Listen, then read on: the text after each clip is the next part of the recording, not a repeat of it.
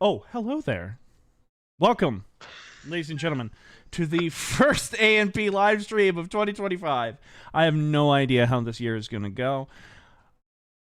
I don't think it could be any worse or any better than last year. I think it's going to be exactly the fucking same, which disturbs me in many ways, shape, and form. So I hope y'all are having a good start to your 2025. This is a bit of an interesting stream because I am joined by two of my guests. Welcome everybody in the chat. Please know that I have a goal going on for Super Chats. You guys get to choose whatever my next video is going to be, what topic it's going to be if I reach my goal. It's not that big of a goal because I actually have realistic ideas for, you know, what my channel is capable of. So my first guest is my good pal and frequent A&P live stream guest, Antonio. Say hi, Antonio. Hello. I haven't live streamed in a little while. I don't know how to do it anymore. Yeah, a completely different location that you're in. Because my my usual stream room doesn't exist right now because it's being deep cleaned. Because it has so much dust in it that it's incredible. So that's why I haven't been streaming the past couple of weeks, is because that's literally a good none excuse. of my none of my game systems are plugged in right now. I'm telling you, Antonio, your audio quality is insanely better than usual because of how close of that mic is to your to you. Oh yeah. Oh yeah. You like that audio quality? I do like that audio quality. Do you want to just like fuck right now? Do you want to make it all right now? It's not like there's a third person here that would make things a little sexier. I did have my first three-way at the end of last year, so this would be quite interesting. Happy New Year, everybody! Joining me, my third guest. My third guest is John. John, you joined me on my December live stream. Howdy. Welcome back. Yes, welcome I to did. Hello, this hello, shit show. Everyone. Howdy ho. Is that all you're going to say, my friend? I honestly couldn't hear you, but yeah. Hi. Hi. Okay. Just trying to make sure that our levels are okay. They seem fine. Alrighty. You know, live editing. It's what we do. I have too many fucking screens. There we go. Well, happy fucking New Year's, you guys. Like, legit. All jokes aside. Happy New Year's, everyone. How would you guys look at 2024? Did you guys meet any of your goals that you set? No. No? Okay. No, that's not true. One of my bigger goals was to leave GameStop, and I definitely did do that. I do not work there anymore. I have not worked there in like 6 or 7 months now. So that was a big goal that I was able to achieve. But as for how 2024 kind of went, it wasn't that good, unfortunately. So I'm a little bit more optimistic about this year. John, how about you, my friend? You know, at first it wasn't a good year for me. Just for a little context, my ex broke up with me in like 23, and I was in this really bad depressive state until July of 24. Now everything changed for a few reasons. So back in that January, I released my documentary By Day by Night, working to make people laugh. And from July 2024 to September, I might have mentioned this on this channel, but I worked with Trauma on Power Positive Murder, their upcoming film.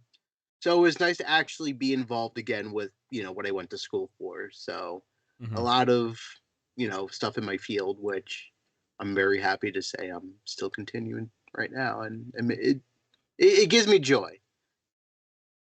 I mean, that would certainly be something to give me joy. I got 2/3 of my goals done. Because what I like to do at the beginning of the year, and I think this is honestly good practice for anybody who's listening, is just to write them down somewhere. And I wrote them down actually on my to-do list. I have a little section toward the bottom that says X year goals or resolutions. And I met 2/3 of them, and I'm personally pretty happy with that. I was pretty happy with that. As much as I didn't have a very good year. Quite frankly, if I'm being completely honest with you guys, and I'm curious if any of you guys have been thinking this way, I have not truly felt like we've had any good years since 2020, specifically when COVID hit. And it's just felt like since then it's been like this giant struggle to try and reclaim the creativity that like I've once had. And that's one thing that I really want to work on this year is make more documentaries. Particularly history documentaries. So it's actually one reason why there hasn't been as much content on my YouTube channel lately, is because I'm working on bigger documentaries. This new documentary that I'm working on, that actually, Antonio, you're doing some voiceover work for, is a bitch. It's, once again, Adam thinking he's going to make, like a 20-minute documentary, discovering this unbelievably complex and interesting story, and saying, you know what, now I'm going to make it a multi-part saga for the tubes of you. Plus, there was the whole thing with my YouTube channel this year where it almost got deleted. And that was, I'm not kidding, one of the most stressful moments of my life was me trying to salvage everything. And it's really kind of frustrating because I have another YouTube channel that I want to make, just because it doesn't, content would go on there wouldn't really fit on ANP. So I just kind of want to make a separate channel, but I'm really terrified to do that because of YouTube banning 2 of my other channels for no fucking reason. And so I'm kind of stuck in a rock and a hard place. I could say fuck it and just upload it to ANP. That's perfectly fine, I guess, but I just don't think it really fits on here. Yeah, and I got 1 book written this year, and I got 2/3 of another one written. There was the 6th draft on one, and the 3rd draft on the other. Yeah, I mean, I don't know. I try to set realistic goals for the year, is what I try to do. I try to be a realist about it. But there is something that always comes up at around this time of year. And John, you actually came up with the idea for this live stream. And I think it's a wonderful idea for a live stream. Thank you. I'm very excited. To look back at, some of our old works and just kind of digest them. Look back at them with fondness.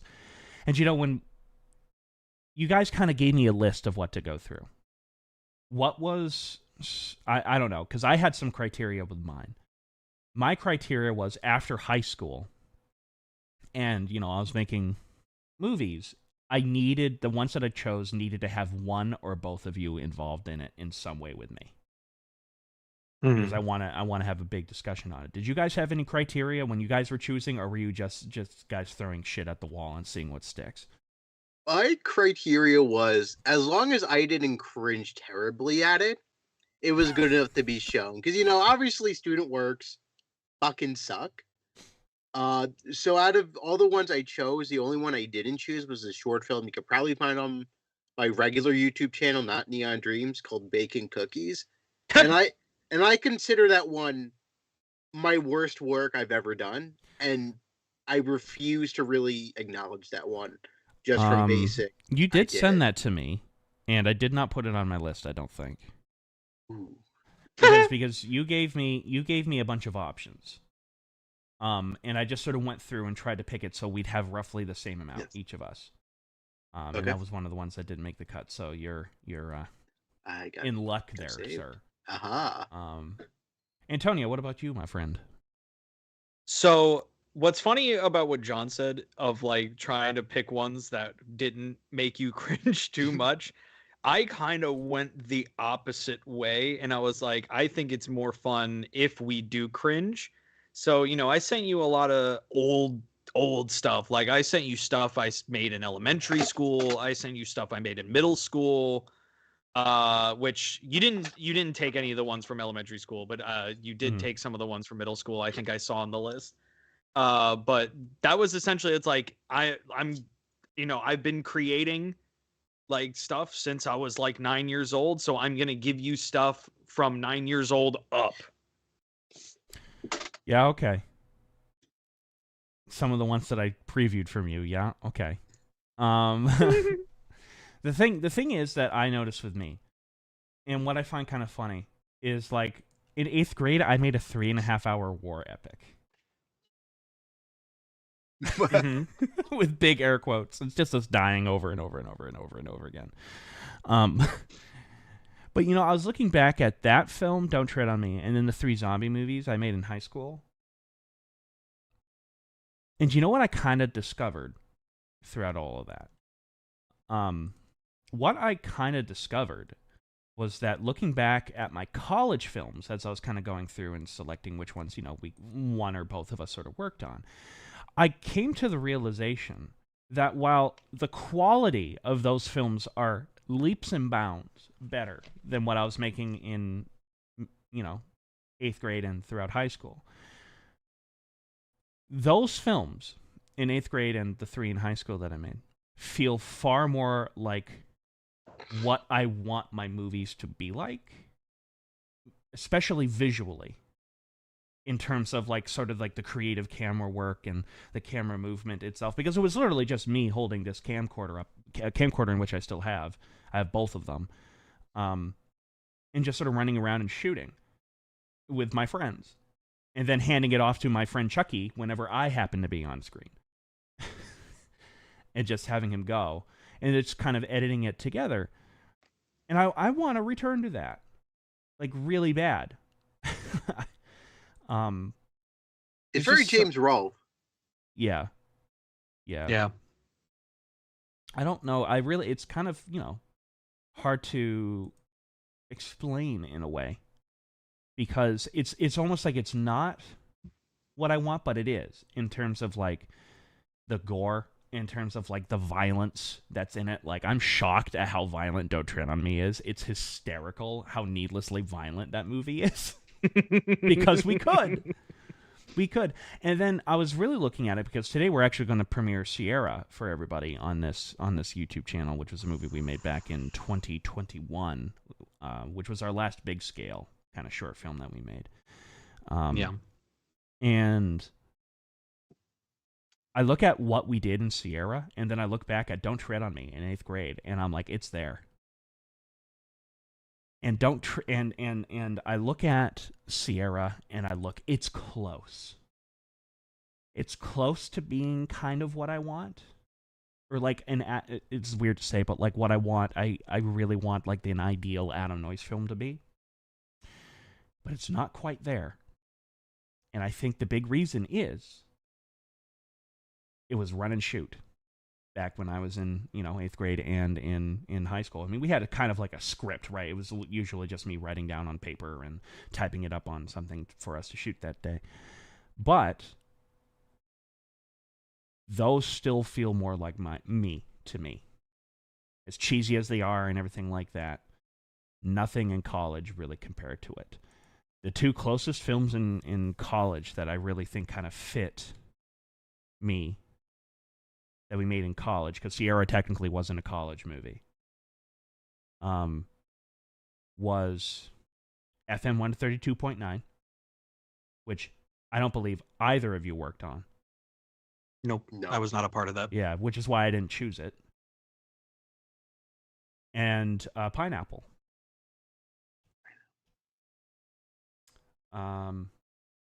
Yeah. Well, there. I didn't mean to go on that tirade for a little bit about. That's but it's important stuff to realize of like how, like, kind of finding your core again. You know what I mean? Like looking back at your past and finding out what made you love doing this, like in the first place. You know, recently I kind of had to do that too, where like I kind of hit a snag with my YouTube channel, and one of the biggest snags was when I had to delete the Kirby Right Back at You thing. And, you know, I was like scrambling to just make any sort of content I could, and so I could keep a consistent upload schedule. And it kind of just turned into a point where I really had to question whether or not I was doing YouTube and creating stuff for the sake of it, because that's just what I thought I had to do, or if I really wanted to do it. So, you know, looking back at the past and seeing what made me like doing this in the first place. And one of the things that Jess suggested to me to try to do was to make something that you don't intend to show anybody. And that really, really helped me realize, like, no, I really do like creating stuff for the sake of creating stuff. And I find it fun. It's not just like oh, well, I went to school for this and this is something I know how to do. And I feel like this is the only thing I know how to do. So, this is what I'm going to do, whether or not I like it or not. You know what I mean? So it's important to find that kind of stuff. Well, John, I think you make a good point there, Antonio. But John, you're kind of in a unique space because you were working with Troma, which is fucking awesome. Thank you. Are you doing kind of like what you were envisioning, kind of? Because it's weird how much I've seen myself pivot off of what I wanted to do in college versus what I want to do now. And I was curious because you're working with Troma. You're actually fucking working in the field, while I'm more in the live streaming field. Or the live video production field. So, I think I want to get this off the bat, and this is just straight to the point. If I didn't have Troma, I probably wouldn't be in the film industry. Because even if I was, going to film school, went to Five Towns and all that, I really didn't know why I chose filmmaking until I started working with Troma. And I'm like, wow, there's a bunch of people from New York, New Jersey, who are just have standard broadcasting cameras, shitty, mics, and they're just making their own fucking movie. And I fell in love with that idea of just, I can be in charge of making my own independent movie and just distributing it myself. And that was the big appeal and why I went down the whole Troma route and, coming into my own, because I didn't have an identity going to film school. I wanted to go to film school. But I guess in a weird sense of way, I didn't know why I wanted to go to film school. But I started interning with Troma in 2017. And I'm like, I like this. I like this a lot. Then in 2018, I started working with them on Shitstorm. And then 2024, not only did I do the props on their movie, but I did a little cartoon for them for Thanksgiving. So it's like, it really felt like I was able, to get everything that was in my head through this company in a sense. And I don't really have any much to say after that, but if it really wasn't for Troma, I don't think I would have been, honestly here right now. I'd probably be just working at some 9 to 5, just being like, well, I wasted my fucking degree. So. Well, that's one of the most interesting things to come from me, since graduating college is, it got to the point where I felt like my YouTube channel was a job. I got sick of talking about Godzilla, quite frankly. That's what it was, and kaiju stuff. I was just fucking sick of it. And a part of me still is in some ways, It's not that my love for the big guy hasn't gone down at all. I still love watching those movies, and I still like writing about it, and I still like reading and learning new things about the making of these movies. I just got sick of talking about it. I had the benefit of one of my videos blowing up. And it was a history video. It was actually a big experiment. It was just I wanted to make a video specifically about Appomattox Courthouse, which was where General Lee surrendered to General Grant, effectively ending the American Civil War. And I would just sort of broke it down moment by moment and what happened inside that building. Then that led to another documentary, and each one kept doing pretty damn well, to the point that I started making good money on YouTube. And I went from having 2,000, almost 3,000 subscribers to 16,000 in a year. Oh, wow. And I was immensely proud of that. And then on top of that, I went back to school. The degree that I have hanging up on my wall behind me is not the Five Towns degree. It's the master's degree I got in military history. And that's the one that I'm proud of more than anything else. And it's sort of hard. It's hard for me to say this in some ways because, again, I met you, John. I met Antonio, Jim, Jenny, Lucas, the crew, the posse of A&P, whenever we made shit, we would kind of go to each other in some way. And I had more fun at Norwich doing military history than I ever did, in college or at Five Towns College. And in terms of academia is what I'm really meaning. And when I got this degree, suddenly I was able to marry my love of storytelling with my love of history. Some might even call it an obsession with history. And that put me in a very unique position. And then on top of that, because I'm really close to making YouTube my full-time job, I'm really close to getting it there. And that while that's not a resolution for me this year, just because I don't see that fully happening with the way how everything's going up in prices, I don't want to get on top of that. But the job that I work now is I am essentially I'm labeled as an engineer, but I work for Maine's ABC News affiliate channel, WMTW News 8. And that all came about because of me working at Five Towns College. That wouldn't have happened if I didn't do those stupid basketball games at Five Towns College and do all those live streaming events, because, the film department wasn't hiring anybody, but the mass communications department was. So it is kind of, I think, I'm personally in a position that's really interesting because I'm at a crossroads right now. And there's a lot of stuff that, I want to do. I'm a little afraid to do it, but I just need to be pushed a little bit in the right direction, and I'd be able to do it. Yeah, it's just a kind of an interesting position that I'm in. Again, I've rambled on a little too long, I feel, even though this is my channel, so fuck you. When and where? Right here, right now. All right. We're now bringing this over to my OnlyFans, the Alien Productions OnlyFans. You shove my fist right up your butthole. Like that, really? you gotta work. You gotta work your way in there, right? It's like this is the sphincter, so you gotta do one digit, right? Take it out, get the second one in, right? Right. Then Yeah. And then you got to do that. And then you go to the fourth. Yeah. You repeat until finally.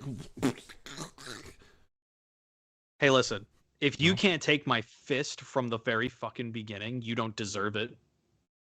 Who said do have a these small live streams fist. aren't educational? I learned a lot right now. Exactly. Did you put this under the education category? No, but that Dora the Explorer video still is. Oh fuck! I should have chose that for no fucking reason at all for us to watch, because that genuinely makes me really laugh, and I still love that video is 20 minutes long, and there's 17 minutes of black with one segment towards the end that's this really creepy kind of thing that I just inserted in there randomly. I show that to everyone. It's me too. Because so you work with Amber. I'm like, yeah, here's this one thing that they did, and everyone loves it. Oh, it's ridiculous. It's absolutely. Ah! What was that? What is that? Did you say something why didn't Oreos called s'more Oreos? S'more Oreos s'moreos? Well, what I did was it was why I typed into Google Translate why are s'more Oreos not called s'moreos, which by the way they are now. Oh, it's because they watched our Dora the Explorer video. It's true.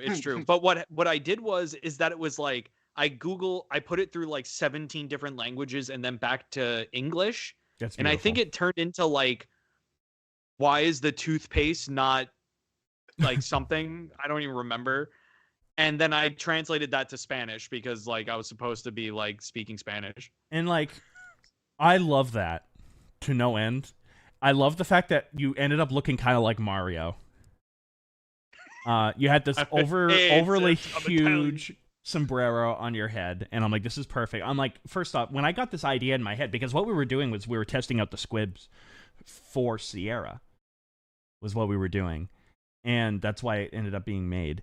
And I'm like, I'm going to give you a pair of my jeans, which you are like half my size.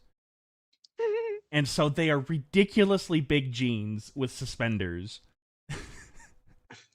And I'm like, this is the most ridiculous looking thing I've ever fucking seen. And I'm all here for it, you know? Meanwhile, I just get shot over and over and over again in typical Adam fashion. There isn't a film that I've made where there isn't somehow a giant mess involved at some point. It's fucking hysterical. It was so fucking funny. And for the longest time, I had it listed as 4 children on YouTube. So that could have been. So that was on the YouTube Kids app for a little while. Yeah, for quite a while, actually. Yeah. I want to find the parent who reported that. Oh yeah, because I did. I I did get reported eventually. And like the thing was, like, my parents liked that video, thinking I was actually talking. I got my parents good, and a couple of my relatives thinking that I was actually talking about Dora the Explorer. And then they watched the video and they're like, "Oh, okay, that makes sense." No, that makes more sense. That that's checks my son. out. Yeah, that's my son. Just picture like my dad. That's my boy. And I'm just like dead in my chair, you know. I like to think that if we ever aired Man Baby, that it would be the same exact reaction. Yes, That's my boy. That's my boy. Well, that's like whenever we film something at my place, and like, you know, sometimes I film some weird shit, like whether it's for Shelby or of course Man Baby. Mm-hmm. You know, like I literally go down. My parents see me go downstairs with adult diapers, mustard. What else was it? It was like beans, or oatmeal or something. Yeah, beans and oatmeal and mustard. Yeah. Yeah, and mustard, and like chopsticks, and they see me go down with all that, and they're just like, "Yep, he's filming something." Well, I'll never forget when we were shooting Eggs Will Never Leave You, which, by the way, is the movie everybody knows me for in the 4th New Jersey, because they watched it and they're like, "This is fucking fantastic." For you, those of you who don't know, the 4th New Jersey is sort of like a Milsim regiment that I'm a part of, that plays the game War of Rights.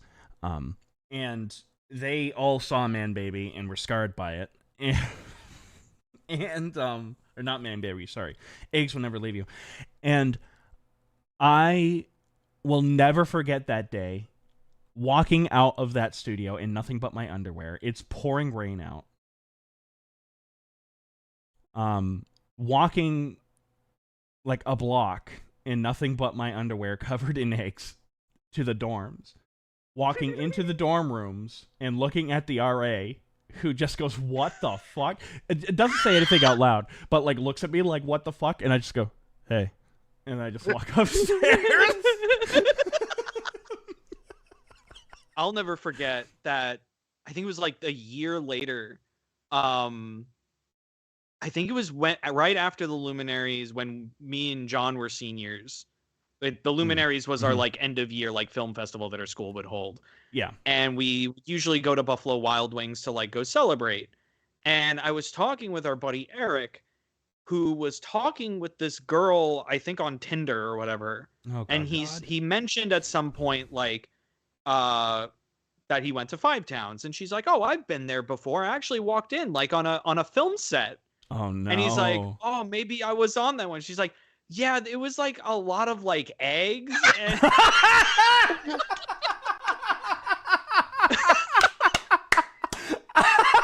and I'm like, "Oh my god." That is what I want. That is the shit that I want. Like, I remember when I took over the film club at Five Towns College, I specifically said I want to turn this club into the trauma of Five Towns College. Oh, because we did. I was sick of all these fancy art house movies that were being made.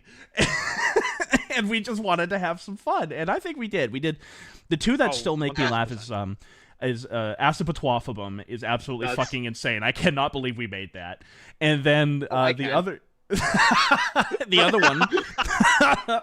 other one, believe it or not, was the Slurping Suicide.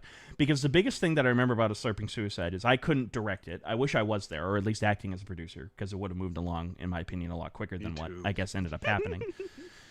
But It did look great. I will say that though. And the thing that was about that was we were shooting pickups for my senior film, Some Terrible Grief, which is by far the most personal movie I've ever made, and by far the most personal I'll ever get with a movie. I will never get that personally involved with a movie ever again.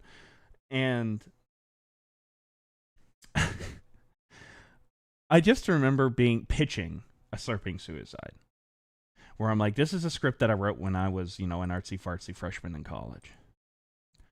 And it was, a best friend, going into, a room and finding, his friend. Originally it was his lover, is in the process of committing suicide, and it's this deep sort of thing. And typical freshman art house bullshit you would see in college. And then I remember the moment that I think sold everybody, because what we did was we kind of put it up to an election. I said, but we replace all the dialogue in the script with slurping sounds. And I remember there were these two guys, it wasn't either of you, but these two guys that were in the crew suddenly leaned forward. And I remember that. I remember that distinctly. And I think that is just so stupid. That idea is so stupid. And that's what, to me, makes it funny, is it got the reaction that I wanted. Both of those films got the reactions that I wanted. It got... Oh, yeah. A Slurping Suicide got the, huh? And then the laughter that followed. While As If a Twelfth of them got the, Someone walked out. Someone, someone walked Mom out. and, little kids walked out of the movie theater, and I was like, we made it. We did. We made it. That was like when we screened Eggs, and we literally heard the entire auditorium, in shock and horror when you bite into the egg. Yes, and it was genius. Oh, so good. Though I look back on that shot, and I go, oh, I really wish I broke the yolk. Mm-hmm. I love how that's my one note for the movie. It's like I really wish I bit into the yolk. I bit it better. Yeah. I wish I really I really wish I was more of a man and said, let's fuck it, let's do a take two. And which actually, I really kind of, to get a little deep for a little bit, and I don't mean to keep doing this on something where I want to have fun and watch our old shit, but I really have you to thank for this, Antonio, because you are both one of the best things, if not the best thing, to kind of happen to me in college, because of how much you were able to kind of get me out of my shell in many ways. But my biggest regret in college as well, because the fact that you were there and we didn't really start talking a lot until I believe my senior year there. Yeah. And Jesus Christ, you were there the entire time, and we could have been fucking around this entire fucking time. Yeah, literally though. But I really had to thank you, because you and my first boyfriend. It was you and my first boyfriend that really started getting me out of my shell, a little bit more comfortable with my body in some ways. Because again, freaking eggs. I am nearly butt-ass naked, getting covered in eggs, rubbing the egg yolk and everything and the whites all over me. Getting covered in mud out in the middle of nowhere. And that's what started my whole obsession with the more ridiculous I look on camera, the more willing I'm able to do to do it. I'm willing to do anything as long as it's funny, Right. Love it. and it kind of accumulated, I think, with us with Man Baby. Yeah. I like to joke with people the few people that I've shown Man Baby to. I usually show being like, this is the weirdest I've gotten. But I usually joke, it's this is just borderline a softcore porn. Well, that's just it. As If a Twelfth of them certainly is softcore porn. The amount of times I saw dick on set, yeah, I think so. Dude, it reeked ass on set. Because everyone would just fart in the entire... I don't know why. Out of even from my time in Roma, the grossest things ever happened. No, it was on the set of Apple Waffle. Everyone was just farting. Even Adam, you should be proud. That was one of the best timed farts I've ever had. I think my best time, it had to do with you, Adam. I think we were doing an intro video for AM Productions like 2018. It was like a very serious thing. I think I was on the floor taking audio, and camera cuts, and I just let it rip. Oh yes, I know what you're talking about. We were shooting, I believe, which isn't there tonight, but I believe it was Which Way They Walk we were working on. I don't think it was Which Way They Walk. Oh really? Because that was it was like a bumper, like a promo for like services you were doing through like AN back in like the college days. Because this was like your senior year. Oh, okay. It may have been. I don't know. I just remember my senior year that out of some of the bumpers that I made, I almost got sued over one. I remember that one. I was a part of that. I was one of the main focuses of that one. So was I. That was when a lot of people, and this is, I don't really care, but this is when a lot of people in the film club kept being like, can I have Shelby in my thing? Can you put Shelby in this thing? Can you put Shelby McGraw in this thing? And I was like, after a while, to be like, guys, no more Shelby. Shelby's mine. Like, I got to tell you, Antonio, there's something kind of in that video that I almost got sued over. There is something kind of funny how Shelby McGraw is doing a genuine report, and like the second somebody says Adam's gone fucking crazy, you drop everything, and they're like, no, we gotta go. We gotta go. It's like, we have to see what's going on. Yeah, we have to absolutely figure out what's going on. And FYI, everybody, the video is fucking hysterical. I mean, it's got me ripping my shirt off, screaming to the top of my lungs, going absolutely crazy, pulling an Alex Jones. The only one that we made that ended up getting aired, because a lot of the professors were very butthurt over it, quite frankly. It's like they couldn't take the joke, was Kelsh. Kelsh thought the one that we made for him was hysterical. Mm-hmm. Which was me dressed up as as Papa Kelsh. Wasn't it when you dressed up as Kelsh? We just shot you without your head. I mean, no, not that one, not that one, no, not that one. That was Purge, wasn't it? That was the Purge. Yeah. Oh, that was the Purge. That was Sean O'Brien's thing. My thing was kind of like, it was spoofing The Office, where it was like a day in the life of the film department, and it was Charlie one day got stared at by Kelsh because he was interrupting his class by talking with another student in the editing room, and Kelsh just like glared at him. And I remember being in the equipment room, and Charlie was like, that was the most terrified I've ever been. And that gave me an idea. Let's shoot this. Because for those of you who don't know, unfortunately, Ken Kelsh is no longer with us. He did, unfortunately, pass away. But he was an ex-Green Beret who fought in Vietnam. And he was one of our cinematography teachers. And to me, he was like the biggest can of fresh air that school has had. And I was like, we have to make this. and so we did. We put like this really bad mustache on me. We like made like this really bad kind of like ponytail. It was out of paper. It was out of paper. Yes. Yeah, it was like really bad. And and like it was really funny. It was really funny. And the camera work by Jim Frasca is honestly like, because I watched it and I believe I actually have it in the playlist here, is some of the best work Jim Frasca has ever done. The way how he was zooming in and zooming out, and the timing of it was perfect. Some of the best work that he ever did. I say we get into this, guys. Yeah, let's watch some fucking movies. Yeah.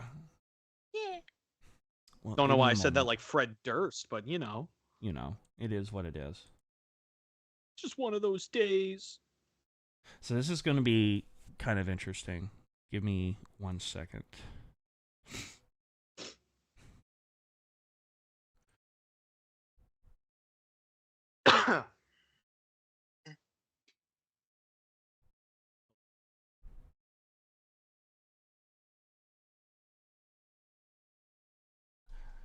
I like how the camera moved with the mic.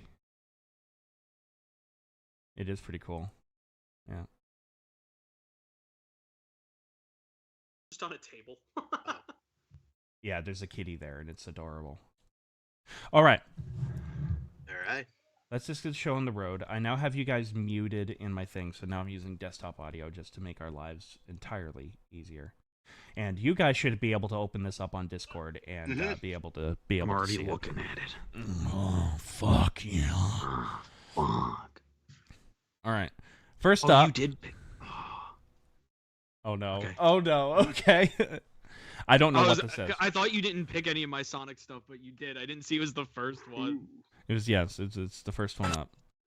Oh my god, I recognize, first off, I just want to say this. I recognize this as Windows Movie Maker. Oh, it is. 1000% it is. Yeah, because that's what, FYI, that's what I edited, Which Way They Walk on, not Which Way They Walk, sorry, Don't Tread on Me on, my 8th grade film. And that is exactly what I used to edit the entire thing. E Rockstar 5, thank you very much. You wrote, hang on, why is Shelby live streaming with that other camera guy? Who the hell is that guy?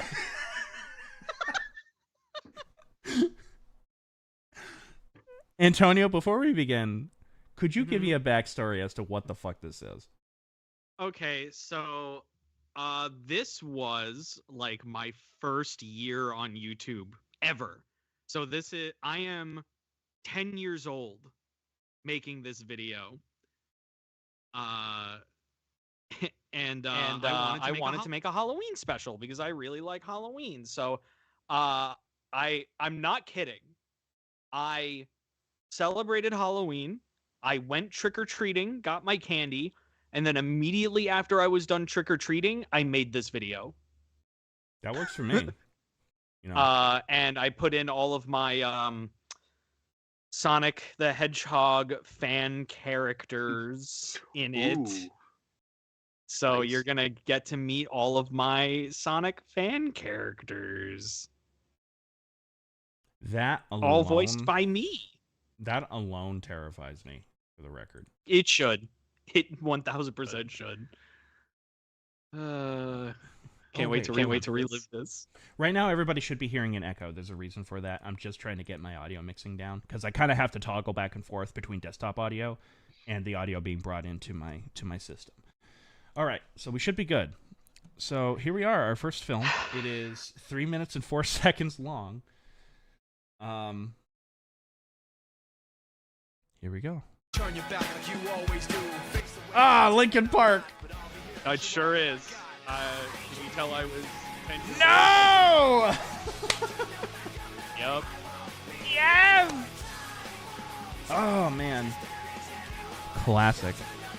So these are by all. the way, the one that's named Peter, that is exactly the Peter you think it is. So these are all original characters. So Ashura is not. Everybody else is, yes. Okay.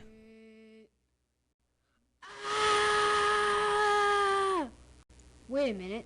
It's Halloween. Oh my I gotta call god. Peter. Hey, Is that Peter. Baby Bottle's Guess voice? what? That's It's me. Halloween. That is me.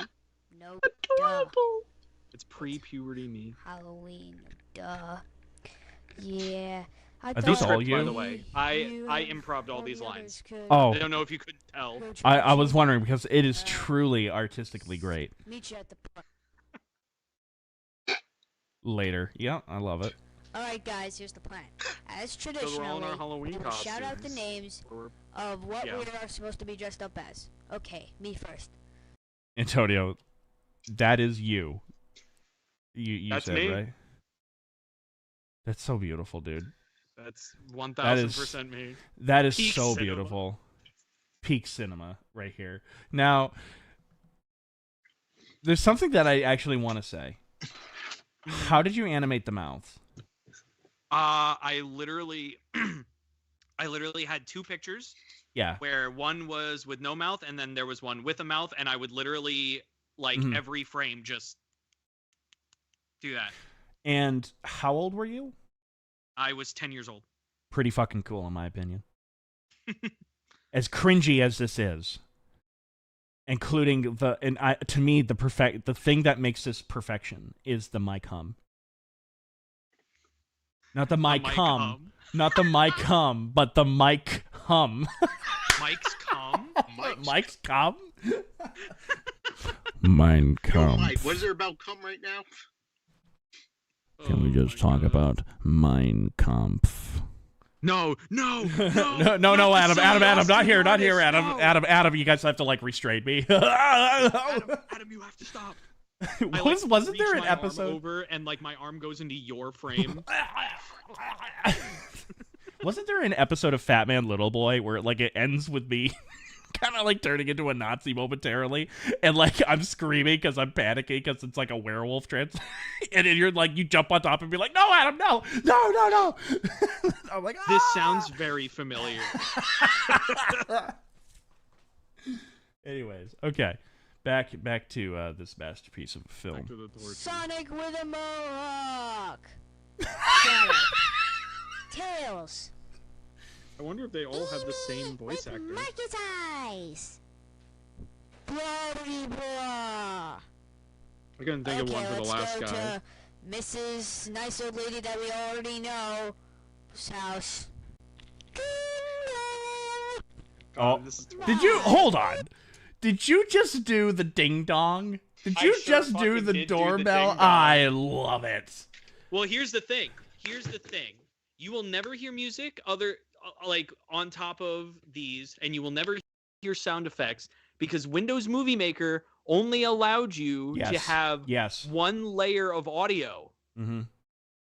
So I just did voice clips. So I want to tell you, I discovered that when I was in 8th grade. So again, I was just a little bit older. I was like 13, I guess.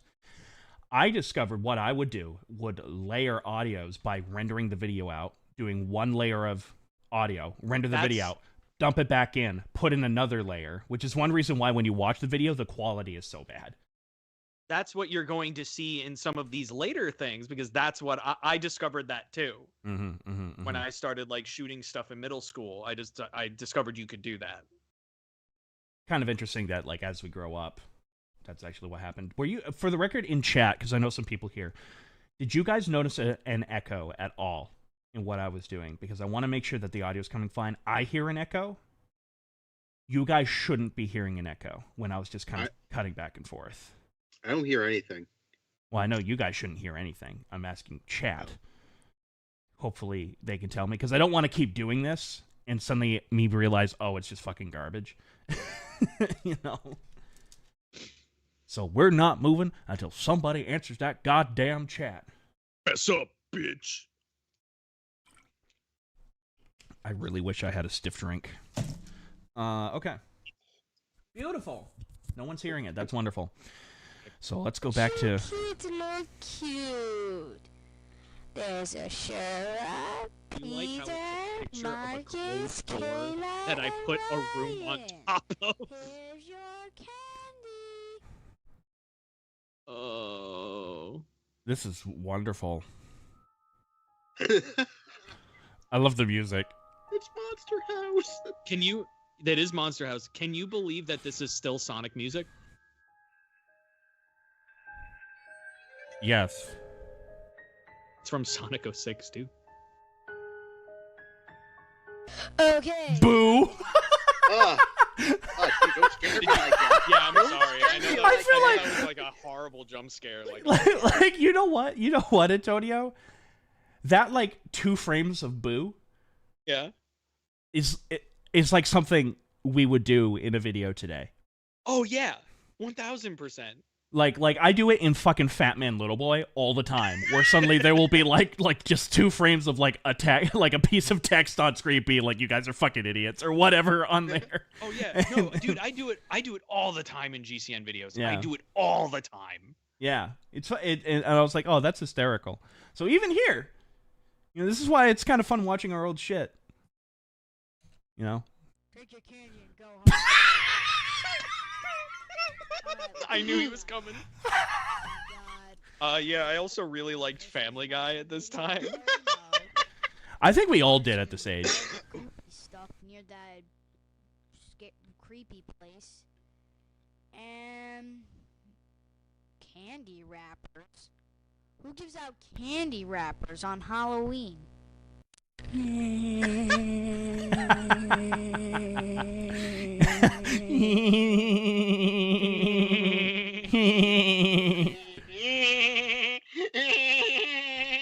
You clearly made this in Microsoft Office Paint.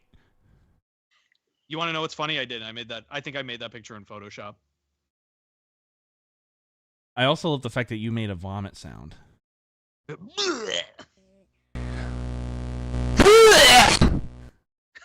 Art. True art, honestly. Art. That, seriously? Wow. Just fucking... wow! Made in one night on Halloween night on my dad's computer on Windows Movie Maker. I love it. I love it. Lovely. Oh man, it even has the Linkin Park intro, and I'm like, Jesus Better Christ. than Antonio, Sonic 3. Antonio, Yeah. I'm telling you right now, the crazy thing about all that, we would have been best friends, I think, even in like middle school when we were, or element, whenever the fuck you were making this, because you were listening to Linkin Park. That's the thing that I find really funny, is that we all would listen to that kind of music and incorporate that into the work, and that music is immediately what gives away the era in which the video is made. Oh yes, dude. It's funny because I think if I remember right, we both found out about Linkin Park by watching AMVs, I believe. Oh, but the real telling thing is that I found it from Sonic AMVs, and I believe you did from Godzilla. 100%, Antonio. I found them from Godzilla AMVs. You found them from Sonic AMVs. It's hysterical. It's absolutely amazing. In fact, my first YouTube video I ever watched is still on YouTube, and it's called Godzilla Numa Numa. Oh my god! It is still up there, and it's it's an experience. So I give that film easily a 5 out of 5. 5 out of 5. Thank you. Yeah, 5 out of 5. You. That was amazing. To hear that. 10-year-old you would have been thrilled. Yeah, absolutely. I think you should premiere that at the Museum of Moving Image. I think you're right. Yes, I definitely should. I would agree. I should submit that to festivals. You should. You should. And say you made that yesterday. Dance, here I come. It could have been worse. You could have gotten a rock. I got a rock. Jim Carrey wishes he could do this voice act. Well, we're going on to the next one called Arbor Day. Oh boy. John, please introduce this movie. So this, I think, is the first time we, like, as in Antonio, Sean, Jacob, and Eric and I worked together on a project. This was for the 2017. That year didn't happen yet, John. Or did it? Or did it? The 2017 72-hour film festival. And we got time travel holiday movie. And lo and behold, here's Arbor Day Carol. Can I add on to this as the writer of the movie? Yes. So the reason why it's Arbor Day Carol is because we got holiday time travel, and I wanted to pick the holiday that no one in their right mind would make a movie about. And so you chose Arbor Day. I chose Arbor Day. I love that logic. That is the best logic I've, It's a great I've never choice. heard. It is. All right, let's watch this. Did Jacob Cassio do the music? Yes. Yeah, of course. I recognize those synths anywhere. If I remember right, this intro was added in later, wasn't it? Yeah, because I filmed the intro in August of 2018. I knew it looked too good. Yes. I sure did write this. I certainly Don't forget to get your tree-scented air fresheners, incense, perfume, cologne. Make your baby smell like a tree for all I give a crap. Here's what these people tree smelling stuff. My life was a complete mess before having this Maury. perfume. Now, My life's pretty okay. See, I used to be an upstanding citizen before all these tree smells. Now I love tree smells. Be a cool kid. Be a tree. That's stupid. Oh, hey, Joey. Hi, Joey. They're advertising it like they don't even need me to invent the tree smell. He Well, I'm delivered sick this of that like it was The hippie, Office when I wanted him to vegetarian, just be talking to himself. Lovey-dovey bullcrap. Well, I say, The bah zoom in on humbug. the It's Arbor I love how he Bah keeps humbug. looking at the camera. We know. Yeah. We know. Oh no. God. Who says bah humbug to Arbor Day? Zach was great though. Oh, he did. Who's Zach? Who's that? He's someone I met when we did Bosie's. He is Oh. he played the Ghost of Arbor Day. He's the best looking guy there. Me, I'm all Arbor Day. I'm not even gonna begin to question that one. I don't know, that alcoholic's pretty cute. I don't know. There's a newscaster later in the video. Like if he shaved that fucking beaver on his chin, I think he'd look pretty good. Bring you back to the first Arbor Day. I don't know. So far, the Arbor Day dude is the only guy who I'd fuck. This scene goes on for so long. I don't know why we did it this long. I think it's a case of it's so insane. Just keep going, and that's the joke. Yeah. It's like it's like Swamp Ass Road, where it's like Yeah. I can't believe this is still a movie. Oh, jeez. Whoa, no. When's it gonna stop? Whoa. Come on, man. Whoa. Whoa, it's gotta stop sometime, right? Whoa. Calm down, Brady. I love how he looked at Joey like, he's so cute. Like he's You know so what? cute, I that kinda little ship smile. Yeah. I ship Well, I it. wasn't even meaning like that. He just sort of looked at him like, yeah. Like, and he Yeah, gave this it's little such, smile. Like, a loving, like, Like, yeah, that's like, my oh, kid. we're That's so- my boy. Are we? The real question, Brady. Don't finish that joke. I mean, I know we're in a time travel movie and all, but god damn it, if you finish that joke, I'm gonna punch the daylights out of you. I did like my fourth wall breaks. You still do. I sure do. To the point that we're making an entire fucking show around it. Correct. Because we did that in First Sun and time Pops. a human has ever walked these sacred lands. This feels like a dream I'd have after eating way too much at Christmas. Treppe! Oh Treppe! Oh my god! For those of you in chat who are GCN fans, there's Pete's film debut at What the fuck? And that's actually Maury in the alien costume. Oh yeah. I forgot about that. Come on. What? We actually got Treppe like on 4chan for quite a while. Oh, I remember that. I remember that. The Tales of Treppe. Rowang. Hello,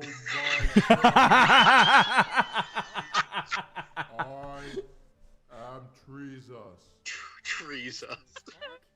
I am don't the care tree anyone says. that has I allowed other. love Treesus still. Treesus? We have to bring him back in something. Treesus. I love the fact that it and I think it kind of started with Arbor Day. I really do. I love the fact that there's kind of like a cinematic universe going on with our shit. Because they all end up kind of being tied together in some way. And I think that's what's hysterical about it. Oh my god. Trees to flourish on this planet. So you mean without you, other trees would die? Well, yeah, I guess so. This is Antonio, this is peak dialogue. Oh no, where'd you get that from? Oh, you know. And we did this in Sean's backyard, I think. No, Yeah. we did. Oh To no, be you guys fair, are this actually cell shutting a model tree? CGI has been looking. Oh no, Brady, you'll make myself and Arbor Day cease to exist. Oh jeez. Oh.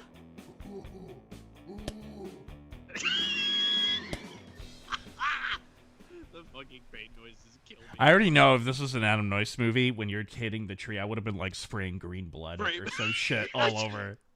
Blood and like guts, like an intestine just comes out of the tree. It just comes out of the tree. You see, I love how you go there, where I'm like, if I were to do this again, I would have like wood shavings like splurting everywhere. Like splurting everywhere. That's a pretty good one too. Or maple syrup. Maple syrup would be funny. That's it. That's the origin. Trees. Oh my god, that beard. The answer. I want to pet it. I do. It kind of looks like you have a Tribble from Star Trek on your face. Yes, no more fucking trees. No more stupid fucking Arbor Day. In other news. Why does he keep looking at the camera? Coming out with a I new don't know. Groundhog's Day themed I just don't know. set. And it's gonna be fantastic. God damn it. But yeah, that's the origin of Shelby McGraw. God, what a throwback. When did this come out? 2017. Oh my god. Ghost of Groundhog's Day? I hate that we didn't show the Ghost of Groundhog's Day. I don't. Think That they sounds had like a enough funnier movie. Yeah, I was thinking of making a second one with that, and I think we were thinking of making it like a thing that Brady kind of becomes like a killer of holidays. Yeah, so I think the treatment I wrote for that was that all of the event was caused by the ghost of April Fools, who just wanted to fuck with Brady. Yeah, that's right. So he gets the ghost of Easter, who's just a giant rabbit who attacks the city. And that's all I remember because I deleted it. I love that. I love that so much. All right, gentlemen, we're on to my thing. This is Don't Tread on Me. We're not going to watch all 3 hours, 60 minutes, and 30 seconds of it. However, I'm going to show you some clips, and I think you'll know what I mean by saying this is the most Adam Noyce movie ever made. I can't wait. The gore in this film is peak. It's peak. Oh boy. Yeah.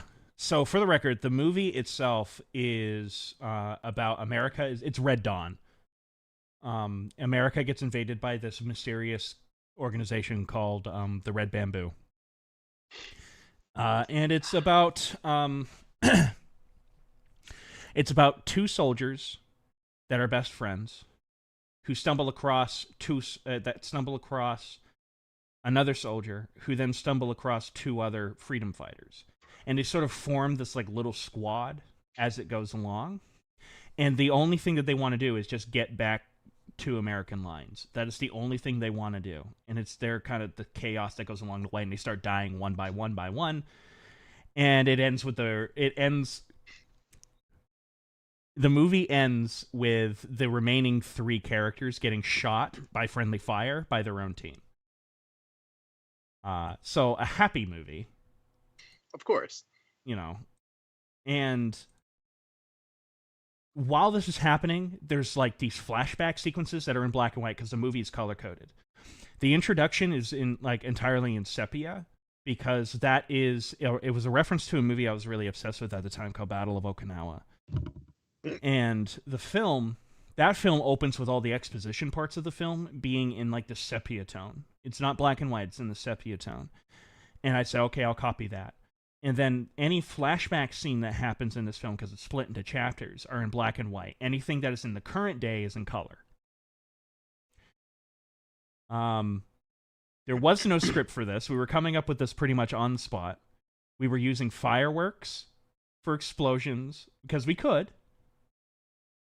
Flamethrowers. Real trucks driving around all over the place with PVC pipe duct taped to the top of them to make them look like tanks. You'll see.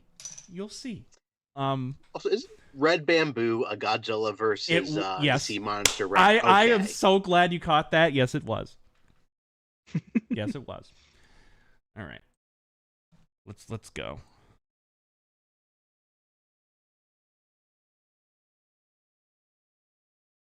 Oh yeah. Oh, the Windows Movie Maker. Movie Maker, yeah. And it's just establishing the universe. Nuclear bombs, a bunch of horseshit.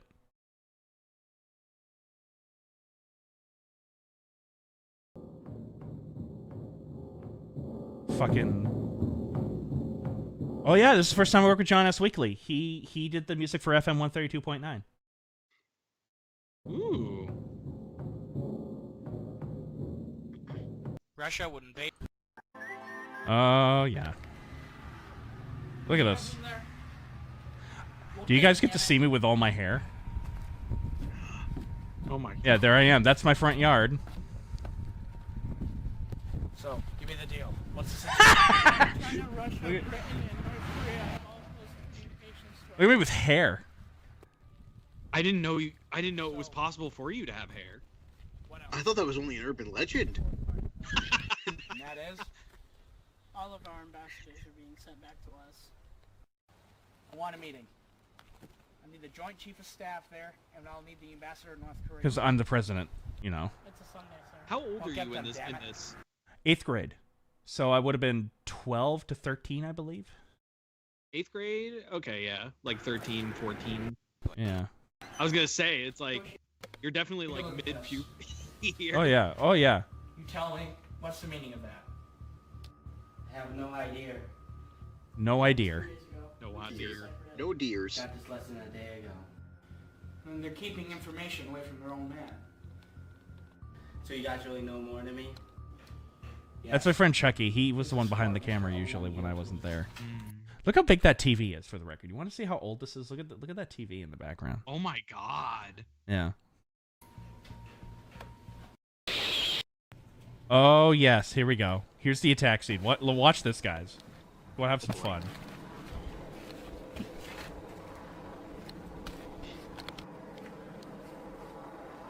He hears the jets coming. Not inspired by Modern Warfare 2 at all.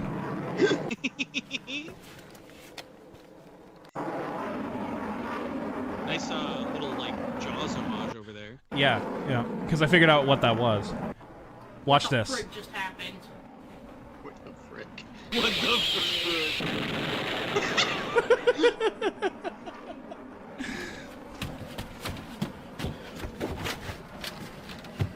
Guys, we gotta get out of here. Contact General HQ. Why is that? I have a hidden bomb shelter. Come on, follow me. So this was also the first film I ever did where I would shoot things from multiple angles as well. Everything before this, I just had the one camera and just would like shoot. No, this was the first time that I said, no, we're going to do multiple takes from different angles. Let's see. Too much smoke. Oh yeah, here's where the movie actually begins.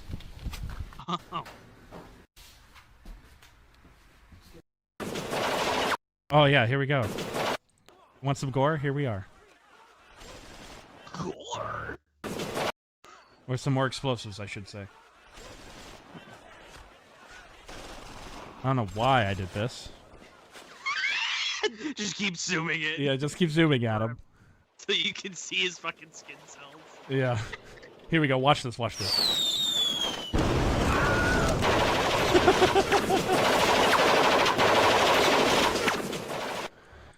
But did you notice that it was in slow-mo and that there's multiple camera angles? And no split diopter. No split diopter yet. I didn't know what those were. Diopter. Yeah, I didn't know where that was. I didn't know where those were.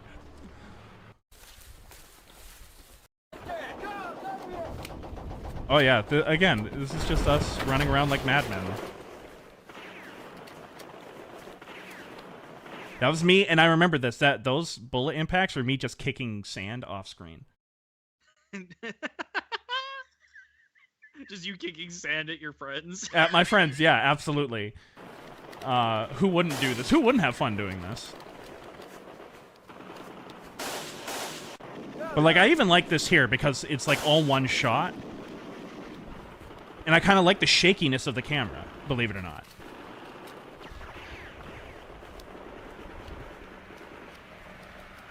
And again, it's just all one shot. I don't know why I like that. I still do.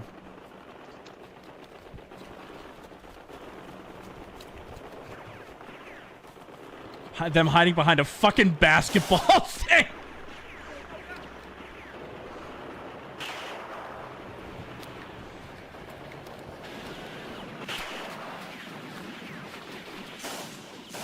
There's a really good gore one here that's coming up.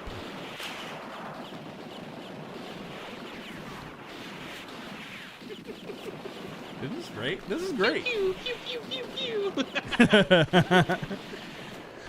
I know where those sound effects came from. Those sound effects came from a movie called The Great Silence, which is a spaghetti western, and it ends with a massacre scene, and that's the sounds from that movie.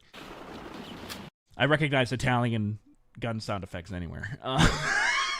Classic Adam noise. You haven't changed a bit. And even look at this. Characters being introduced with a subtitle is something that started here, and I still love doing that. You did it before Shin Godzilla did. Well, I did it because of The Longest Day. I've lost about 70% of my men. Here's a good gore shot. Watch this. This is actually really cool.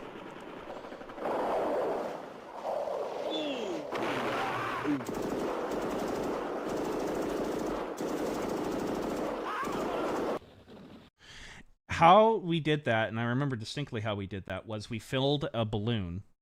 We should have used a condom, but we were too young for that.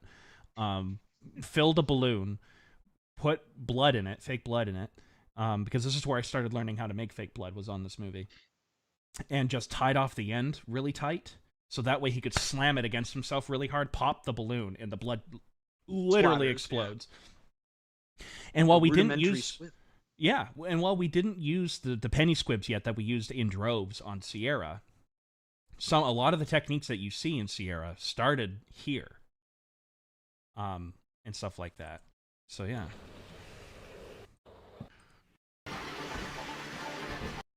Oh yeah, here's a flashback. Puking blood. I love it. I love my Italian gun sound effects. Some original music by John S. Weekly here too. Those are just water guns. Oh my god. So those water gun AK-47s we would use in my zombie films later, and I realized, because we had some airsoft AK-47s by that point that are way more realistic than those. And what I realized was, hey, if I just spray paint those black and have them in the background, they look just fine. And that's all I did. But in this is before I knew how to do that. Oh, blood.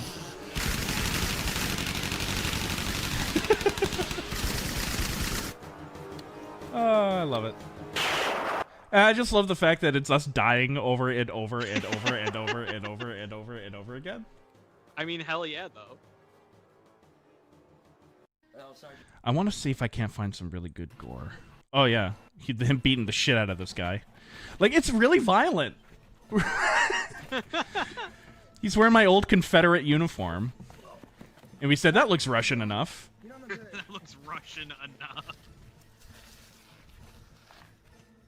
With this old pistol my grandfather carved out of wood for me.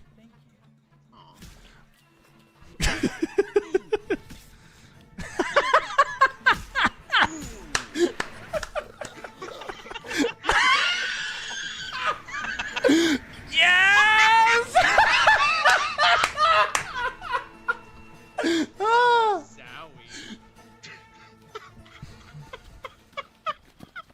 Just slit his fucking throat, dude. That's wild. How did you do that though? That was the same deal. We had a plastic bag underneath some skin Play-Doh, and we left the plastic bag open so when you cut into it, suddenly the blood would just shoot out over there with just a little bit of pressure. That's what it was. That's good shit though. It worked. Look, this is just a gun made out of wood on an old broken tripod, and we said, good enough. We're hooked with duct tape. Dude, I love shit like that. I love it. Hey, Matt. Glad you could be joining Space Viking Productions. Happy to see my internet is actually working today. By the way, that gun that you see here in the background that this guy has with the drum clip, that was the best gun that my grandfather and I ever made together. And when he died, I put that in with him, in his casket with him. Because I still had it all the way up through college. I remember my parents gave me $500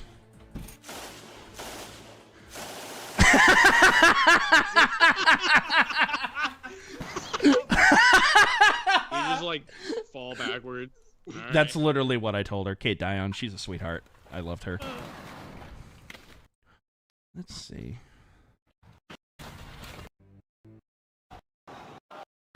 Oh, yeah. Oh, you want to see something rudimentary shit before we started using explosives? This is the first scene we ever shot for this film. Oh, yeah. Oh, yeah. Paint. Microsoft Office Paint explosions for 1 frame. And look, they died in slow-mo.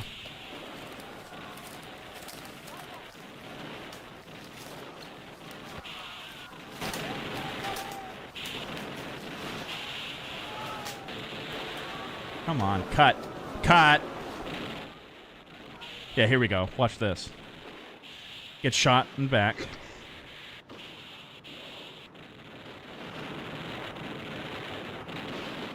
How many times are these motherfuckers going to die? I don't know.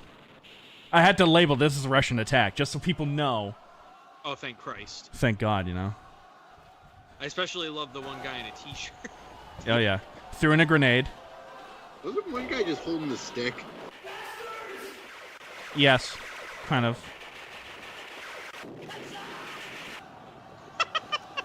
You know, fun times. Good times, weapons. I love it. We're all getting shot, so those are bullets flying all over the place. Yeah, you know, fun times. I'm almost killing my actors, you know. You know what? They're not union. It's fine. They're non-union. It's fine. Yeah. Don't surrender. Because they let a boy shoot. Yeah. Look at this shit. Some of this is kind of impressive. I like this here.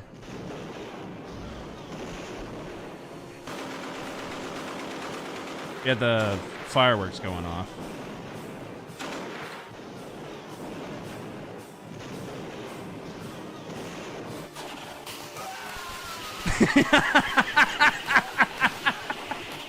I don't know. We got away with a lot. We got away with murder. Let's see. This is cool. Here, we tied a Roman candle to the side of this gun where it was hidden to make it look like he was shooting it.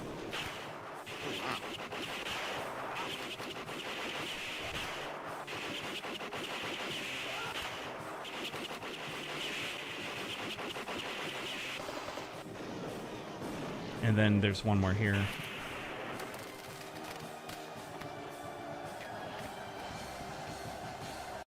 Let's see. I want to show you some gore, though. Because I love gore. I want to see someone get their... Oh, you want to see some amazing miniature work? Here we go.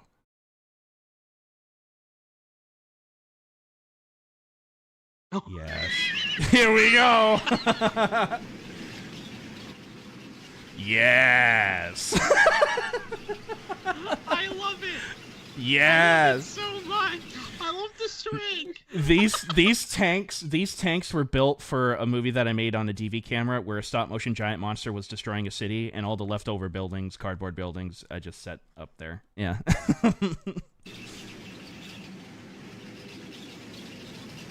Even painted the mountains.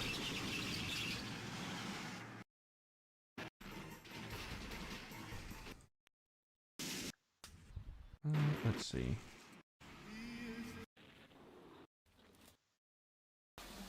Oh, this is cool. It's like they toss a gas grenade under here, and it's actually pretty fun what we did.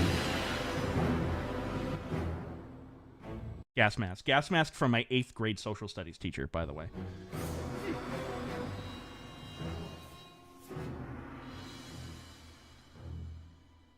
And then I toss in a gas grenade. Gas.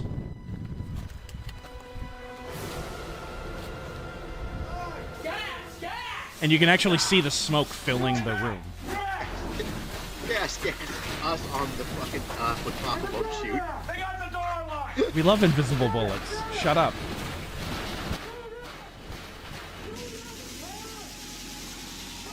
Shoot the smoke! Shoot the smoke.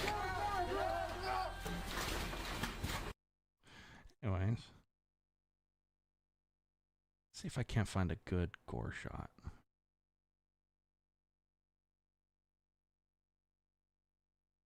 Adam, some of those areas you shot on, did you guys make those little trenches, or was that just how the area happened to be when you shot? That's how the area was. There would be, we just used what we had. We didn't build any of those trenches. We weren't that talented. No, you actually just went to war and filmed it. We did, actually, yeah. A bunch of 12-year-olds in the Russian wilderness just making a movie. See, I admire some of the camera work here. Well, that's just stock footage, but it's here.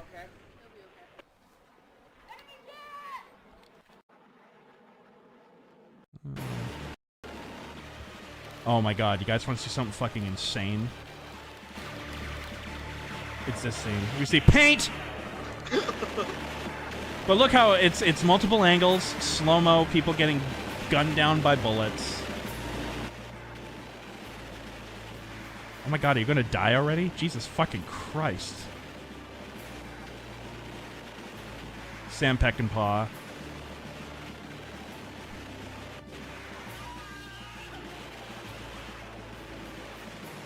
Oh, you guys want to watch this?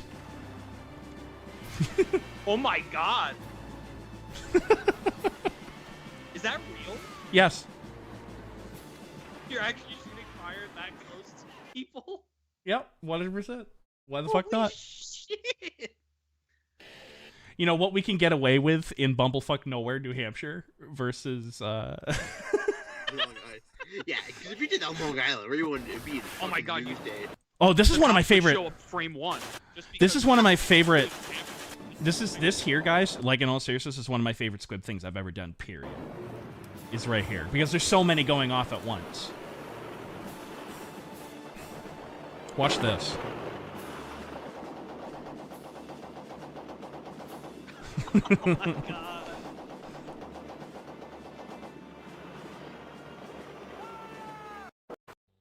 Alright. There's a cool explosion here.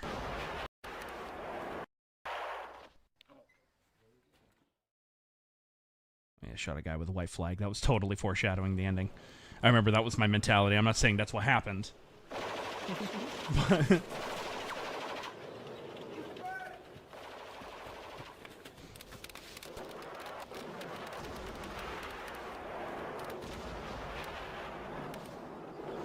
let's see. Come on. Yeah! And look, all of a sudden there's an arm. The arm. I love this. We have a lot of gore that we love.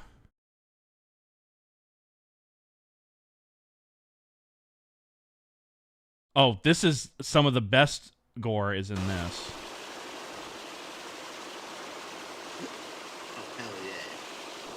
There's one in particular where a guy gets sliced by a bayonet.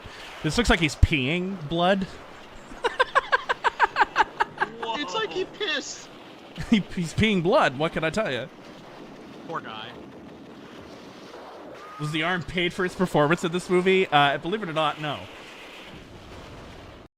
I want to see if I can't find... Yeah, here we go. It's coming up. There's actually a shot here that I genuinely like. Not this shot. Come on. It's hard to skip around on this since it's 3 hours fucking long.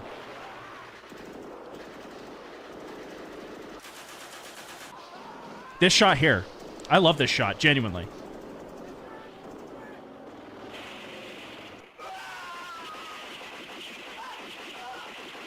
I genuinely love that shot. Really nice. Yeah. Now, I'm leaving it playing. You're about to see the greatest squid, the greatest. Watch this. Watch this.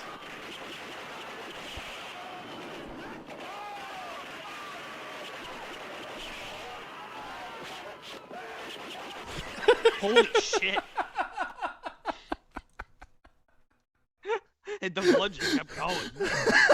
That was just a balloon being held slightly off. I think it was under his armpit or something like that. And he just released the pressure of it and it sprayed all over the place. TR asks, was the arm paid for its performance? No. I answered that. The answer was, believe it or not, no. Oh. Which is too bad. Oh, you want to see an arm amputation? Okay. Yeah. Oh, that dog was such a Adam sweetheart. Amputated his friend's arm for his film, like for real. I did, for real. That dog was such a sweetheart. It was so sad when she died. Oh, I missed it. Yes! Watch. Oh my god. And blood. That was skin Play-Doh wrapped around a bottle, a water bottle, an empty water bottle full of fake blood. Oh, wow. That'll do it. It did, kind of. Looks terrible, but it worked. What are you talking about? Skin totally breaks like that. Yeah. You can have your hand back. Need a hand?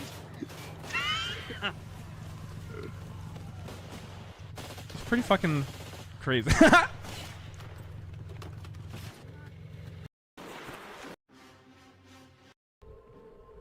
Okay. I think that was really it for gore.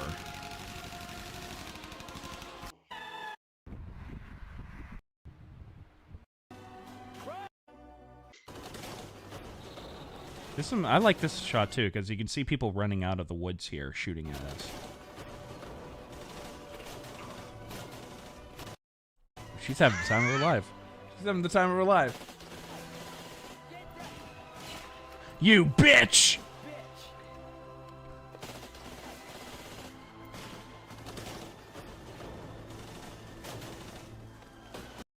Okay. That's about it. That's about it for gore. Other than us getting shot over and over again. I don't know if you guys want to... I mean, I'm not gonna lie though, like for an 8th grade feature film, like that, it's pretty impressive. I was about to say, I'm very impressed with the blood effects in here. Like, it feels like, I'm trying to word this right, but like, how I wish I did effects in college. Like, genuinely, great job. Yeah, these are sponges in our hands, and it's just putting pressure on them. There's one here. There's a squib here that's really good. You can kind of see what we did.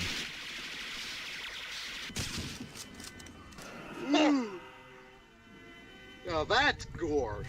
And the reason you can see the the plastic bag.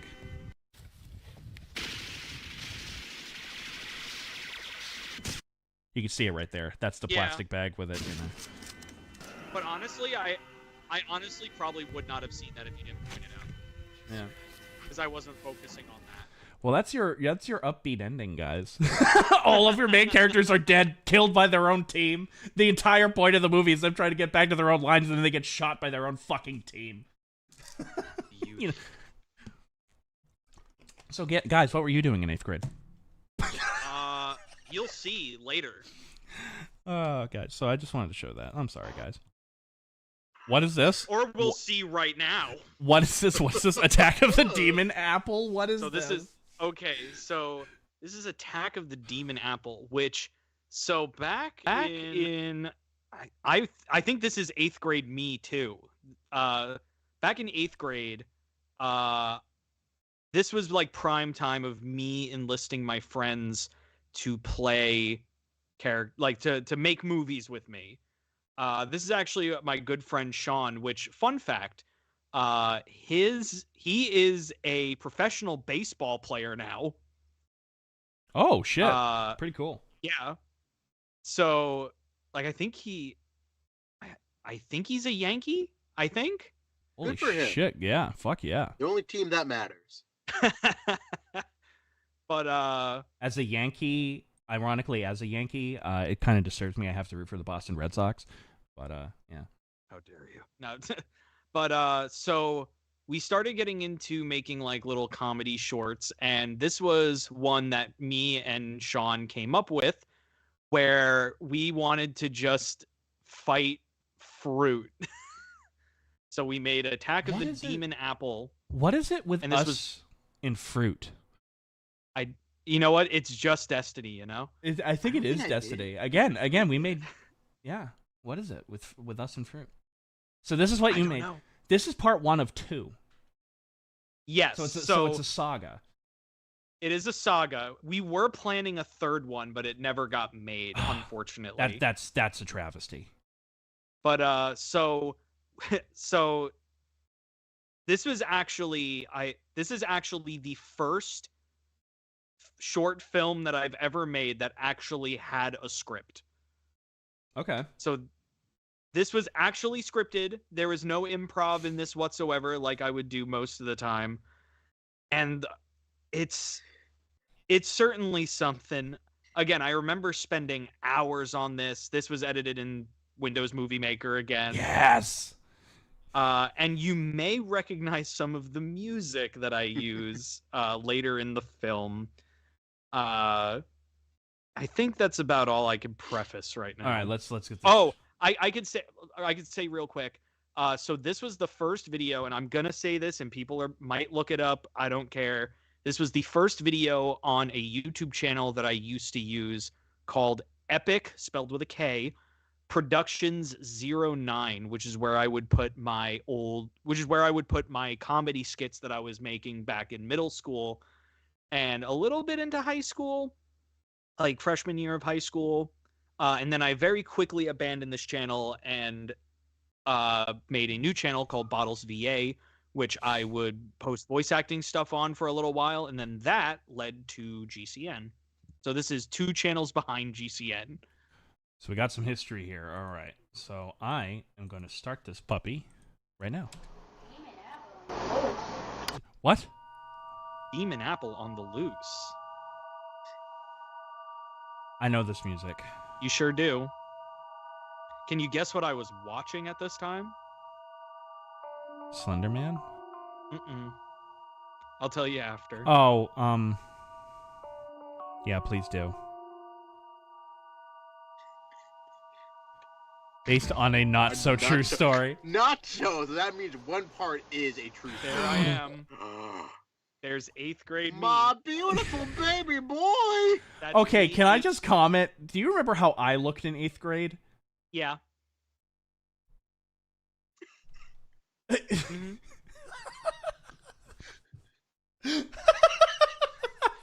That's me at age 13. Yeah, sure.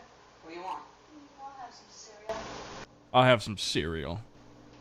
Fuck yeah, dude. Fuck yeah, cereal. Fuck yeah, cereal. Get some Cap'n Crunch. Oh, fuck. Not sponsored. Cappy Crunch. I'm You still know, standing there. cereal's not the healthiest thing for you. Yeah. I'm gonna go get now. Yeah, you what you want. That product placement is insane. The product placement takes me out of the movie, honestly. Actually, I kind of want some Captain Crunch. Oh. I love how methodical this is. Okay, I'm building to something. More so I just didn't know what I was looking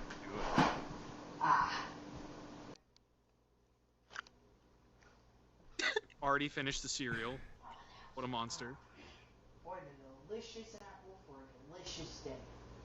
Oh, That's definitely you. Are apples supposed to have faces? A delicious apple for a delicious day. That is I'm such... gonna say that from now on. That is such a you line, Antonio. What do you mean? What are you talking about? I didn't think I was delicious clever at apple all. for a delicious day gets hit by a car.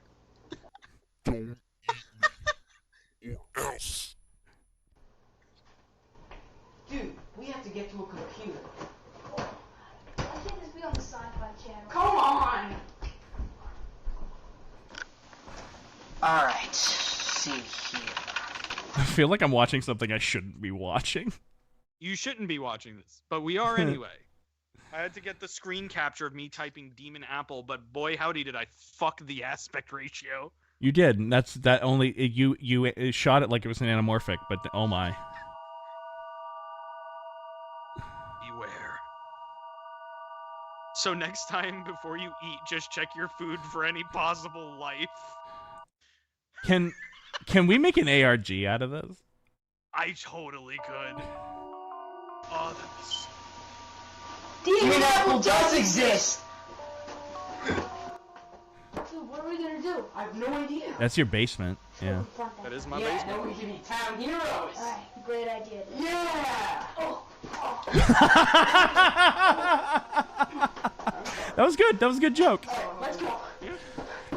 Even the fact that the camera doesn't cut or anything, it just lingers. I love that. Let's go confront him. Oh, is this Shelby before Shelby? Yeah, a little bit. I don't know. I did like these first-person shots where it would be kind of like Blair Witch-like. I was doing the same thing on mine. I was for some of it. That's where Eileen was standing. It sure was. In the Ghost episode. Oh my god.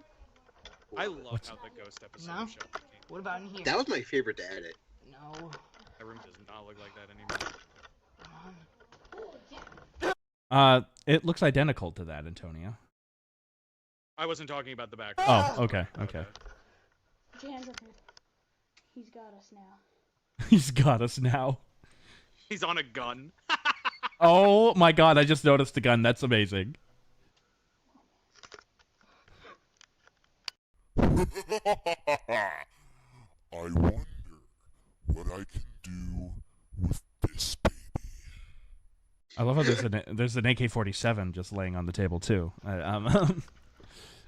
Why are you here? Don't mess with me, or else. Oh my god. What, you want a piece of me? Yeah, I'm starving. Well, you always had the chance of having some cereal. Yeah! No, you gotta go with the crazy apple. You know what? This is no time for arguing. Oh, the It's because he voice chose crack. Granny Smith.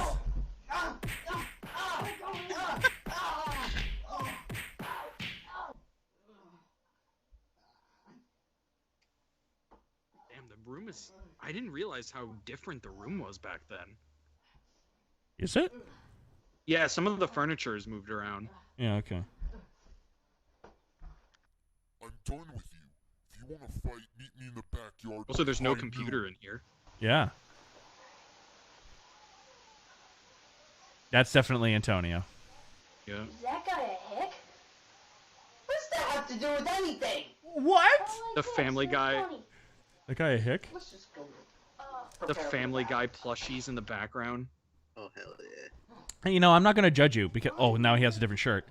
I'm not gonna judge you, because I think we all were obsessed with Family Guy at that age. Oh, 1000%. Oh yeah. Yeah. That was like when it was at its biggest. Yeah. Yeah, I had my Stewie plush back in the day. I think there was like a Peter Griffin, a Quagmire, and an evil monkey in there. I remember my parents made me stop watching Family Guy because I was acting out, and I look back on it, and I was like, you guys didn't just think I was a piece of shit. I can't believe you got the host trivia part. That's I never thought of that before. That's great, Steve. Antonio, I similar recognize to you, this. Adam, we also decided to just do stuff with weapons. Well, why not? So It's like Yeah, a why boy's not? wet dream playing with weapons, so. You get a fight. Yeah. Let's go. You know what would have been really funny is if you did that, he got If hit we- in the face again. Yeah, we just did it again. I totally would have done that like now. Yeah, like that becomes the running gag every time. Yeah!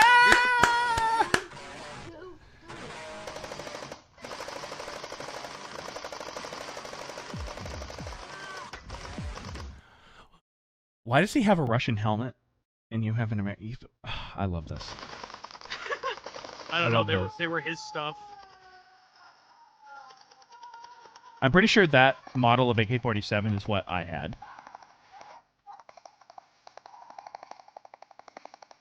I love this.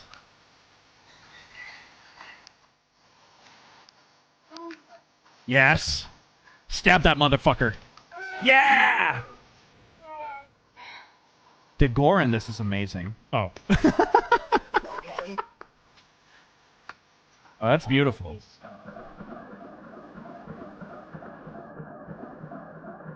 Oh, you're shooting it with BBs. Pellets. Are you just shooting at it with a BB gun? Yeah. Those are BB guns that we were holding, and we actually shot the apple. I just like to think that that apple had millions of years of evolution getting to this point. getting to this apple, and what was it used for? Oh, just you wait until the next episode.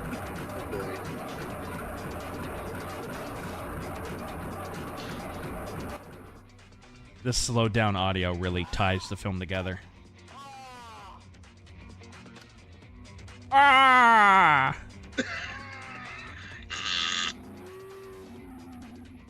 That was terrifying. Ooh. Rest in hell? Yeah. Demon.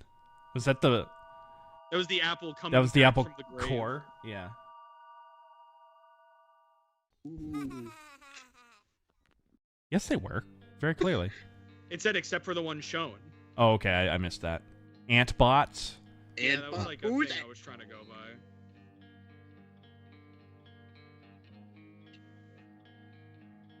Yes, the characters were named It and Guy.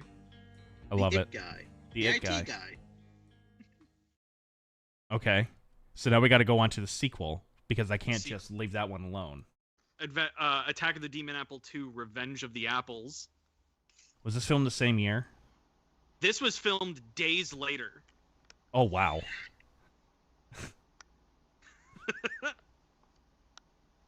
Oh, is that one of those cameras that didn't have the electronic zoom? Yes, it sure yeah. fucking was.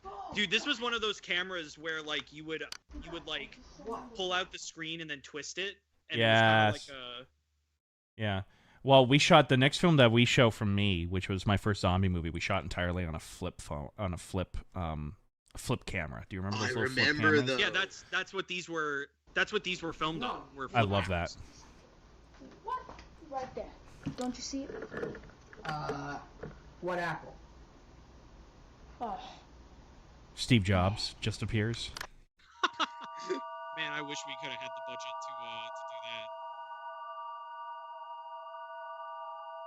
Is that the Death Note? Death Note? There you go. Yeah. It's all Death Note music. Now I recognize it. Yeah. I can't believe it took me that long to recognize it. Okay. That was the main anime that I was into at that time. We should. TR, you said Attack of the Demons 3 going bananas. Antonio, we should make that when I go down there. We should totally make that when I go down there. My actual idea, if I remember right, for Attack of the Demon Apple 3 is that we were fighting a master demon apple, but then there was another demon apple that I would have a romance with. I love it. Now there's... Yo, calm down. I don't want to take any chances. They're only apples. They're not doing anything. He's like, I don't want to be doing this shit. Oh. Potato? What? Hey, I was taking a shower. But the water's not on. Oh, I thought being here was good enough. We're here for revenge. Do you remember this? Do you remember it? Oh, I remember it. Tiny Ford,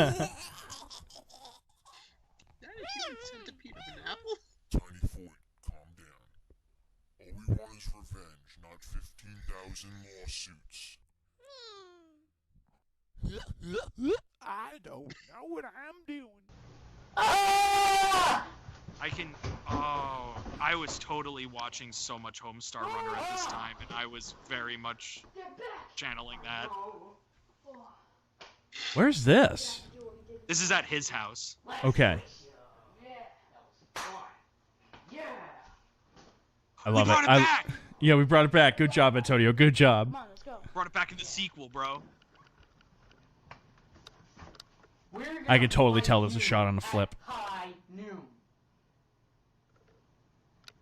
We're gonna do the same thing we did to your father. Yeah. Squish you. I love how they want revenge, but they're just apples, so they just sit there.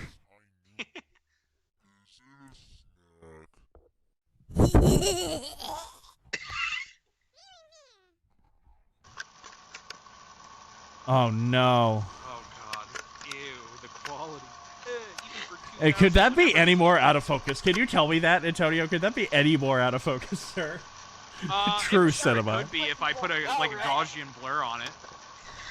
Oh no. Do the director's cut. The whole thing's blurry. You have to use your imagination. Yeah, but it's abstract. Where were you? Never mind that. What's happening? They've been waiting there for a whole day because we forgot about the fight. Oh yeah. Why is he selling a Pikmin? Well,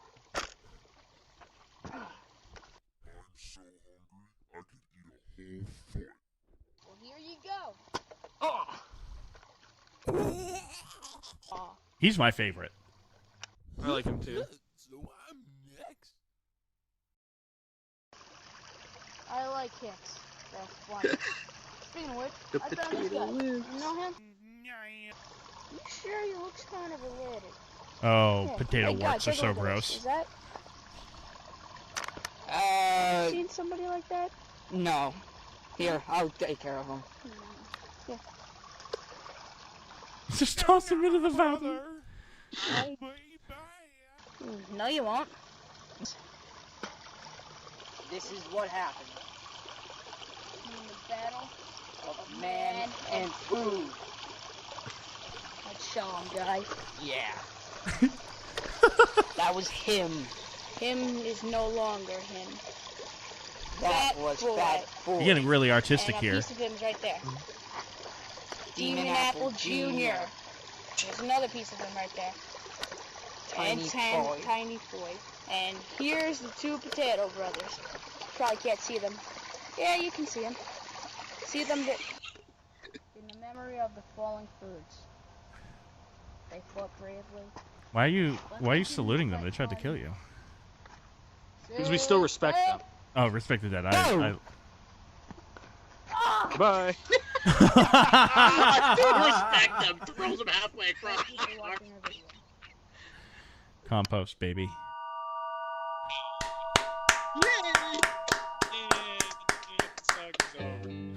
For now. You know, I thought the Godfather duology was good. Yeah, I know. This was, yeah. This was certainly true art. Hooking Up. Got shit on you. Up next is Hooking Up by John Selecchia. John, do you want to introduce this motherfucker or no? This was supposed to be a... So when we did TV production, you know how you have to do episodes? Yeah. This was supposed to be in a line of series of shorts that went around school. But it kind of fell through, so none of the episodes really aligned. Okay. And this is what I made. Do I like it? No. But do I have it? Yeah. Do I like it? Absolutely. I've liked anything that we've watched of mine so far. Yeah, I mean, I'm excited. The only thing I'll say is this is probably the only thing on this list that I don't like. Okay. Of mine. So I'm talking to this girl, right? And she's Hi, telling Sean. me that she's interested in meeting me. Sergeant Kabuki Man. Trying to hook up again, right? Oh, I forgot about You can't blame me for trying, right? I didn't. I didn't. This. Was I behind the camera? Yes, you were. I was the DP? Well, excuse me. I'm about to go out with my girl. Shows you how memorable it was that I shot this thing and that I don't even remember it. What'd you guys shoot this on? My dorm. Oh, on. It was like a 7D. Yeah, I think it was Just a look 7D. at how ugly it looks. That's a 7D. No, 7Ds can look beautiful. This is true. We just don't know what the fuck. We just didn't know what the fuck we were doing yet. This is very, true. very much so. Who is that guy? What was his name? Sketchy, dude. Ryan. Relax. Ryan. You have a date. So how about you go and leave me alone, okay? All right, fine. Fuck you.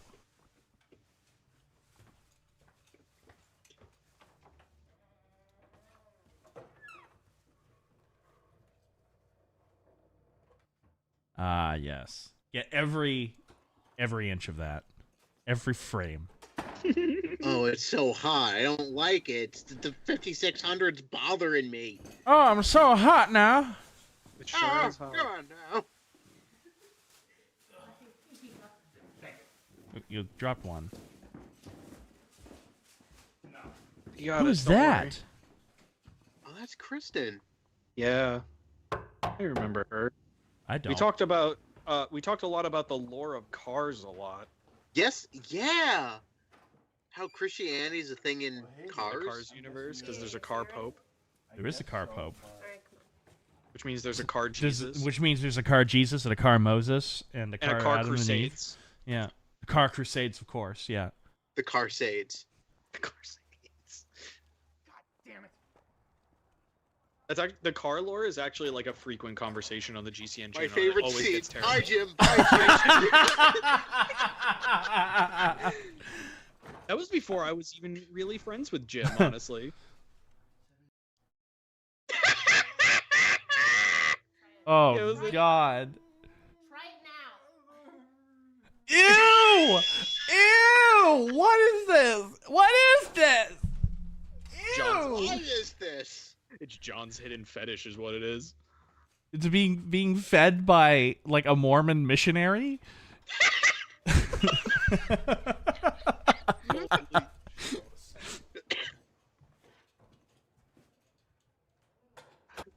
How slow the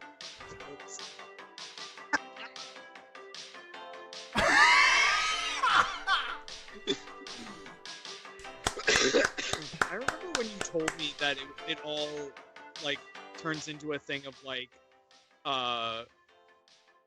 she's like feeding him yogurt, and I was just like, yeah. Yeah. And you're like, yeah, it's funny. I'm like, I can picture us. We really should remake like our old works, knowing what we do now. Because I'm like, this would be hysterical, having like Brandon like with me tied down to the bed or something, and he's feeding me like this gross, disgusting yogurt. I feel bad for Antonio shooting that. Oh, this is Forest of Blood. Making it. All right, ladies and gentlemen, this is the first of my zombie trilogy. This is the first of what was known as the Zeke trilogy, because it follows a character named Zeke from roughly the beginning of the apocalypse all the way to the end of it. All right. And I made these over the course of freshman, sophomore, junior, and senior year of high school. These are the movies that I made. And once again, these are really long, so I'm just going to kind of skip around a little bit. Oh, why is it doing a thing? Why is it doing this?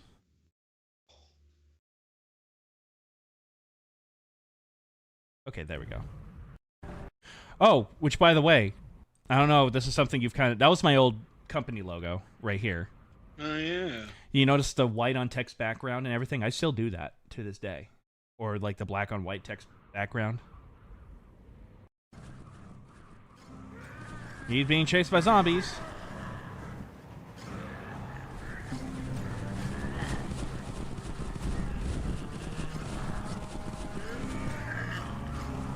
Oh yeah, I remember they were like afraid of light or some horse shit. Oh yeah, this is freshman year. This is freshman year of high school I made this. Yeah, watch this, watch this. Sound effect that they use in Shadow the Hedgehog. This is my friend Matt Crafton. I met him working at an amusement park. We just decided to do some of the special effects on this. Oh yeah. Fun shit. You can't see anything! Of course you can. It's nighttime. Like, how are you going to be able to do it? Like, what, lighting? Yeah, lighting? What the fuck is that? I can't afford that. I'm 15. Now, you want to know what's fucking crazy about this movie? This guy here, I don't talk to him at all anymore. And his brother, who was in this window banging against a window, killed or was an accomplice in the killing of a undercover cop. Oh, holy fuck! Yeah. So needless to say, I don't talk to these people anymore. This is my friend actually, Ryan Marvin, right here. This is one of the guys that I go hunting with now. Like him and I we didn't really fall out. We just kind of grew apart, and now we're kind of grew back together since moving back. You love to hear. But this is shot on a flip phone. Some kind of bullshit. No, I heard there was a sanctuary up there. Is that a fact? So, go check on the generator. Generator. Go check on the generator. This is like a YouTube poop. Go check on the dinner. It is very much so like a YouTube poop. We're not playing. Oh my god, I remember that. Matt, the Totally Stupid Shit 101 episode, Matt, Space Vikings Productions. I remember that. I can't play it tonight. I'll play it at some point. It is still on YouTube, I believe. It's on the other channel that I have. Don't mind him. You okay? I have hair. Yeah. What's his problem? I know, but this time it's in color. This time it's in color. Color? What? We had that kind of technology? You'll have to do your... What color Adam's hair? Where every night more and more of them come here. He can't run as fast. 5%. No. Let's see. You see any? This was done for a film festival in Vermont. I remember. Make sure to shoot them. You can shoot them anywhere in the body, and it won't affect them. You have to shoot them right smack dab in the middle of the head. That'll bring them down. Okay. Oh yeah, good shit. Let's see. Let's see if we can't find some of the gore. Oh yeah.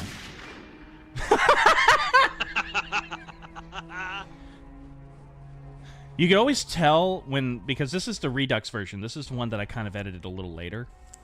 Did some re-edits too.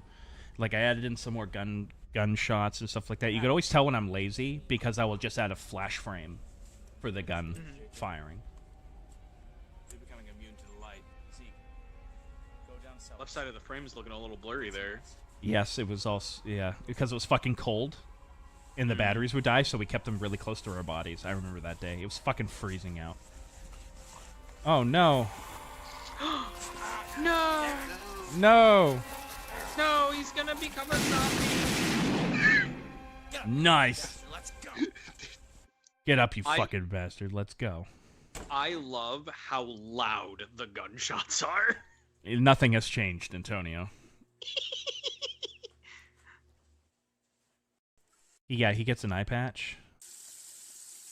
You see, we didn't know how to make, like, zombie effects or, like, scar effects in this film, but we started learning. And I want to tell you, when this film, you will see a night and day difference between the quality of this film versus the sequel. Mm-hmm. It is insane, the level of difference. Because this was shot over the course of, like, a weekend. Oh, miscellaneous musket. Can't forget there's a miscellaneous musket down here. That becomes a running joke. He's got an eye patch. Fuck yeah, eye patch. Solid snake ass. I guess you should consider yourself lucky that I saved you. I am. Thank you. Blow your brains out right here. Putting us all in danger. Soap! Calm down. Yeah, calm down with a gun pointed at you, sir.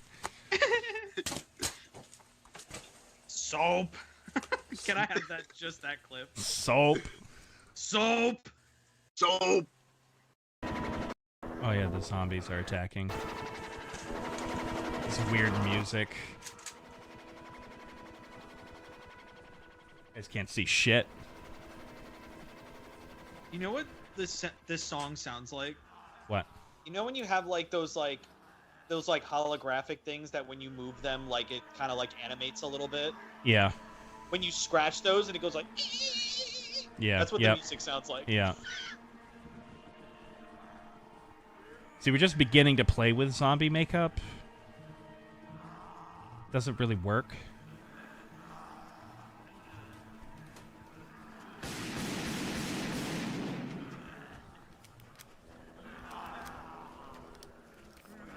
Okay.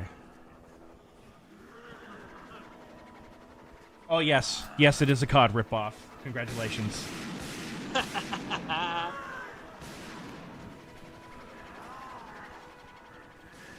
Yeah. So when is the unexplainable force coming to play then? Oh, this is true. It took me a second to remember, and I was like, oh, yeah. The unforeseeable force. Yeah, unforeseeable. That's what it was.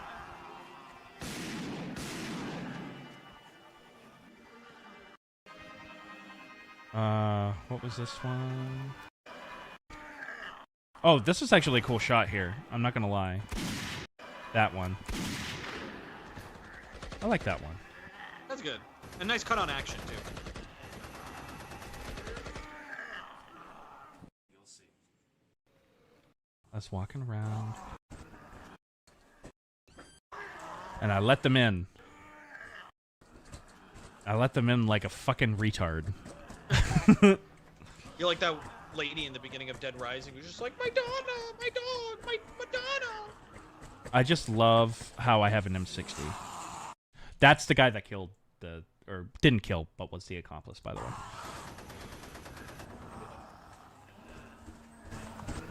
Let's have fun.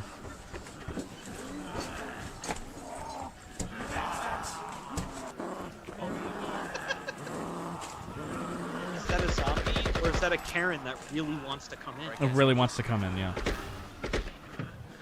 Watch this epic explosion effect that we've got going up. Commence plan B.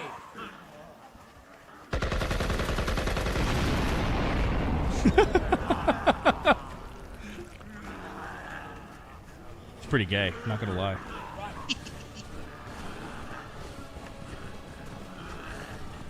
Get ready for the Molotov.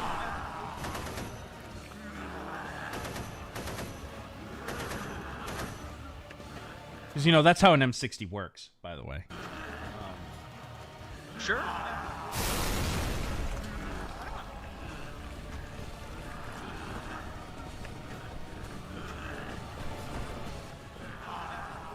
This is fun. It looks fun. I like the blue color tinted. It kind of reminds me of the new Nosferatu. Well, that was because we realized we can't shoot this actually at night because there's just not enough lighting. So we said we'll shoot it in the day and do it day for night, quote unquote day for night. We do the same thing in the next movie, and it looks a little better in the next movie. It's going great. Everything's going according to plan. We can make it.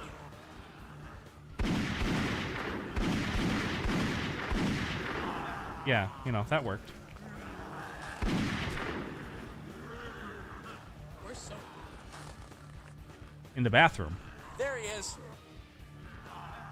I like this shot. I don't know why. The trees frame it nice. Yeah. The way the camera's angled.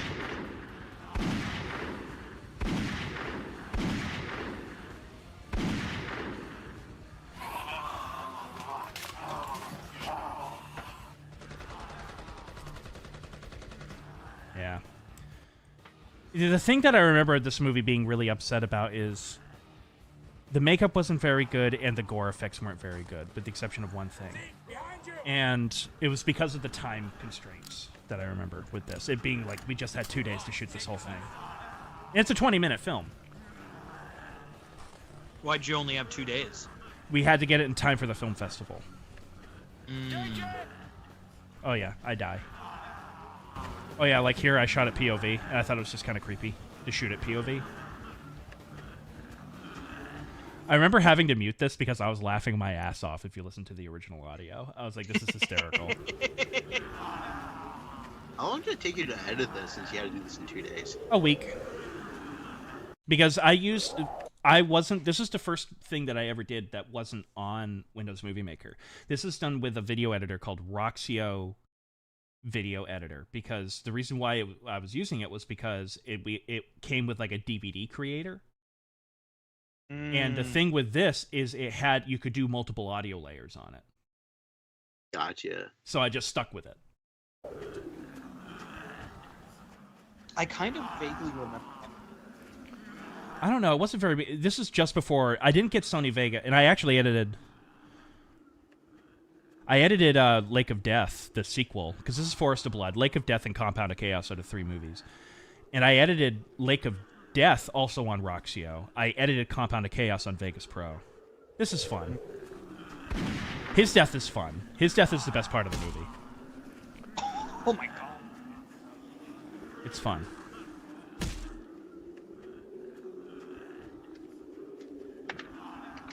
His death is the only part of this movie that I still enjoy. I actually have not seen this in years.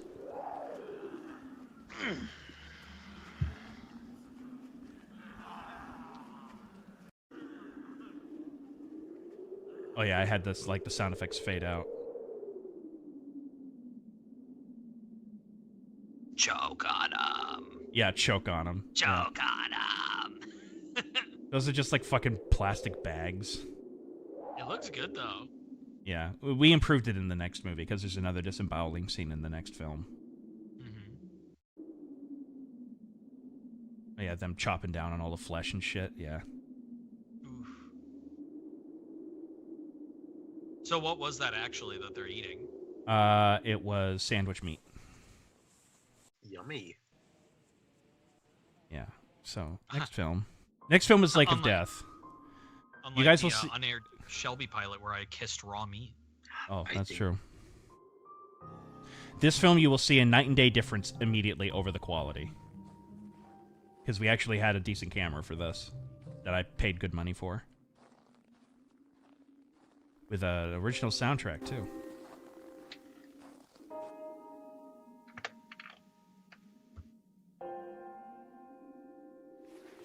Hey, Commando. Let's go that way.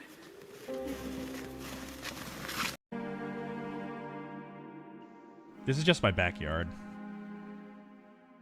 What a beautiful backyard. I just want to say. Yeah, definitely. I know. We better keep moving before it's Really too late. highlights like the difference in like where we grew up, where it's like this is your backyard and my backyard was in Demon Apple. Yeah. Where Yeah. it's just like, yep, that's sure a suburban backyard. But you can already see, like, we started playing more with makeup on this one. We were ready to go on this film.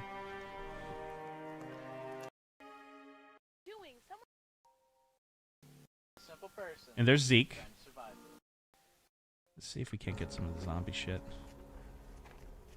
That trail is there. I actually, ironically, the past couple years, I've reopened this trail because it was all grown up. I've reopened it because I hunt back there now.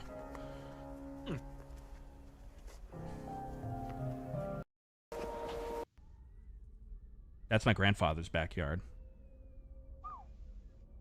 I love that shot. Genuinely. It's really good. I love that mountain. Holy shit. Yeah.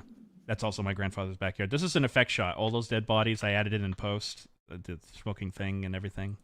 Where did you two come from? Huh? Kind of. Emergency. Oh, here we go. Here's some of the first action in the film.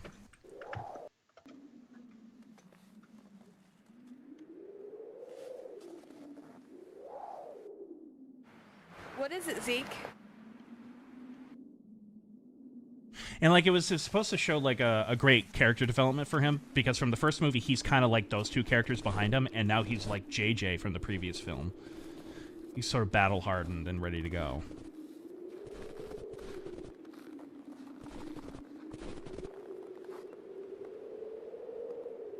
Night and day difference. Zeke!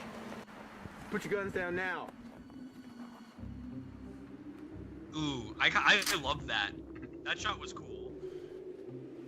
That was the yeah. Do you hear me, you bastards? Put your gun down and give me all your food. We have no food, sir. We're just trying to find some. Then what's in that bag you got? Clothes, ammo for my gun, nothing you... I even like this shot. I like how he's frozen because he knows that if he moves he's going to get shot, and then you have that guy in the background with his gun pointed at Archer. And them? The same. Give me your bag then. Okay. Grab my bag. Let's get to the zombies. I can definitely say though, with that interaction right there, like you said, with the fucking delicious apple for a delicious day is like such a me line. Yeah. That whole interaction was such an Adam Noise interaction. Yes. Not at night. It's our first zombie. Our first live zombie, I should say, in the movie. They really are becoming immune to the light. Yes, they are. Is that you Yeah. making the noises? Oh, yeah.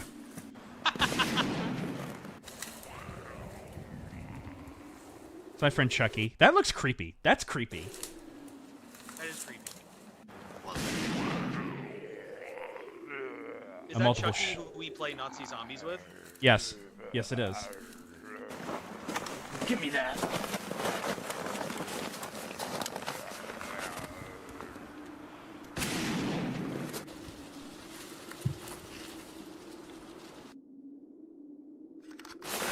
would you do that? They're gonna be all over the place.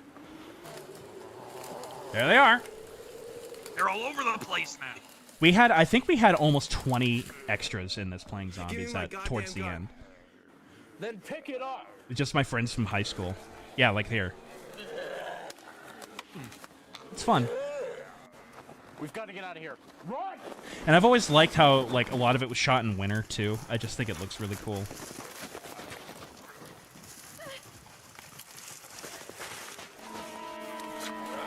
Zombies! Let's see. Zombies! Zoink scoop! Zombies!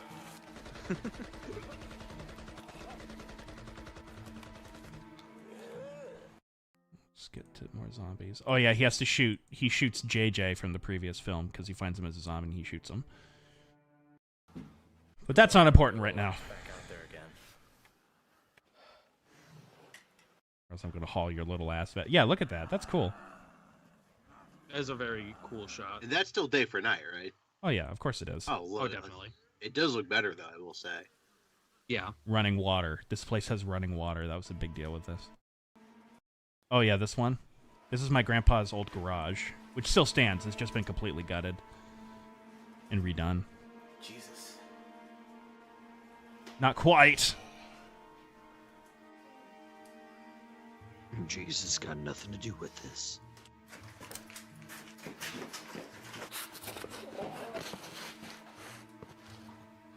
It's fun.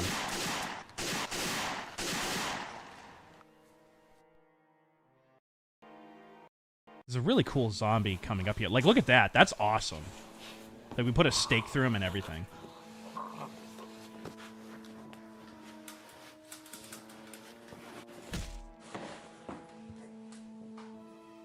I love violence, dude. Violence is amazing. Violence makes the world go round. Oh, yeah, this one's pretty cool, too. When it breaks out of the closet. Some pretty decent gore in there, too.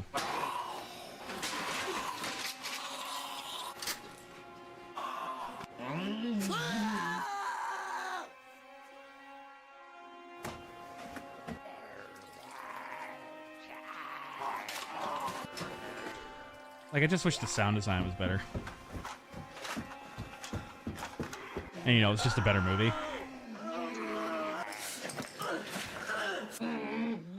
Yes! We love gore. We love gore. Love gore in this house.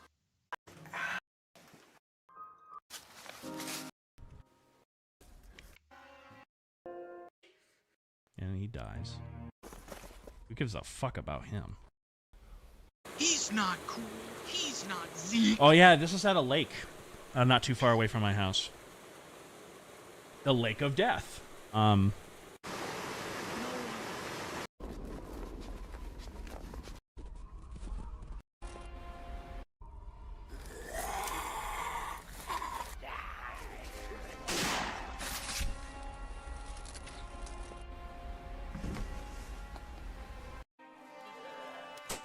yeah, they hear the gunshots. Yeah.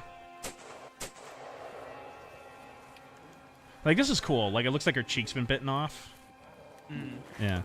That does look. fun. That is a very nice makeup effect. You definitely tell that you. Effects. So how long after the first movie did you make this one? A year. Nice. Very impressive. I want to see the disemboweling scene. I want to see how well that holds up. Oh yeah, their last stand.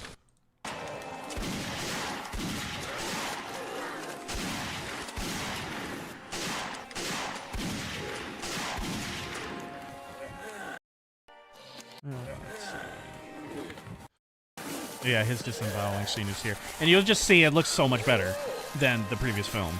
We just kind of put them on top of them.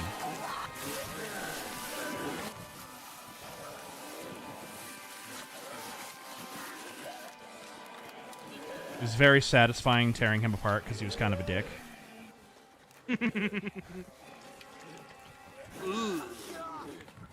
You see, he gets bit in the neck, right? And we got it to pulsate because we were blowing through it from a tube off screen. Yeah, you'll see it here. Yeah, right here. You'll see it bleeding pretty quick.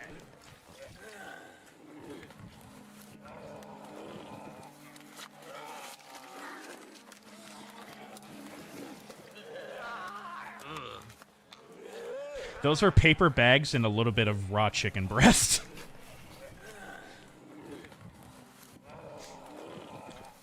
That looks better, and the blue helped. Oh yeah, definitely. The color grading on it definitely helps the effect work.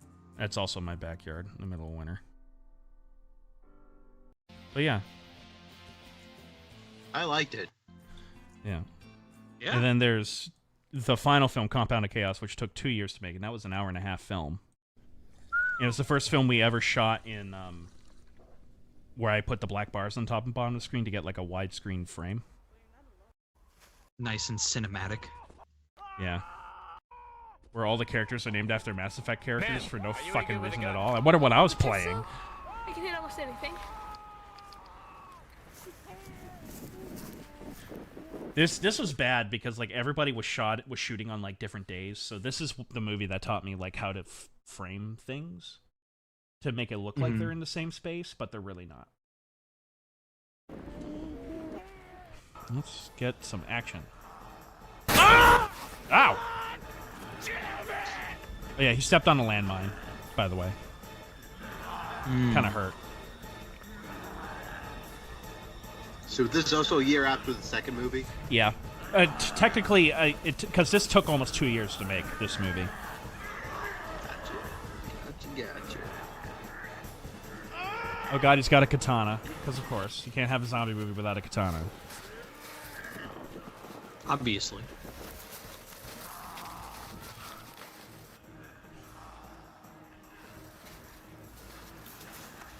His name's Zolo, he's just like a samurai. Yeah. Oh yeah. This is actually kind of fun. Ooh. That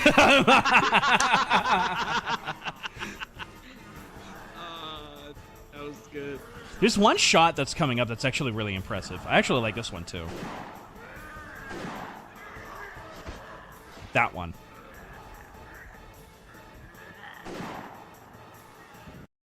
Yeah, the problem with this is that it was such a hard time shooting that we didn't have the numbers that I originally wanted, and so it's just not as visually impressive, and the makeup isn't quite as good. Hey, get up and eat you! Brent needs live specimens, and you just killed this one. Oh yeah, this is when his arm got bit. Yeah. Like, he wasn't there on that day. He wasn't there at all. This is shot, like, a year later. That's crazy. Yeah.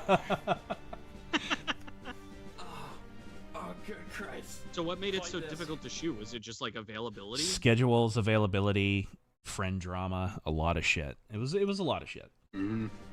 I kept changing the script to try to fit that. This is in my grandpa's basement, and I want you to picture my grandfather standing there with like in his underwear and just a really loose t-shirt, wife beater on, smoking a cigarette behind us, just watching to see what we were doing. That's beautiful.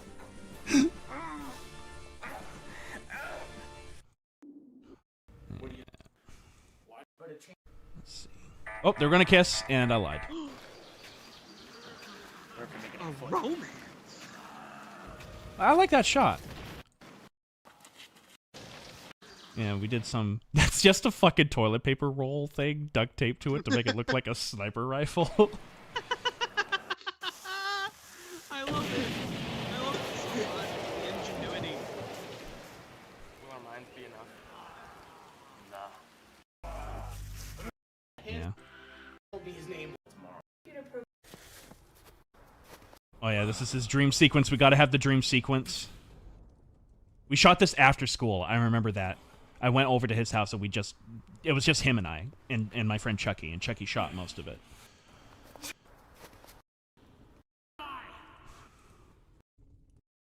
There's a shot here that's pretty good.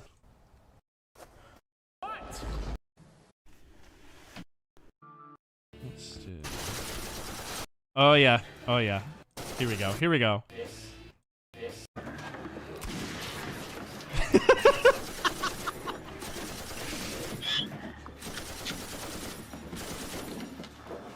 This is what I love. This is the shit that I love. I just love how this is an official facility because there's a police siren going off right here, just duct taped to a metal door. Realism. Like, I even like the framing of this shot. Because, like, even then I was like, I want to use the widescreen. The framing and the coloring is like done really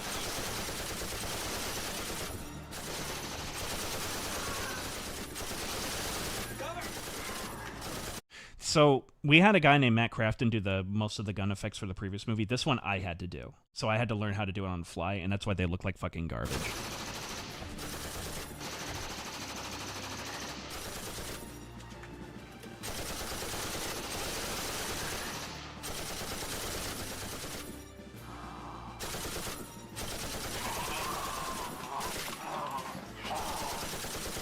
Like, it even has the zooms. I like zooms. Nobody else seems to like zooms, but I do. I love the framing of this shot.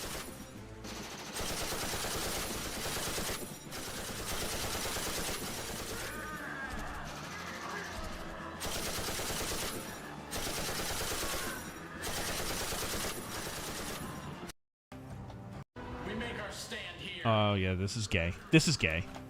This is gay. Gay Guns, the movie. Gay Guns. That'd be an interesting film.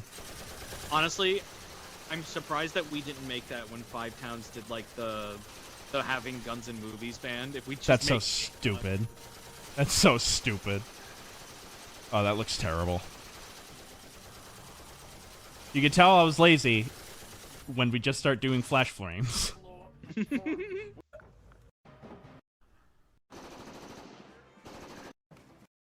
Oh, yeah. And, like, this is where I remember being really frustrated because we just didn't have any extras like I wanted.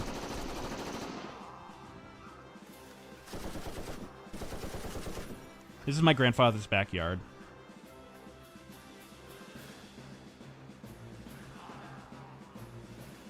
That's music from Don't Tread on Me, by the way. I like this shot.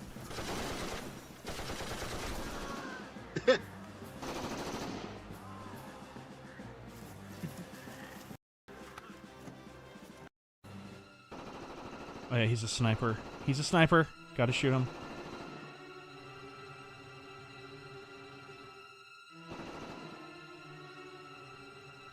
Oh god, is she gonna get him? Well, the whole thing is he hates Zeke. Hates him. Fucking hates him. And then he saved him. He saved Character development. It's pretty gay. I'm not gonna lie.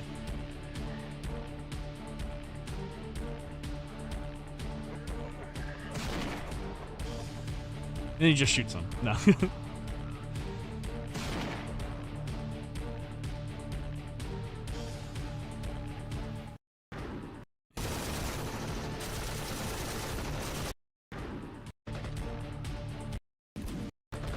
Yeah, like I like the framing of that.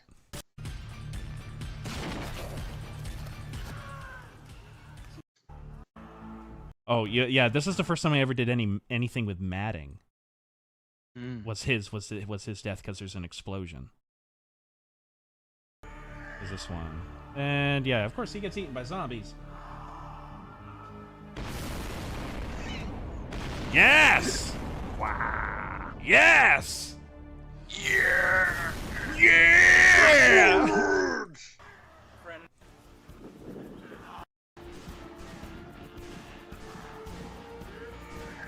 Gay.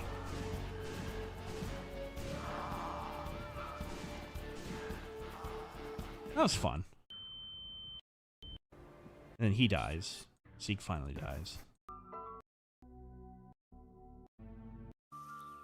Yeah. That's the movie.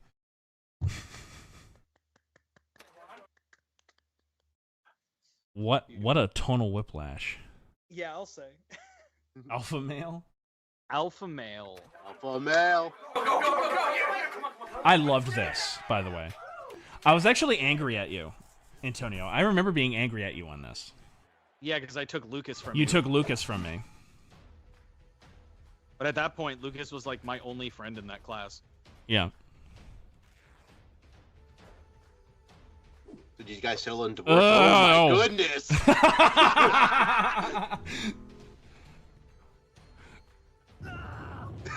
Fitting.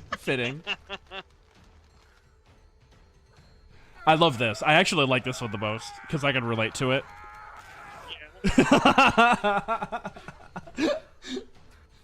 I remember that sound effect is literally just rope creaking. I love it. And it just works. Yeah, it does. It works. Fun fact. 'Cause I love the Peter's fact- actually punching himself in the balls in that shot. Why would he do that? Of course he is. No cup. I offered a cup. He didn't take it. So I just love the fact that that was the commercial that you guys made, but Yes. my commercial was the total fucking opposite of that. It was the McDonald's commercial. I don't know if you guys remember that, where like everyone was just like completely deadpan. I don't think I've seen the McDonald's commercial. The McDonald's commercial was one of two reasons that I was like, I need to work with this man. It was so fucking stupid, and because I love when he holds up the Chipotle Dorito thing or burrito thing, and he took a bite out of the side of it. And that was one of my favorite gags I've ever done. One of the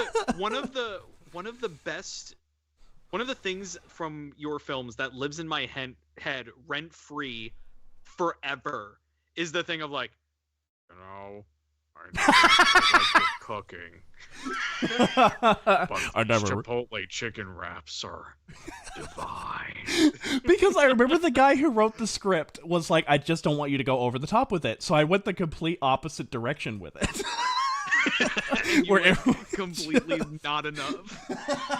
I didn't see this, but I don't think I've ever seen the McDonald's commercial. It's pretty, yeah. It. What I remember is that Charles Schneer was like actually thought we stole stock footage of like all the food because it looked so good. Oh. And then Jim was like, no, we just shot that there. And then I remember Schneer then went, oh, well, you needed to do this, and this. And then it was like, okay, shut up. Mm-hmm. What is this? So Millennial this is Cop? Millennial Cop. This is one of our 72-hour films, and I think the last terrestrial film before I decided to disband it. Okay. Yeah, I think that is actually true.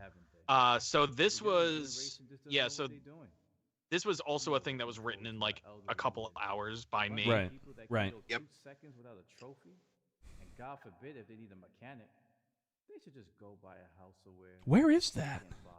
Oh, that's my Where basement. John is right now. That is your basement. Okay, I was like, is that his Terry. basement?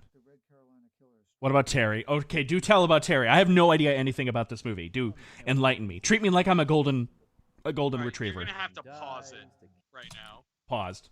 So Terry, that is a guy named Terry Wickham, and he is a director. Okay. That he likes to make independent horror movies and is very proud of them. And me and John worked for him for a little bit. And he has a very interesting way of doing work. Oh no. Oh no. It was not I edited for him for a little while. I edited a music video for him and like intro and credit sequences for him. Mm-hmm. Oh, this guy. Yeah. And didn't pay me at all. Did it for completely free, but I was like, whatever, I'll get real stuff from it, whatever. And it was not uncommon that he would call me and talk to me for like 2 hours about like what he would want to do or whatever. And it all culminated in this film. I don't know if he ever shot it. It was called like Anomaly or something like that. Oh, I remember you telling me about this. Yeah, so he wanted to ship John and myself to like Connecticut for a month to shoot this movie for free. And here's the thing, he had a budget. He also was paying the actors, but not anybody else. because he wanted to spend like most of the money that he got that was given to him. Even it's not even his own money to get like what he thought was like a famous actor to be in the movie. And I was like, I don't know if that's gonna happen. And one of the funniest things was that he was like, "Oh, I got this actress to be in this movie," and he was like, "Yeah, she like has like this fashion company, but she also has some really big boobies." That's a good as reason of any, I think, to hire an actress. You know, and I'm gay, but I know how important big tits are when it comes to getting people to watch your horror movies. Yeah, Adam, come on. Double D's nuts, right? D's nuts. Anyway. But yeah, so like after I got that call of like he was like, "Yeah, we're going to go to Connecticut for a month and we're going to shoot." And I was like, am I going to be paid for this? And I had a job at that point, so I would have to take a month off from like whatever retail was doing at that time. And he was like, "No, I can't pay you." So then I was like, "Then I can't do this because like I would need money if I'm going to be away for that long." And he goes, "Oh, okay, that's a shame." And then we hung up the phone, and I don't think I've talked to him since. That sounds like an independent film. You see, that's the thing. Like, we never paid each other to work on our own shit, and we did I got you guys to do some. I got you guys to do some pretty crazy shit for me. All right. Yeah. See, like, the thing how you work around that, though, is, like, when people need to work and stuff like that, is what you do, and this is what I did. I remember, and I learned this making those zombie movies. Just shoot 1 day a week and give X amount of time for that, and then that way they can go back and do their own thing. And that was, and I remember for the zombie trilogy, we really were shooting on Sundays from 12 p.m. to 4 p.m. That was the time frame that we had to shoot things. And it worked, because it was only 1 day a week, and they still had a Saturday to do whatever the fuck they wanted. I don't know. Exactly. Well, like when we shot the music video, even it was like that was shot in 1 day. Yeah. And I helped out as much as I could, and then it was over. And then I went home and I edited it. And that was really the extent of it. But like shipping us off for a month. For no pay. That's actually ridiculous. The only thing, especially when you have when I say he has a budget, I'm not talking about like he had like a $500 or $1,000 budget. This man was getting given $100,000 to work with. Yeah, that's ridiculous. I mean, I would if I had $100,000.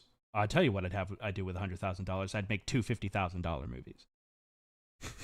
Is what I would do. Going to say that. Is what I would do. Going to say that. Yeah. But like if I had $100,000, in the very least, here's what I would have done. I would have said, "Here's what you're going to do. I'm going to ship you out here for a month. I'm not going to pay you, but you don't have to worry about food. You don't have to worry about hotel expenses. You don't have to worry about gas. You don't have to worry about any of this. It is all fucking covered by me.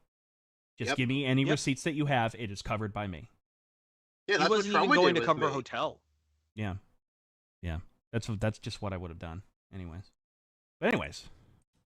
So what's the story of Millennial Cop? What was the prop? What was everything that you needed?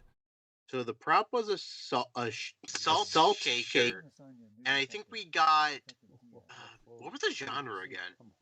It was like a crime movie, wasn't it? No, it was like a crime movie. It was a detective movie and like something else. No, I think it was just straight detective. Yeah.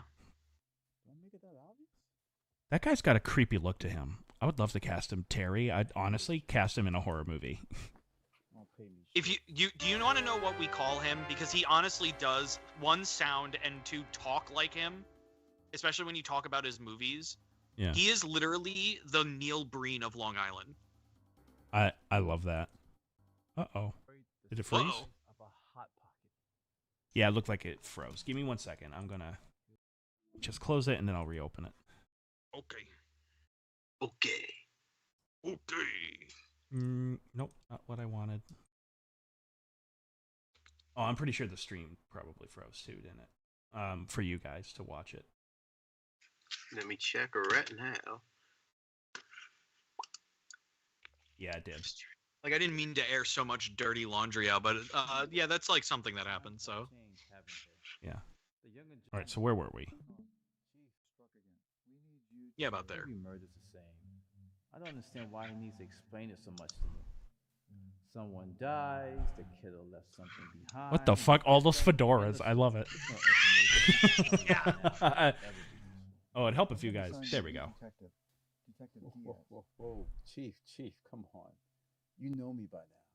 I always work alone. Not this time. Now go. Go. Sitting Go. there complaining and inner monologue doesn't help. Monologue. I still like fourth wall breaks. I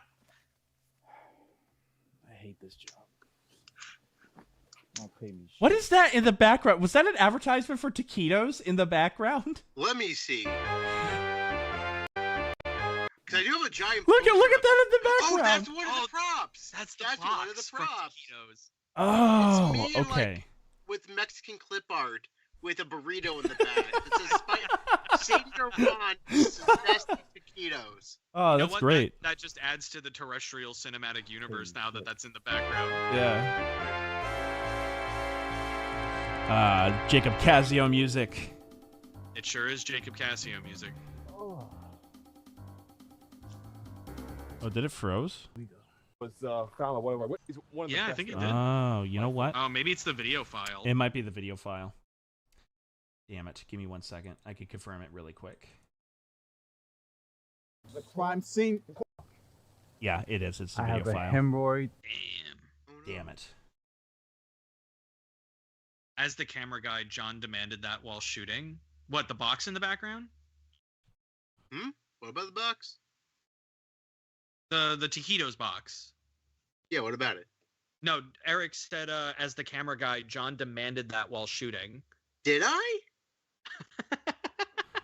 Yeah, that's something I wouldn't do now. Like, I'm like, oh, let me reference that. Like, I would not. That. Yeah, apparently you demanded the box be in the background. God, I want to go back. Well, I think at that point we were thinking of doing a terrestrial universe. Not something we do now. Right. No, I mean back then. Yeah, back then definitely. Yeah. Well, this next film, because I can't play that one, unfortunately, is a GCN production. Oh boy. And it's The Twerker. Don't forget to do the stream in the Discord. Oh, yep, you're right. Thank God. And it's called The Twerker. It's truly called The Twerker. Should I give some background on it? You may, Antonio, but I will tell you this. Mm-hmm. This is my favorite GCN thing you've ever done. Specifically, it's not my favorite thing you've done. It's my favorite GCN thing you've ever done. This to me is pure chaos, and I'm all for it. So I want to preface this by saying that the script itself was not this ridiculous. The script itself was basically written as we've said things. Mm-hmm. And Pete presented us literally that night, saying like, "Oh, I wrote like a script for like a GCN skit that we can do. It's called The Twerker." And I was like, "Oh, you have? Can I see it?" And then I looked at it. I'm like, "Let's film it right now." Which sounds amazing. And I'm like, and he's like, "Okay," and because Pete and Mike were already over because I think we were like recording something like that day, like one of the Let's Plays or whatever. Mm-hmm. So I was like, let's just film it right now. It's like not that long. We could just do it. But like our philosophy back then, and this is something like me and Pete ever like rewatched some of our like skits and stuff like that from back in the day. And we were like, the philosophy we used to go with was that we would try to make a joke in every shot. That's insane to me. And we were like, we should try to do that again, but like really go over the top with it. Which is, we actually have an upcoming skit that we've already written, which is like a Chris Angel like parody, but it's Peter. It's called Mind Pete. Is this the one where everybody is Peter? No, that's the Council of Pete's. That I wanted to do so bad. I wanted to help you out with that so bad because it sounded so fucking funny to me. We still want to do it, but Yeah. like it's so complicated. Yeah. Well. All right. The twerker.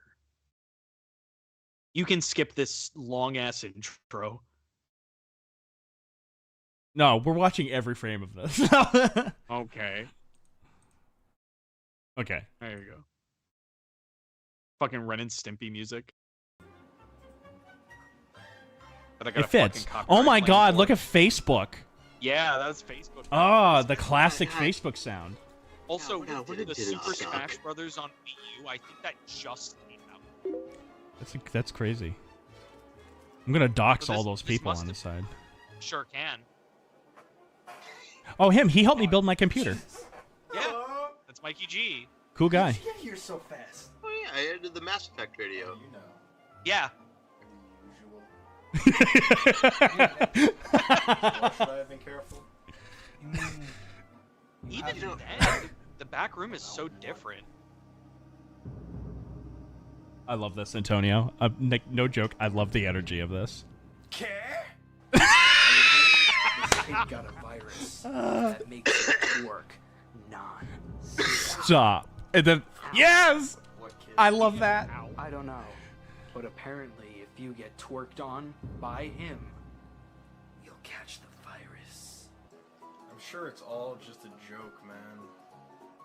Yeah, I guess you're right. So, what do you want to do today? So, you want to see if Pete can hang out? He hasn't answered me in a few days. Where the fuck is he? I'm not sure. We'll call him. Okay. We were literally like, oh yeah, we have to call him. So I was like, I just threw my phone on the ground. Oh yeah. So, like, how can we get it back in my hand that it isn't just picking it up? Hello? Get your sweet succulent ass This has to be over like 2015. Yeah. Alright. Ironically, This came out on Valentine's Day. Yeah, I could tell. what the fuck was that? That was me stepping over. Oh god, no! He's not even like twerking. I won't stop. Art. That was Pure art. art. Well, we've got some Shelby McGraw. Oh yeah. Is this proto Shelby? Yeah, This- this no, is the- when we shot everything on VHS. This On is Shelby VHS. McGraw exposes the moon. Yes. This is you put in the moon. Oh, this is the unaired pilot episode that we were talking about before. I think we Oh, really? also showed this on the other GC stream like a while back. when we streamed the premiere of the first official episode of Shelby McGraw. Yes. Yeah, this was Or- supposed to be the pilot episode, and It then already feels like an scrapped ARG. it. Yeah. Then we scrapped it because we didn't care for it. Oh. I mean, Do I you want me to liked skip it? but a lot of people didn't. So. Yeah. I just like that it's shot on Shitio. Oh my god. Because I want to make something really, not like gross looking, but like very raw. I want to make a shot on Shitio movie where it's Attack of the Killer Squirrels, and they're just puppet squirrels running around all over the place trying to kill you. I can't answer Oh, that's that. funny. What's on the dark side of the moon? I know. It is. This looks terrifying. There's something about the VHS aesthetic that makes this look like a fucking snuff film. It does. You okay? Are you? Are you okay? End of movie. What people don't know is that it's all Are a you lie. okay? Richard Wright never died. I also he just I decided love to live that on we the did moon. this for a while, where whenever Shelby explains something, it's like MS Paint. Yeah. I love think I that. did this in Adobe Flash actually. Mm. But it looks like MS Paint. I love it. 100%. I think the problem was that the conspiracy that we were trying to prove, Now you must especially since this was going to be like the Where's first your fucking episode, evidence? was like Well, we might as well be in a too court of law because like I got enough evidence much to of a make the balls stretch. erupt in pleasure. Oh, I agree with that. Like if this was like a later episode, maybe we could have gotten away with this. But a Well, first episode, the no, next episode is Shelby exposes bullying. I don't know if you want to skip this and go to that. No, we can watch this. Okay. So I like the edit in this one more than I do in Bullion. Because there's one scene at the end that I was honestly really proud of. John, correct me if I'm wrong, but didn't you guys shoot this on a video camera that shot a murder? No. So, I guess it's about time I tell you, I made that shit up. All right. I'm okay with that. All right. I'm not even angry. It was a good story because I believed it. Thank you. Thank you. I'm No, like, I just that is something John would find and then shoot a movie on, and I'm okay with that. But no, it is a different camera though. This is just my family's old from like the 1990s. It's perfect though. Like this is so creepy. I would love to shoot. I want to do an ARG so bad. So fucking bad. You don't have to tell me twice. I love this running thing that we have, that everything with Shelby is written in Mandarin. That is Mandarin. I was like, why is it Mandarin? Because we made it canon that the only language that Shelby can read is Mandarin Chinese. Oh, okay. I love the lore here. It's very lore heavy, I will say. Enjoyed by the nation for at least 10 years. I'll have my people fact check on me on that later. So we shot this first because we didn't shoot everything else until a year later. How are they made? Oh. Gummy worms start out as this tiny episode worms took that a are farmed long by time worm to farmers in finish. Southern Philippines. They take the worms and stretch them and compress Was there them like any until reason they gain the consistency of a why it took so long for you to shoot? Don't worry, the Oh, worms feel intense pain it as just this was. happens. I don't. Once the gummy There was no texture is reason. obtained, they It put just the took still forever. living and Oh, slowly okay. worm into a scalding hot bath of Laziness. multiple fruit juices. I think Once COVID. multiple fruit juices infuse Yes, themselves into COVID the flesh of too. these I forgot worms, about that. It's time to end their tutti frutti suffering by depriving it of air by putting them in a vacuum sealed bag where they die for your pleasure. Well, now that we know how The fuck? Was that how you explain what gummy worms are? Yeah, that's how gummy worms are made. I love this.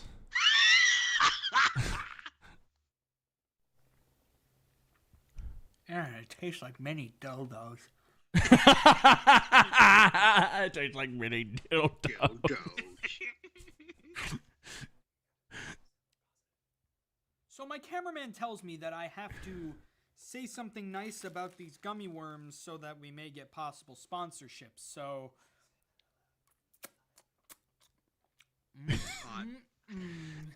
yummy. I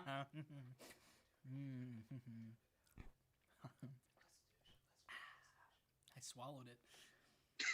Gummy worms get my Shelby rating of 10 I love that I swallowed it.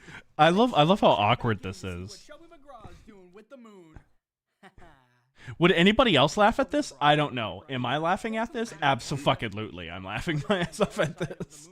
You can definitely tell, like, I was still figuring out who Shelby was at this point. Yeah.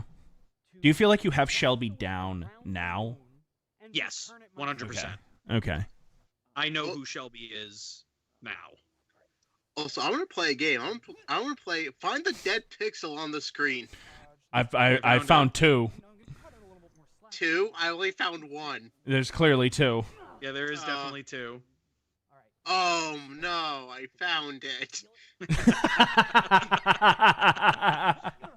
Oh no! What the Hi, fuck? Maury. Is that Maury? Yeah, that's Maury. I knew it. I love Maury. I miss Maury. Yeah. Can't believe he fucking died. Did Maury die? No.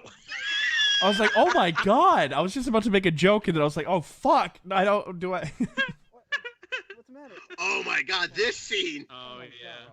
What the fuck is that? What happened? No, You'll see. no, please. No. Oh, is this the raw meat? Yeah. Yep.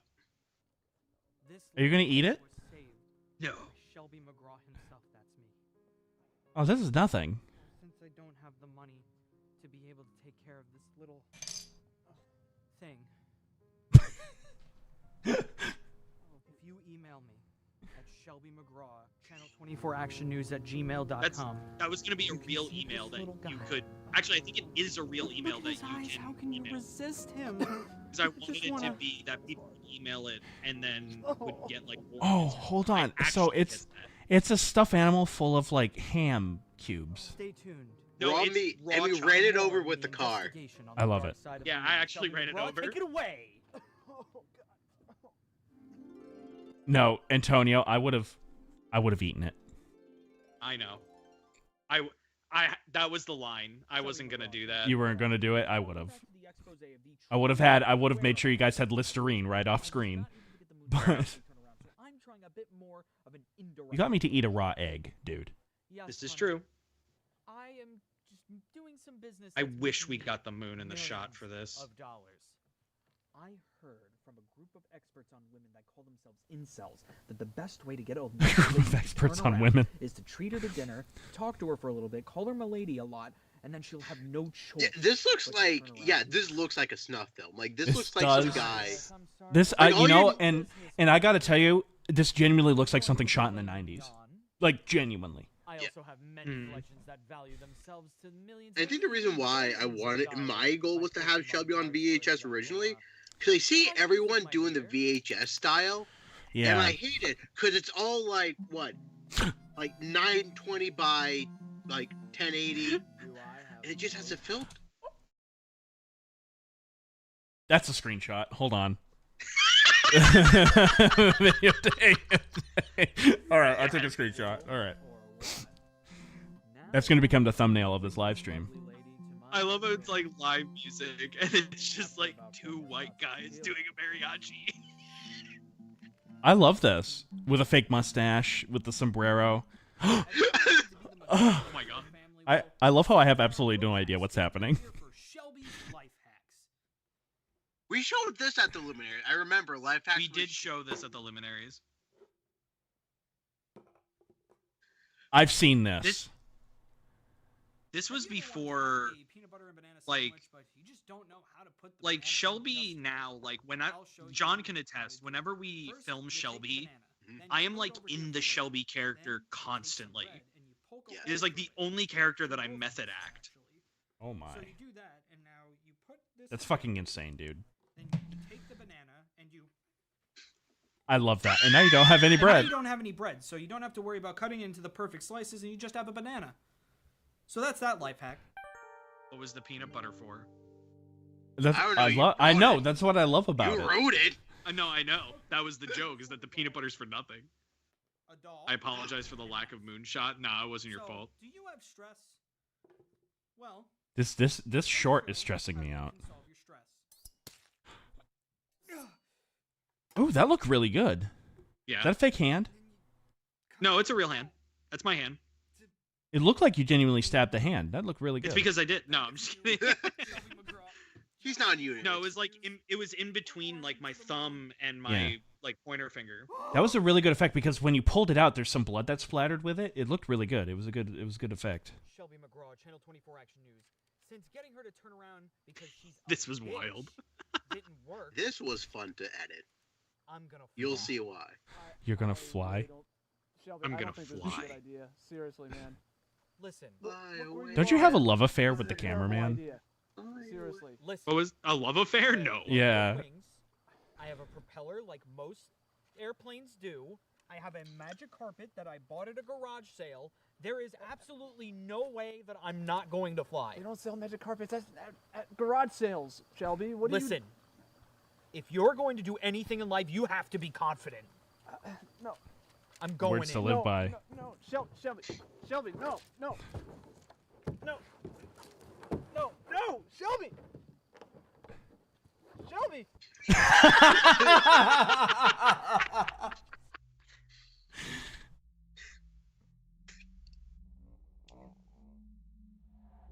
What? This Oh my god! Oh my god! What am I watching?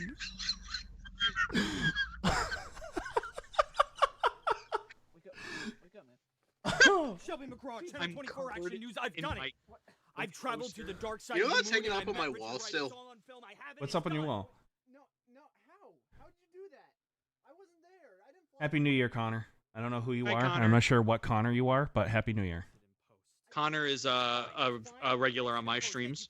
Oh, cool. Well, welcome to ANP, where we don't play games. Shelby McGraw will crash through it. Good night, everybody.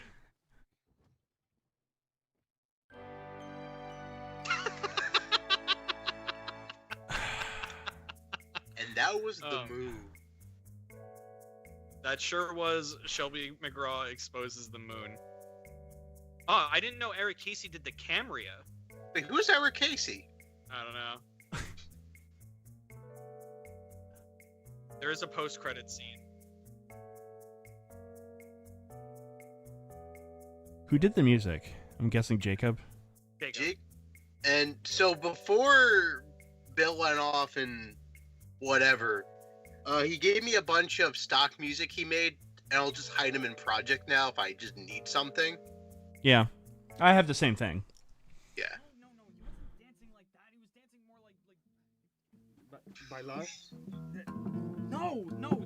Will you just do it right? I've been trying to get it for you for like 3 No te hours. grites, hey, Shelby, we've been shooting for like ever. I really feel like we should take a break. Honestly, dude. Is that Eric? This has been Who's the fun. camera guy? Yeah, okay. Eric. Whatever. What a dude. ¿Cuánto va a pagar por el servicio?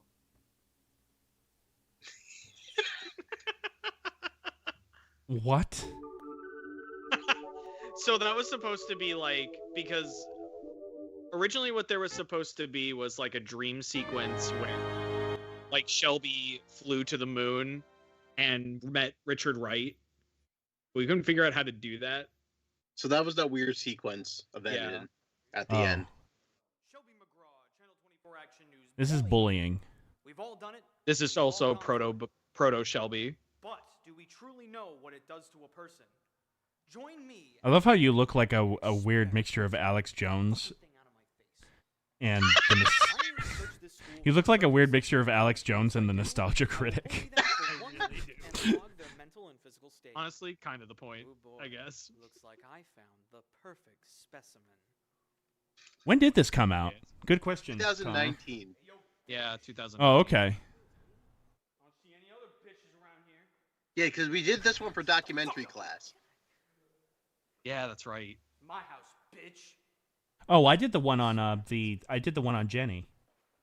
I did a documentary that was going to be about the Disney Club, and it just turned into a documentary about Jenny trying not to lose her mind. I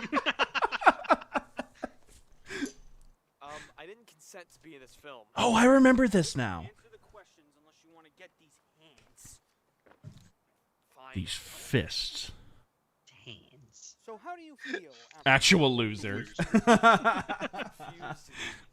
pretty angry, actually. Considering you're the one who's doing it and then filming it. Interesting. Peter can be a good actor I really sometimes. think what I'm doing is good for Jordan. Pete is a great When I actor. started I this love experiment, he was, casting him and shit. How do I put this delicately? I can't wait to shoot He was a AMA. little bitch. I don't see him toughen up He was a little bitch. He didn't piss himself at one point. He's also a good sport. All the shit we do, like, good for him. Because Pete also has that mentality of like, you can do anything you want to me as long as it's funny. Dude, That's a good mentality to have, especially for filmmaking. Jordan. He pissed himself? Oh, he did piss himself. Yeah, he pissed himself. So you're exposing bullying by being a bully. I mean, he hasn't peed himself Yeah. since, so I guess Billy learned. Makes me kind of sad that today. I like this little thing under your chin, Antonio. Or under your bottom lip. You sound That's my just soul like my other patch. cameraman, telling me everything I'm doing is wrong. Or I almost had one of those. I decided against Let it me because do I signs looked so like a you're not getting tool. paid. I had one from like Okay. 8th grade up until like this year, and then I finally shaved it off.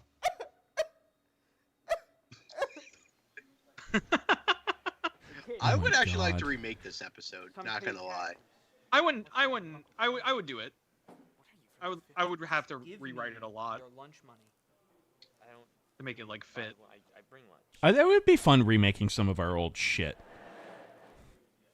The thing is, I don't know what I would want. I would love to do a Tuna 3.0. Oh hell yeah! Same exact script. Sandwich? That's so last Tuesday. What does that even mean? It means. What does that even mean? Experiment's over. Thanks, kid. You're a big help.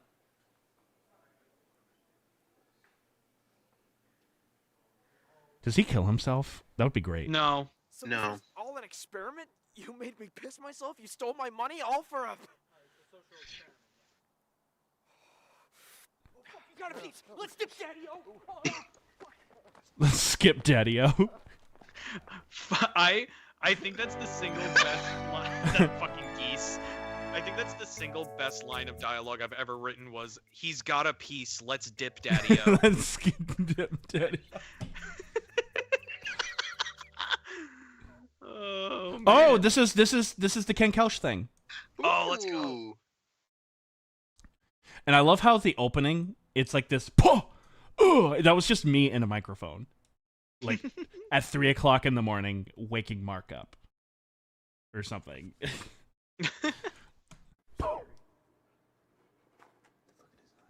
think I shit my pants. Seriously, I think this is one of the best things Jim ever shot. Hands off. Your heart's gonna come out of your chest. Gas on. Hey, how you doing? Just kept falling off, so we just gapped it to my bald head. 303, need to check some footage, and we just walked into 303 like we usually do, no problems. We got into here, and then we saw something. Organize it. Merc's not here, unfortunately, so we gotta figure it out. Dude, Charlie was such a bro. Oh yeah, totally.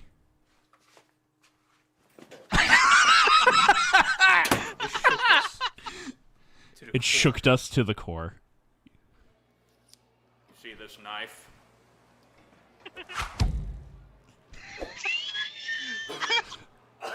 Don't ever F with the next Green Berets class. Oh no. Yeah, it's the only thing we have one fan for. I love it. Yeah. Someone that went to our school very much loves this music video. Good. Will not stop telling us about it. I saw him at a film festival back in October, and he's like, "Are you guys gonna make more?" I'm like, I don't know. What did I get myself into? I just love how this is the prequel to Swedish Meatballs. Yeah. This was a fun shoot too, though. This was. Oh, that's me, isn't it? Yeah, that's you. I kind of can't remember this day at all. That is also you. I can tell that was me. Look at my tits. Only I have tits like that. This was literally 12 hours in the editing room at 5. I know. I do remember seeing you edit it. Because I was laughing my ass off. The one with the Titanic had me in stitches. Yeah. That's still my favorite line. Pro Tools. Wait, want me to do another one? That face fucking. Mwah. Condensation. I whipped out my dick for this new coordination. I love this. this. Censored by Antonio. When I didn't know what to put, I just put the trippiest backgrounds I could. Yeah, I remember. Because I was sitting next to you when you read. That is amazing. You have fucking Santa twerking on top of the iceberg. Yeah.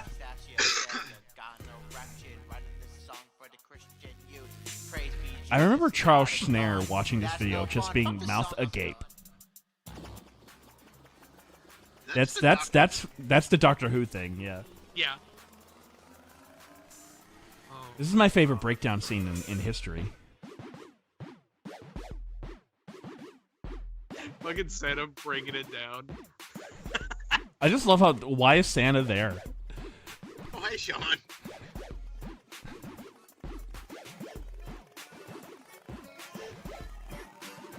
Oh, so good. Yeah, oh my god, I forgot to put it in.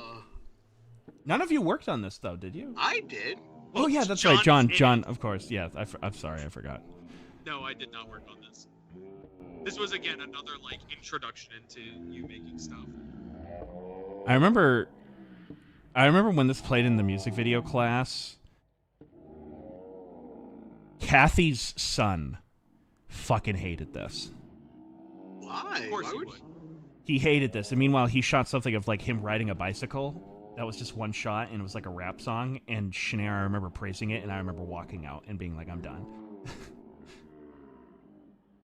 fucking slow motion, like or slow Well, down that audio. was the goal with this. Was it could only be shot basically in 12 frames per second or 120 frames per second. There's no in between. Good God.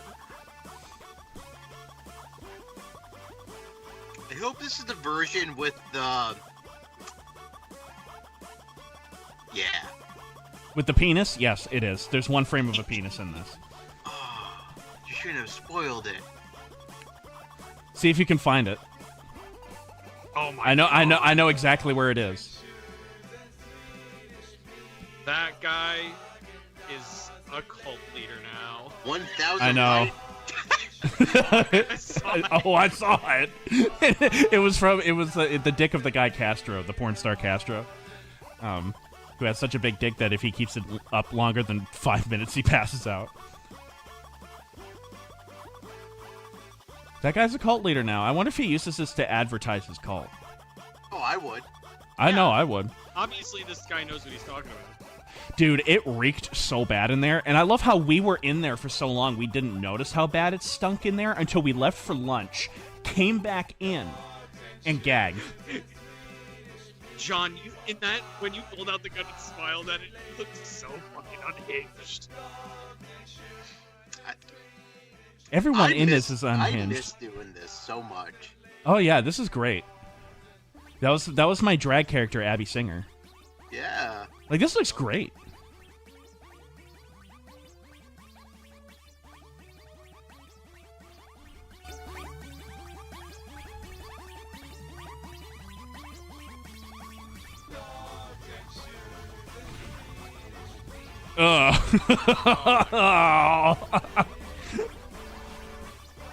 Pure madness. Pure madness. This is what I like.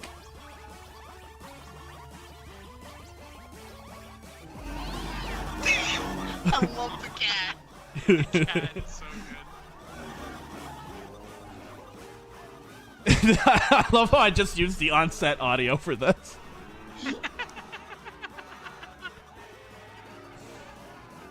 Clockwork Orange has got nothing on Nothing on this shit. Yeah, I saw the comment.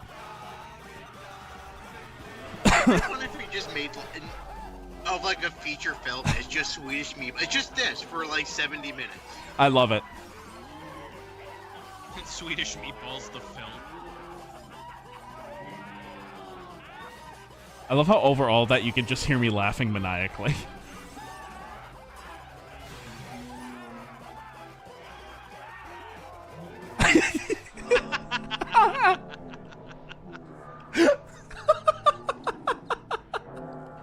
It's so wonderfully disturbing. It is. I love it. And this was the time where I messaged my mother at 3 o'clock in the morning, and I was like, "Hey, do you know how to get raw meat out of a dress? Or what's the best method for that?" And she just answered because she knows I do weird shit. Welcome to the 9 o'clock news. Oh, Jim, not Jim. Before we get into this, if you want to pause it for a sec. Yeah. Swedish Meatballs feels like the type of film that I would see like one of those like horror YouTubers cover where they're like, we never really knew what the meaning behind this video was, but maybe someday the creator will surface. Hi.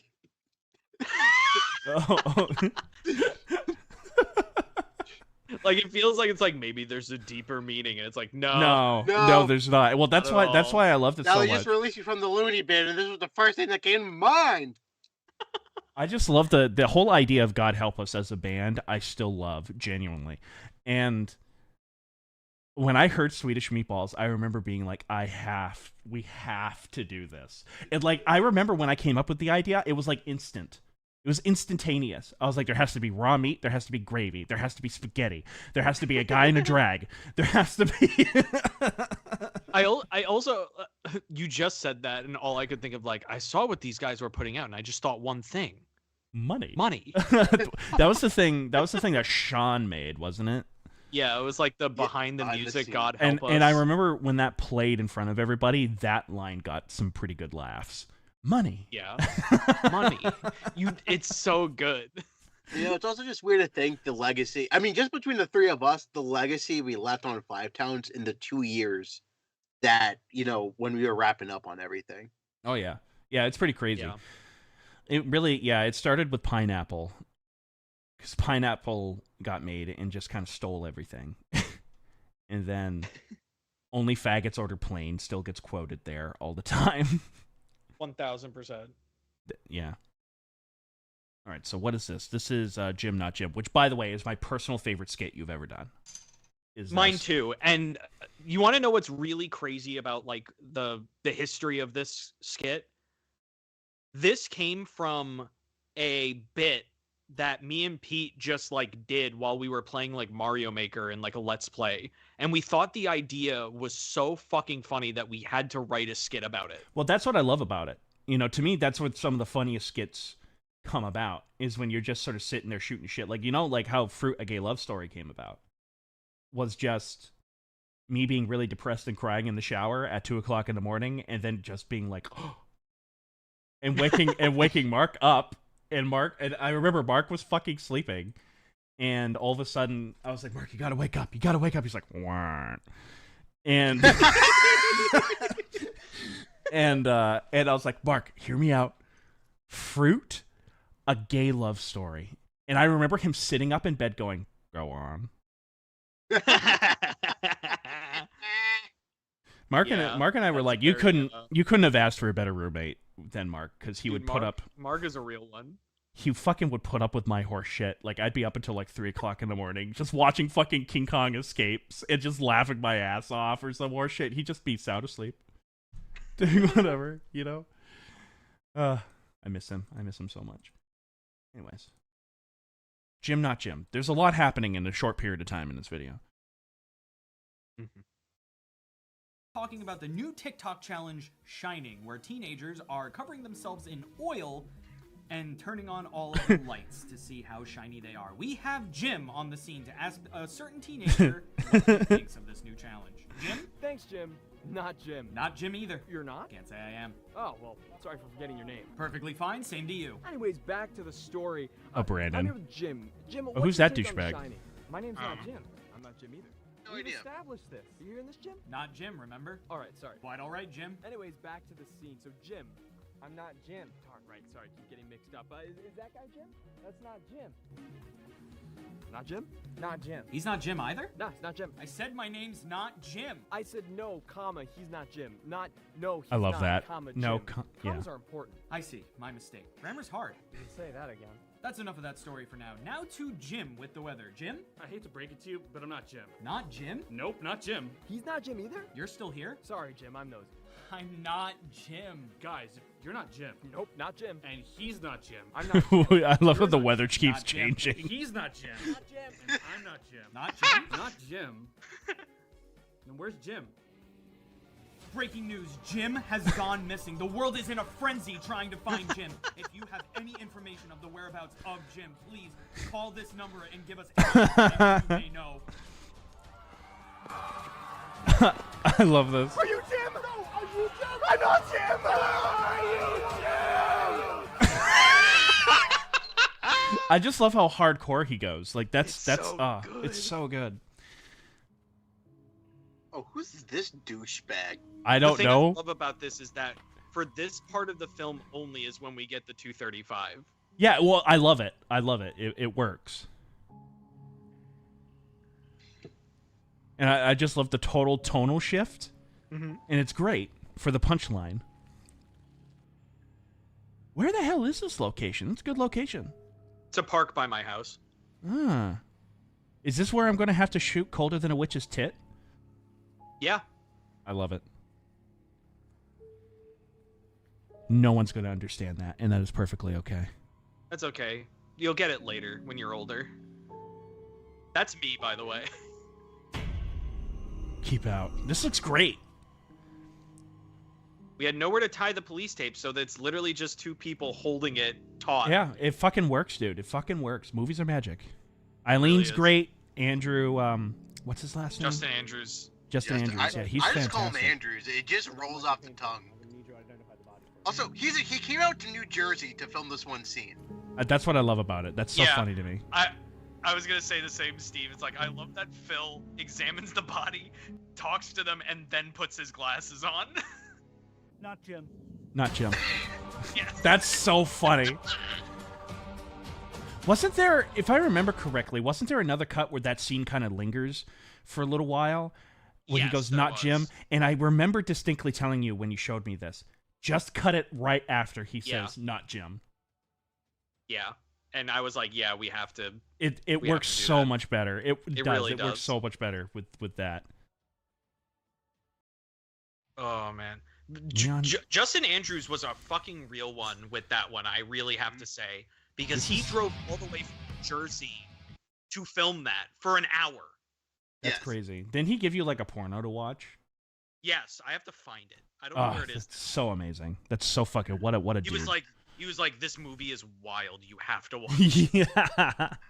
And not only that, but like he, you know, because we told him that he was gonna play like a dad or whatever, and he literally brought like 4 sets of clothes, and he's like, which one's the best? And I'm like, what the hell? This is like I didn't learn that he was coming from New Jersey until like that day, like when he told us. Right. I was like, that's fucking wild.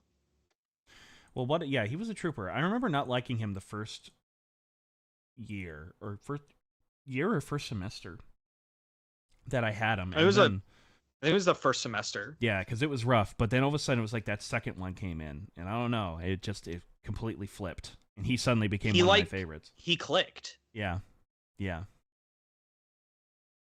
It was pretty good. But John, this is your film. This is Taquitos, my friend. Yes, this is my senior film. You talk about it. So Taquitos, as I said before, is my senior film. I wrote this, I want to say a week after we wrapped production on the Troma film Shakespeare Shitstorm, which I was a PA on. So still kind of in the whole, I want to make a weird, goofy horror movie. It just came to me just like that. Wrote it in a week. Did all the pre-production at least 2 weeks before. What's it called? 2 weeks before we actually. Oh my god! I just lost my train of thought. Yeah, no. The pre-production was done 2 weeks after the semester started, and I think we filmed in February and March, like that last weekend. Then it went on to go into 14 film festivals, and now it's on Troma now. Oh, is it? Does Troma have it now? Yeah, well, it's on their streaming service, Troma. It's on their stream. Oh, that's fucking awesome. That's better than anything I've got. You know, I've got nothing released on any of the streaming services, so that's pretty fucking cool, dude. Yeah, thank you. I gotta tell you though, this is such a Troma-esque movie. Yep. You bet your ass it is. Yeah, we all had that kind of. You and I both kind of had that phase at Five Towns where it's like, no, we've got to kind of mimic the chaos of Troma, where it's just got to be really chaotic. Yeah, Like, do you remember the improvised thing that we did where it was like ass cancer? Yes, I did. And it was just you having to take a shit, and like even that has like this weird grungy attitude to it. I don't like the skit itself because there's too much talking. However, I love the camera work, and I love how like grungy everything is and everything. But the effects you did for that, when you made the poop, it was literally like what chocolate bread you just smushed up and just threw in the toilet. Yes, that's exactly what it was. It was five. It was, to be specific, and I spent a lot of Five Towns dollars on this. I remember. It was five. It was 5X. 5 Towns. 5 Towns bucks. It was it was 5X brownies, and I remember that there was that she was a pretty nice lady, this black lady that was always behind the counter. I loved her. Yeah, she was amazing, and I just remember handing her all of those. She's like, "You gonna eat all those, sugar?" And I'm like, "Oh no, oh no." But yeah, this is I enjoyed Taquitos. I enjoyed the chaos of Taquitos. Also, I will say the shoot was very stressful. And kind of on your point, Antonio, I'm thinking of releasing this. Sean and I made a behind the scenes of the making of the film. Ooh, you should absolutely. I want to put it on YouTube one of these days. It's about 4 episodes long, and it's called 10 Hammers, The Making of Taquitos. I can tell you for a fact that for a lot of this shoot, I was asleep because we were there from like 6 a.m. to like 8 p.m. And for like 4 days straight, and it was I was exhausted. That to me, hear me out. That sounds like the time of my life. It was great, but let me tell you, on day 2, I had to reschedule the whole shoot. Yes, you did. Like that day, like in that hour. So that was very, very stressful because the original one was like the original schedule you had didn't really leave a lot of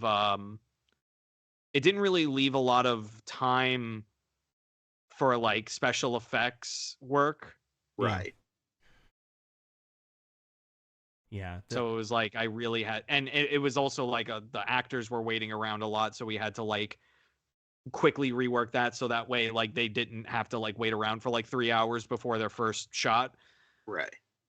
So we really had to work things around. I think that was one of the big things that I learned about, making Compound of Chaos, specifically that third zombie movie where I was saying that there's characters that were like, the fuck? There's a fucking cat up on the ceiling.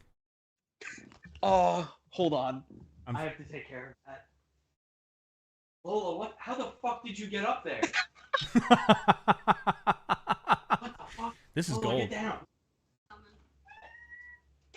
Oh, Get there again. Hang on. I am on video, by the way. I'll cut away. Yeah, hold on. I'll do that. I've cut away. Yeah. Hold on. I have to turn off my video for a second Yeah, to I cut take away. care of that. Yeah, you're good. Okay. Hold on. Okay. But here's what I was gonna say, just to sort of Oh god. sort of vamp for a little bit. I'm muting Antonio so I don't hear him on the stream. Shooting Compound of Chaos, and again, we were shooting scenes that take place together like a year later. I learned how to like really successfully shoot things where it's like, okay, I only have an actor for this amount of time, so I'm going to shoot all of their shots. And we had to do this in FM 132.9 a lot, as chaotic as that was, because FM 132.9 was crazy because everybody's schedule was all over the place. That's probably one of my greatest strengths, because I remember we could get to this when we talk about Sierra. On Sierra, I fired an actor in the middle of a shoot because of some shit that he was pulling at. Because of some shit that he was pulling I've heard at. stories. And it was not good. It was not good. However, I'm still extremely happy that we were still able to shoot shit that entire night. We didn't waste that night. There was stuff that we could shoot. There was stuff that we were doing. And yeah, it's the nature of a movie. Anyways, taquitos. Let's fucking watch this motherfucker. All right. Let's fucking do this. Was the cat safe, by the way? The cat is safe. The cat is down. She actually found a way down on her own. Good.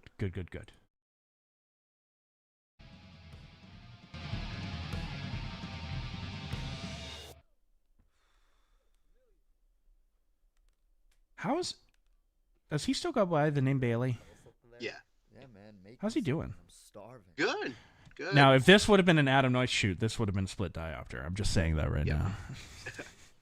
Of course it wouldn't be. I don't know. Ask your girlfriend, man. Real funny. Hey, look. If you want something so bad, you get off your ass and make it, okay? Yeah, scheduling is important, folks. And just know that once you make a schedule, know that once filming starts, it's out the window immediately. Yeah. Yup. But also, too, a note for your filmmakers: let your ADs do the AD job. Jenny that's what I love about Jenny so much, is having her on set with me. Is just, Adam, we need to move on. Yeah, that was me a lot on this set. Was John? We need to keep it moving. Yeah, and you see, that's honestly one of the things. Like, if we start shooting this web series that we really want to do, Righteous. I love that. And see, I love the camera work there. Yeah, that's so good so there. funny. Yeah, it's really crisp and nice. I like that, and I like the color too. I like the sort of warm color. Yeah, Kat did a good job editing this. Oh yeah. Oh, she did? Yeah. She edited this? Oh shit! I didn't know that. Seriously? And also, fun fact: Kat, who also plays the main female lead, She was our. So she ended up going into the role of the lead because I think one of our actresses, her car broke down in White Plains, which is like right near, before going into the city, and we were like, we're on a schedule crunch, we can't do this. Yeah. Yeah, they were like, Cat, help.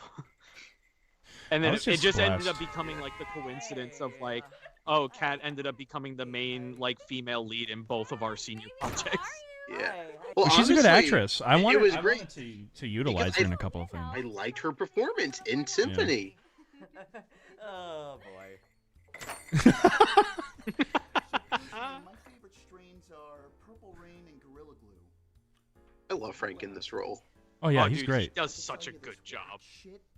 Dude, Frank does not give himself enough credit when it comes to his acting. He does such a fantastic job. Oh my god, he's phenomenal. He's actually interning with Troma right now, which is nice because he also worked on the film with me this summer. So I would love to have him have a role in AMA at some point.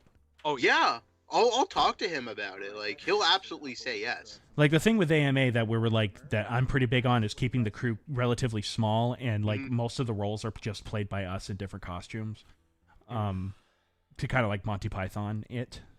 Oh hell yeah! All right, let's see what's in the kitchen then. See, I'm itching just to get behind the camera again, you know. Yeah. This looks great. Chaz, can I speak to you in the other room for a sec? Now, come on, let's go. Dude, Did anyone notice the continuity error? Oh, there's many. Oh, I know, but this one, no one noticed it until I put it out. His shirt changes. Greg's shirt changes because in this shot it was like plaid with like red and black. This shot it's now red and gray. Oh, okay. But she also brought Mike along too, and God knows what the hell he's up to. That can just get chalked up to like a color grading like issue though. Yeah, I guess. So it's really not that noticeable. I know. You put honey on them? Yes. It's supposed to be the secret. Oh yeah, the special sauce. That's The right. special sauce. The taquito sauce.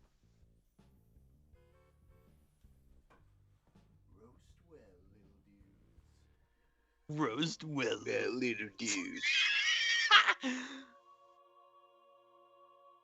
This we actually shot on my own personal camera. So this was shot on the Panasonic Lumix GX8. The rest of the film was shot on the Canon C100. I love that camera, by the way. The Camera C100. Mm-hmm. Yeah, that was my default. That was my default camera that we would shoot with. Yep. I love the quality. That's what I was like. I wanted Taquitos to be shot on that. Except for this scene. This was all Panasonic. I love that the taquitos are puking. Yeah, I love that. It's very trauma. Thank you. Hey, dude. Look, I'm sorry, okay? I just want to spend some more time with you, rather than you spending all your time with her. He's so gay for him. Oh, Kiss. Sorry for all this. I just wanted to have fun with you guys. Hey, look, accidents happen all the time. No need to beat yourself over this. I just wanted to have a good time. Come on, babe. No.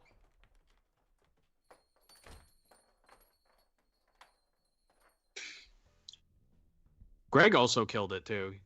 Oh, Greg was phenomenal. Who was Greg? Is that Greg? Yeah, that's Greg. Okay. Where's Greg? Not Greg. I was gonna have those later. Fog machine, foam light, and an orange gel. Was that Eric? Yeah, it's Eric. Yep. Yeah, actually, where we were standing, we built a Dutch oven, and everything would come in, and we just filmed it from there. Definitely fucking works. Yeah.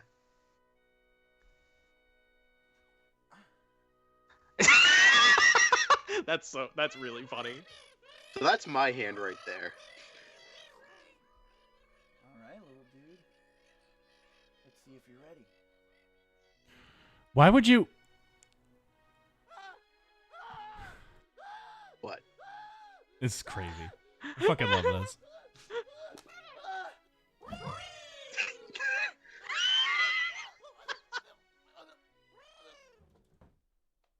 Oh man.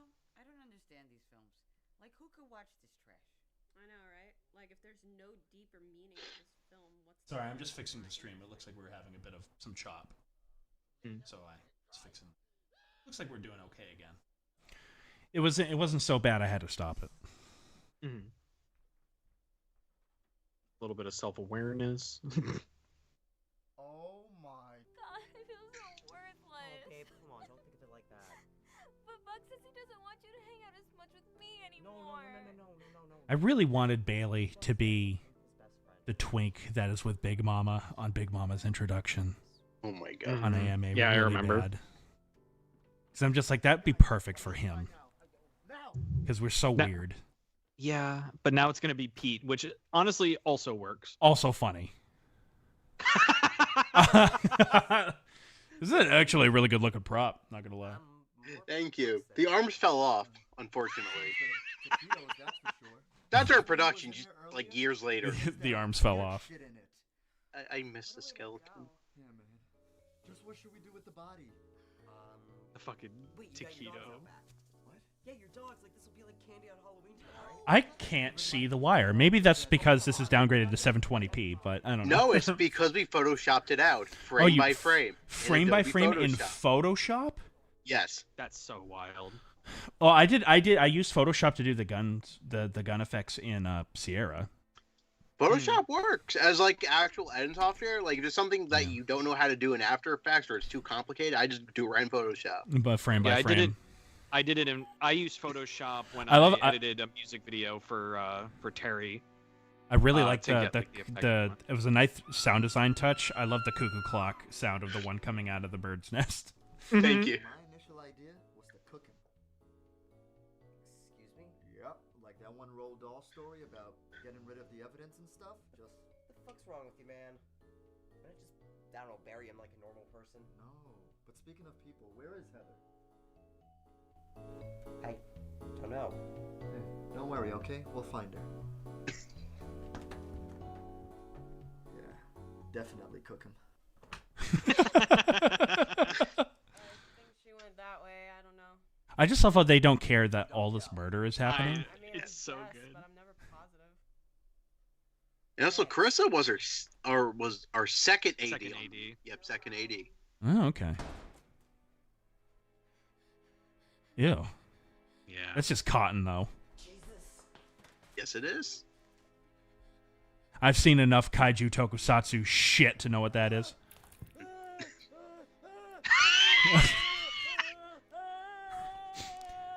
See, again, I have a feeling if this was an Adam Noyce film, I would have found a way to just have blood go everywhere. We tried. That was 2 hours of setup. Yeah. Oh, really? Yeah, I love that. What were you going to say, John? No, that was about it. Oh my god, that's a fucking a pool noodle. Oh, I love it. Pool noodle. Wrapped in tortilla. Or like a whole arm.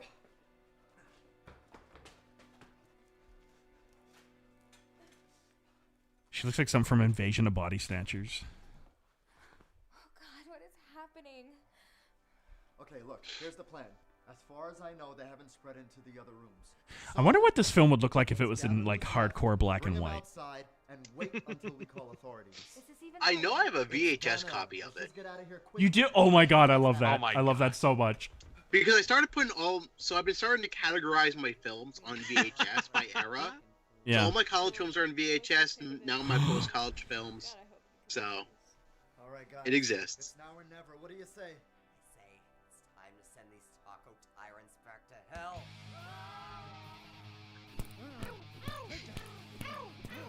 Ow! Ow.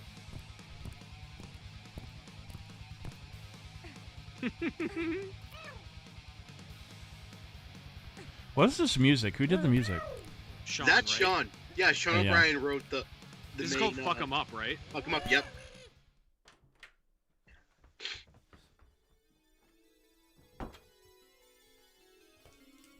Taquito man.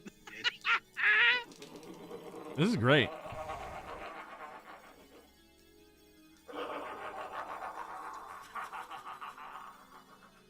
I remember one of our professors, disgraced professor Savis, got God. on my shit because like he's like, why are you taking out all this equipment? I'm like, making my senior film. Like I have nothing for class, and I'm like, too bad.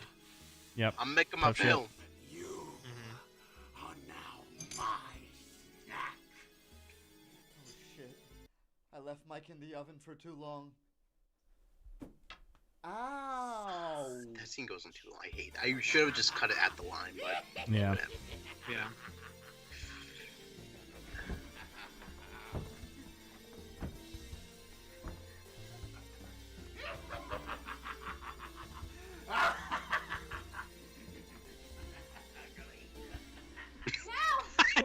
I'm gonna eat you. Who the fuck do you think you are?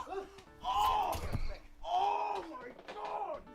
I refuse to go in there once more. Stop it! Stop it, you fiend! No!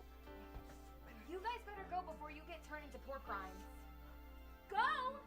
Yeah, I'm really hoping the stream doesn't get any more choppy. It looks like Spectrum's doing the thing on the internet again. Hooray. I love that. I do. I fucking love that. But I think it was like my dad was behind like this house we bought, and he just flicked a light. Yeah, that works.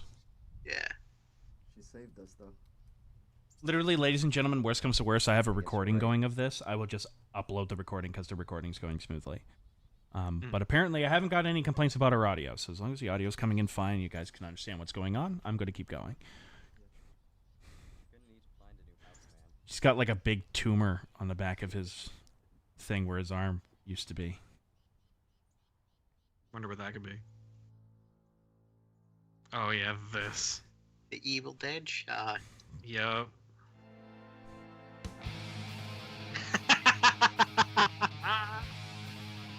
And that was Taquitos. That was my student film.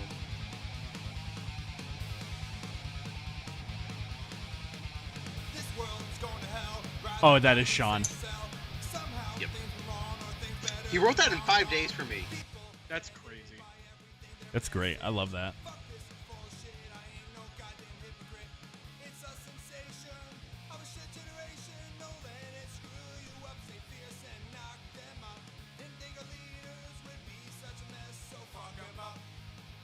Fuck 'em up.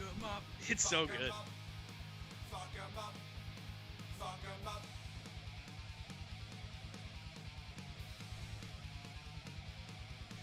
Literally no idea what's next.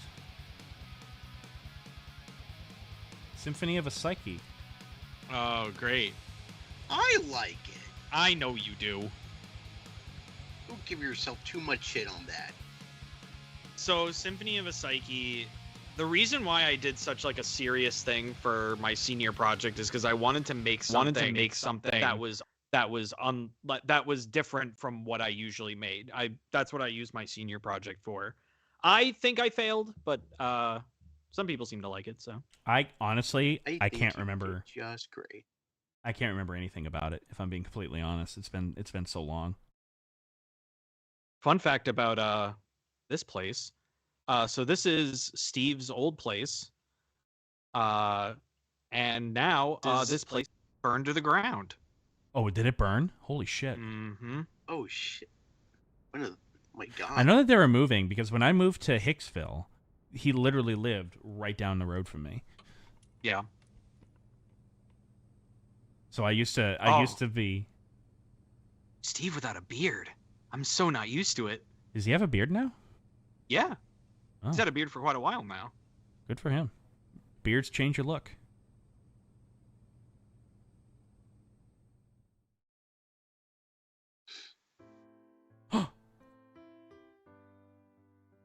You know what? I gotta say this, Antonio. I admire a filmmaker who says, you know what? Even if it fails, you know?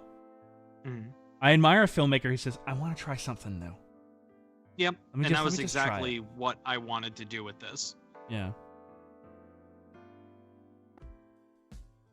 See, I like that. I like that the title comes up with the drums. Yeah. Essentially, the idea was that I was really obsessed with this musical artist named Atronox Aura, which is the music that you hear throughout the movie. And I took 5 of his songs and made a story around it, and that's how this came to be. Oh, this wasn't original music. I didn't realize that. Now, the guy who did the music, didn't he do the music for Deliver Us? Yes, he The did. YouTube poop? Okay, Yeah. cool. But like his music is really good. Oh, that's the house where we shot the movie that killed me. Yeah. Delivery Boy, which I still have all the footage for. I just refuse to touch it. That's fair. A part of me is curious if I can't salvage something from it, but another part of me also doesn't want to bring up bad memories, and because that was an example of the shoot wasn't that bad. It was grueling, but it wasn't that bad. It was just watching the footage back that had me go, ugh. See, this is one of my first regrets with this film. I really wish that I didn't have dialogue in this movie. What did I tell you, Antonio?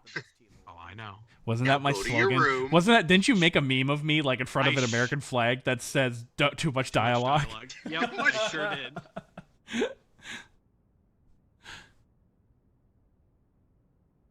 I like the purple. The purple was the pervading lighting choice that I made throughout this. Okay. That's because purple represents like the coming of tragedy, but it also represents rebirth too. And you see, I didn't know that. I always saw purple as royalty. That's another one, yeah. That's a good location. Where's that? That's the bar set in Five Towns. Okay.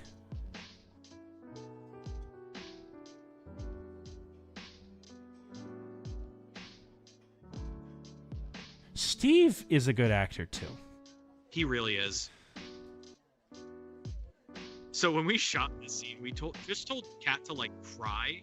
Uh-oh. And it was so convincing that we were like, "Are you okay?" I think Steve's dad walked in. He was like, "She's concerning Grandma."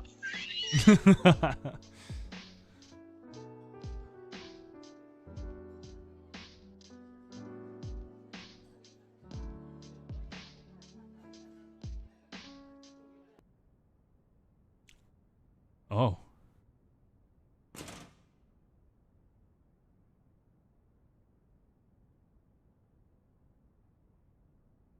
Because again, that caught me by surprise. Because again, I can't really remember what happens in this. So it's the part after this that I don't really like either, and I would think take it out of the movie entirely. Yeah, I think I remember you telling me all about it. Or if you could redo it, you would. Yeah. You know, Antonio, I like that I like the use of the 2:35 aspect ratio.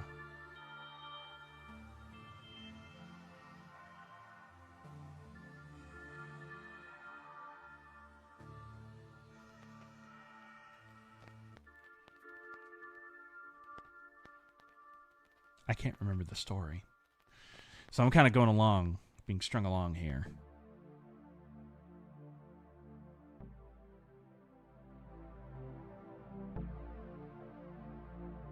I love shots like that. Sabino knows how to use a camera. He sure does. Who shot this? Anthony Sabino. Oh, okay.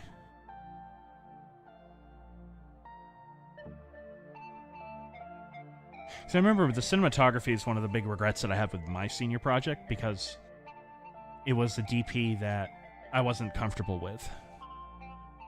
And he didn't know how I operated.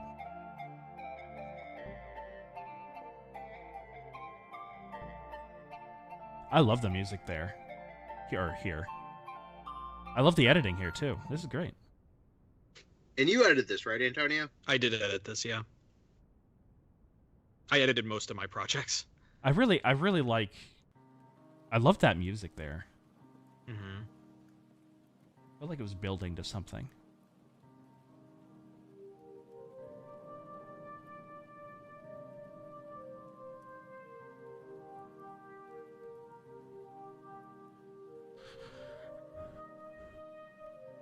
Excuse me.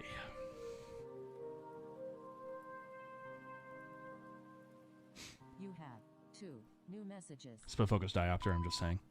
Hey Siri, you haven't answered any of my That's calls. mine. Are you all right? Oh my god, it is. I forgot Mai was in this. She is a very good voice actress. She really I know. I can't wait to finally do the audiobooks. Yeah, honestly, because we had her do the voice of the main actress in Lactus Detective Agency, and she was fucking great for that. Oh, okay. Listen, man, I've been calling you the past couple of days. And I know that voice. Who's that guy? If you don't come into work He's a fucking today, asshole. I'm gonna have no choice but to fire you. What a dick. There are no more What a messages. big stupid poopy head.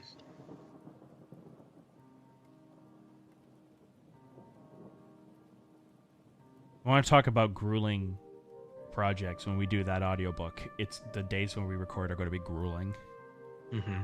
This is the part I would change. This is the part that you would change? Yeah, this entire sequence. I like the purple from outside. Yeah, Is that he about was to take Eric's idea. what He is did this, such LSD? a good job with the lighting for this Yeah, shot. he did great. That's great. Did you fill that with smoke a little bit? A little bit, I believe. Because that's you don't need much to get a good beam like that. He take LSD? Was that what he was doing? Yeah. Oh yeah.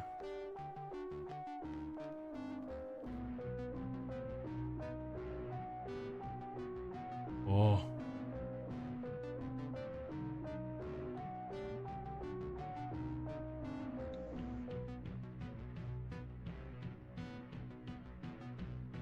Okay, that's creepy.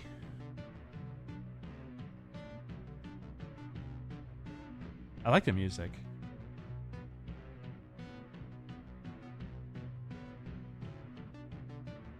Yes, Godzilla Kiru, and that's the only information you're going to get out of me about the audiobook. No, it's okay. Are you hurt? No, I'm perfectly fine. Really. Oh, I see what you're trying to do. It's not true, is it? What do you mean? You were hurt, just not the way I meant back then. Well, being in a relationship with me, you probably had your suspicions. If only I was there for you more. If I actually succeeded in making you happy, then maybe you'd... And we did the green screen in Masscom, right? The Masscom Yeah. department, yeah. Nothing you could have done for me. Oh, I know where you did it. Just because I was suffering doesn't mean I didn't have any happy moments. I was never faking it any time we were together. I just happened to have my worst day. But thank you for giving me a happier ending.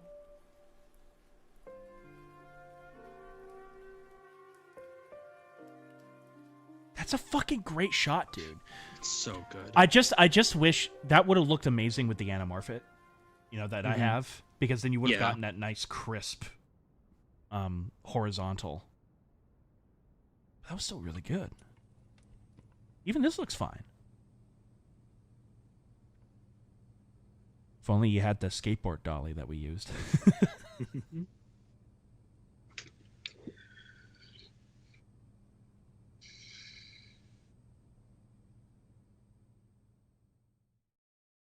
And pluck. Yep. Love it. I love it. I think you did a fucking phenomenal job. Honestly, the more I watch it and the more time that passes, I do like it more and more that when I watch it. What the hell was my credit on that thing? Oh, did I donate money to it? Was that what I did? No, I didn't ask for money for this. I think you did call sheets. I think Adam did the call sheets. Yeah, you did call sheets. I did something. Yeah. You. I know what you did. You scheduled the shoot. I think you helped Oh, me okay. schedule. Okay. I can't remember if I'm being. And you asked, and you were like, the only thing I asked for in exchange is giving me a second AD credit.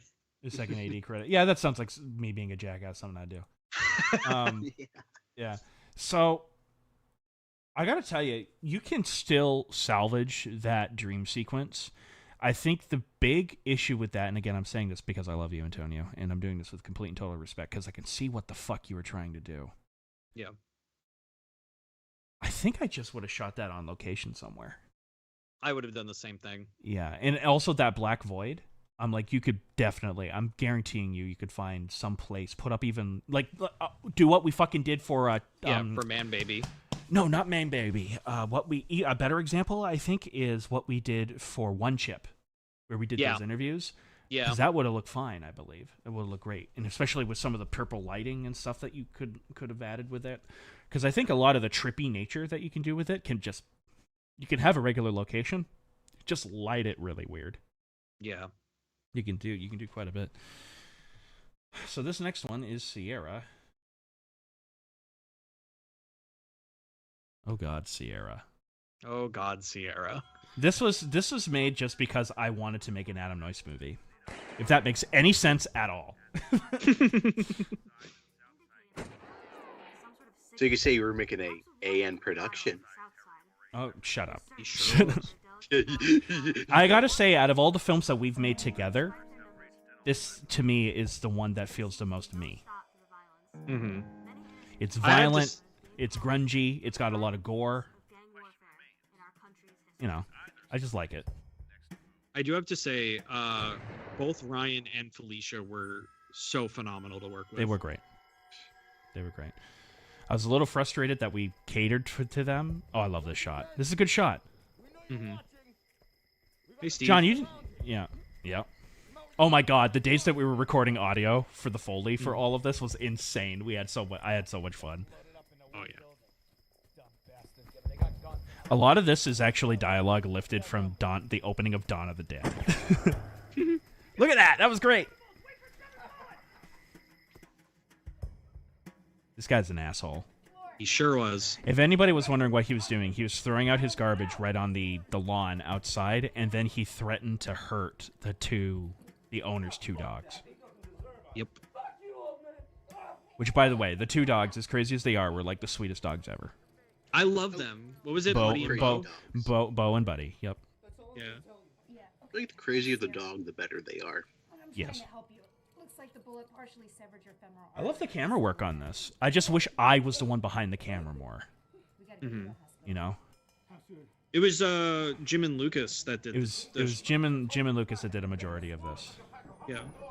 Alessandro Imperial, I believe his last name is, also. Oh yeah, Alessandro. This is also my first film I did in full 5.1 surround sound.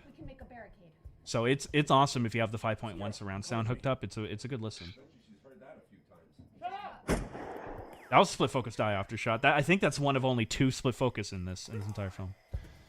And this was shot at a place that Jenny knew. Yeah. Several months later. Was that me? Yes. It was you or Steve. It was one or the other. I know I die like 3 times. We die tons, but we had like different outfits that we bought from a Goodwill. Yeah. I love hearing the dialogue upstairs. Just like an entire movie going on upstairs. That is really funny.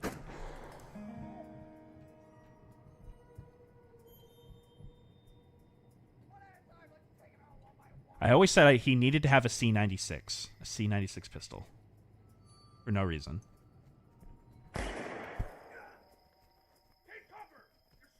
There's my cameo. And I'm covered in blood.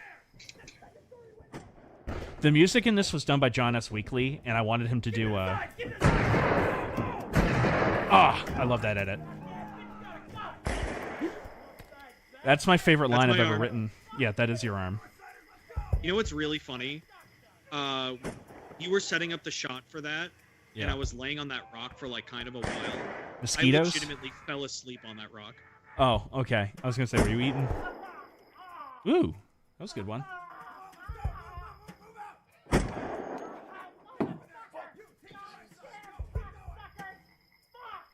I love the fucking screaming outside is hysterical.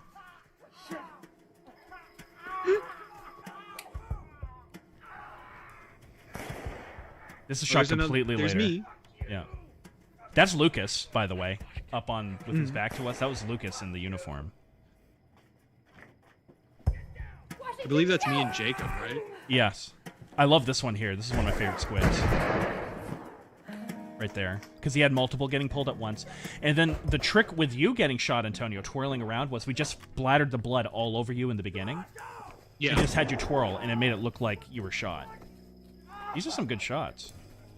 I love that one. Ugh. Mm-hmm. I dig it. You see, in that shot there, with all of you lying down, I wish you were moving. I wish I had you guys moving instead of being, like, dead. I wish I just had you wounded. And more blood, of course.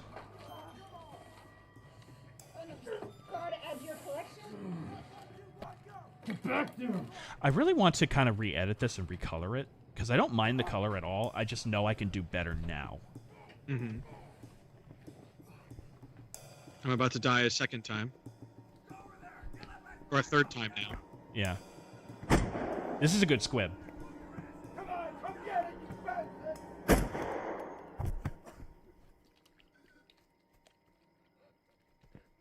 Fucking penny squibs, dude. I love them. And what those are is it's just we used like a washer, tied fishing line to it, hooked it up to a balloon with a lot of pressure on it, and we just rip it back up with like a 2x4.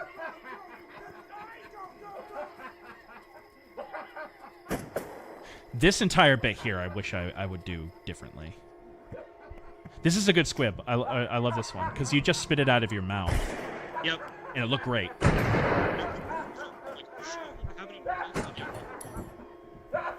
What'd you say, Antonio? Sorry.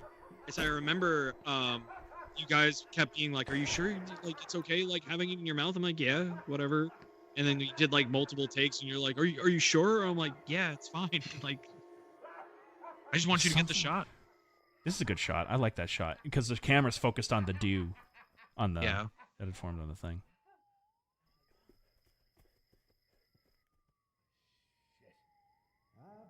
This song was provided by the Precautions by Matt Nussbaum.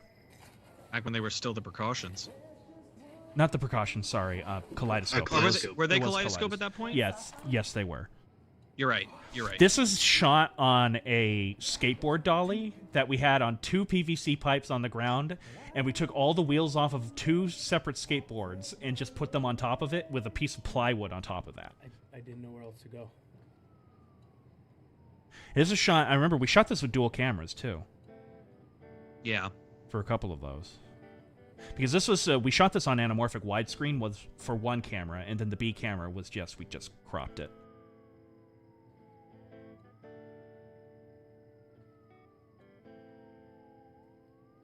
Oh man, I cranked the film grain up on this to like 20.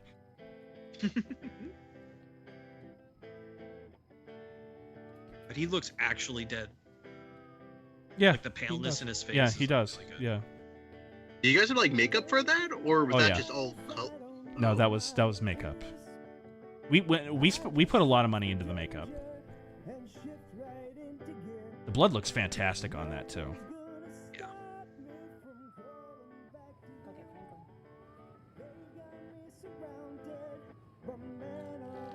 This is a good shot here that I enjoy. I just wish I had one more light to kind of illuminate her eyes.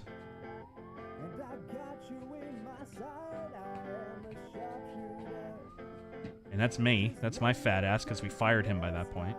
Yep.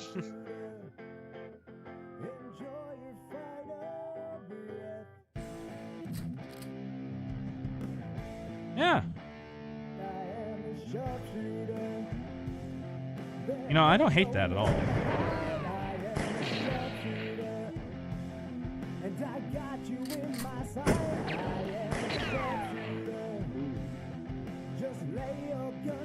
Like the guns.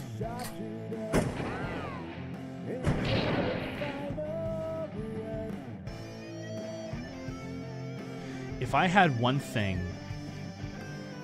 I would add a little more sound effects on everything. And I know for a fact... Oh my god. And I know for a fact this is the last thing I'll say on it. I really want to use Italian spaghetti western classic sound effects for the guns. I don't care what anyone says. That's what I want. So this is one chip. This has never aired anywhere on A&P at all whatsoever. Not in a live stream, not in anything. This is the Lost Fat Man Little Boy episode, essentially. Yeah. So, Hysterical. It all started with one fateful trip to 7-Eleven. Music by John S. Weekly. John S. Weekly did the music for this as well. Mm-hmm. 3, 2, 1.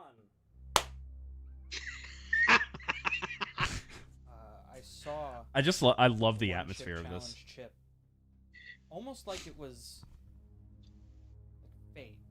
And memories flooded back of Adam telling me that this was something that he wanted to do. Big mistake. The old intro. For quite a while to do a Fat I Man can't Little Boy believe, episode I can't believe how where much we do weight the I've one-chip lost challenge. I mean, this since is a show this. that I've always thought was built for that kind of stuff. And I messaged Adam immediately that I bought them. I remember when I came up with this idea, I was like, we have to treat this as dead fucking serious as possible. Oh, dude, yeah. That's the joke. That I said, let's do it when he bought the chip. Because I could have said no. I love the music. I love that. I love that. The only thing that I truly know is that what happened happened. So the day finally comes. I pick Adam up from the train station, drive him to my house. Standard protocol when it comes to Fat Man Little Boy episodes. It's like a The night started out great. It's like a fucking murder mystery thing. I love it. Lots of great stuff. I've had spicy stuff before. I've had blazing sauce at Buffalo Wild Wings. I've had after death sauce at this point. I've had a bunch of other hot sauces that I've Didn't we tried. just we shot this in your basement, right? Yeah, this is in my basement. Yeah. We've eaten tarantula. We've eaten pig's feet. Ironically enough, was not terrified to try this chip, I should have been. but I should have been. I love that. I love that. Warning, it hurts like hell. Oh yeah, this is I before we sure had remember we when had we camera looked at B. the pamphlet that was the Yeah. inside of the When we would have the the camera package. just be our handheld. Challenge Yeah. blatantly says on it. Eat the entire chip. See, that's what I love about the editing of this. Who The challenge fuck had the idea blatantly of says on the it, then it chip? cuts to us in that moment reading the challenge. Just take a bite. You're set. You're fine. But the whole thing. Why? I love the music They actually have tears. He did such a good job. Of because I didn't tell him what it was for. how long can you last before? I just said mimic this style of music. I'm not telling you what this is for. Just make it. 5 minutes, you're a featherweight. Okay. 10 minutes, you're a lightweight. I think we didn't even last 10 seconds. No, and I called us pussies. Okay. 1. I love this. 2, 3. Bam. Yeah. And I have not been the same since this, by the way. I don't think I have either. I used to be a daredevil with spicy food, and then Me too. this happened, and I'm not This happened. anymore. Yep. Was it really same. that hot? Yes. It killed somebody, John. Yeah, they were literally recalled because it killed people. Yeah. Oh. Oh my Spice started to goodness. come Oh. on. Oh And my then god. It just kept This is the most pain I've ever been in. increasing. Same. And increasing. Adam told me, don't breathe through your mouth. Oh, I love that edit. I love that edit. I was trying This is a to blast heed editing, Adam's Antonio. advice. Oh, I it really, looks really fun. really did. Holy fuck, that hurts! I'm drooling.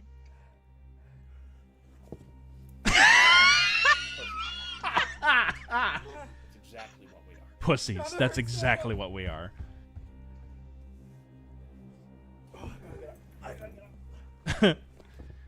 I can't do it. I can't do it. I drank milk. I remember looking for the milk and drinking it. For some reason, I thought that might help my stomach. In hindsight, I think that just made it worse because now you're adding the substance into your stomach. It soothed my mouth for What about actually was the problem is that it was 2% 2 milk. seconds, and then Should have it been all what came should have been rushing whole. back. Yeah, because Yeah, that milk is it mostly hurts too water. much. Yeah. I gave myself the personal challenge of no matter what I eat on this show, I will not throw up any of it. I love this. I thought I was going to lose that day. Just the timing, man. I can honestly deal with how hot my mouth is. For something how hot my where we really intestines did are not have a was not script, where it right. really was just us telling the after a story, while, we are it came very Yeah. good at telling a story. Yeah. I got up. And I I was like, I gotta find Antonio. I don't know where he is. I was pacing around the bathroom. I love that. I was playing with my hands. I was rubbing my arms. Adam walks up to me. I knew he was recording. Now my gut instinct is to laugh at him. I bought thick water. What did you buy? Oh yeah, this is the day we shot Thick Water. Yeah. Which is still one of my favorite episodes, by the way. Needing to Very good. shit was coming and coming fast. You know, I sat back down. Of course, the camera's still recording this entire thing. And I feel... I love... I was like, please, There's no just something. There is It's so good. Something come out so I can feel to describe it. It just any bit of stomach relief. I literally heard my stomach gurgling the loudest I've ever heard it. Oh, that pain. It's come right Oh, the fucking music here back. is so good. It was at this point I knew I was in for the night from hell. I got back on the toilet, straight liquid. At this point, That line, I got back on the toilet, straight liquid, killed my Aunt Ray. so good. She was dying. She was wheezing. She was laughing so hard at that line. Well, apparently there was still some on my fingers. And I got some in my eye. Walked back into the room where we filmed Fat Man Little Boy. And it looked like a tornado hit it. The table was moved. The microphone was knocked down. There was shit on the floor. What the fuck happened here? And you see, kids, I washed my hands. I followed the instructions. I washed my hands with hot water and soap. It didn't work. Is this bloodshot? A little bit. Yeah, a little bit. That hurts so bad. I have snot coming out of my nose and everything. Oh, it's so good. And it came back full force. There was one point I was in the bathroom. Oh, I love this. And I just let one fucking rip, dude. And it was the greatest fucking feeling in the world. I remember the car ride home. I remember it. I want to preface that, like, all us too well. coming I wish back I blacked to, like, out. talk The about what entire happened, car ride. like, while we were filming the episode, was Mhm. literal hours later. Literally hours later, yeah. Every corner you take. Felt like my stomach was twisting and at the same time bloating. I was truly lucky that the bowel movement in which I had Love was this. not that bad. Just like any other shit after eating Buffalo Wild Wings. Nothing crazy.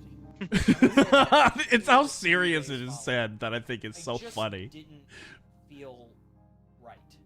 I hate his guts because he's the one that bought the chip. He was the one that had the chip and he brought it in. He's the reason we ate the thing. But is it really? Because I look back on that fucking night. It all started with my idea.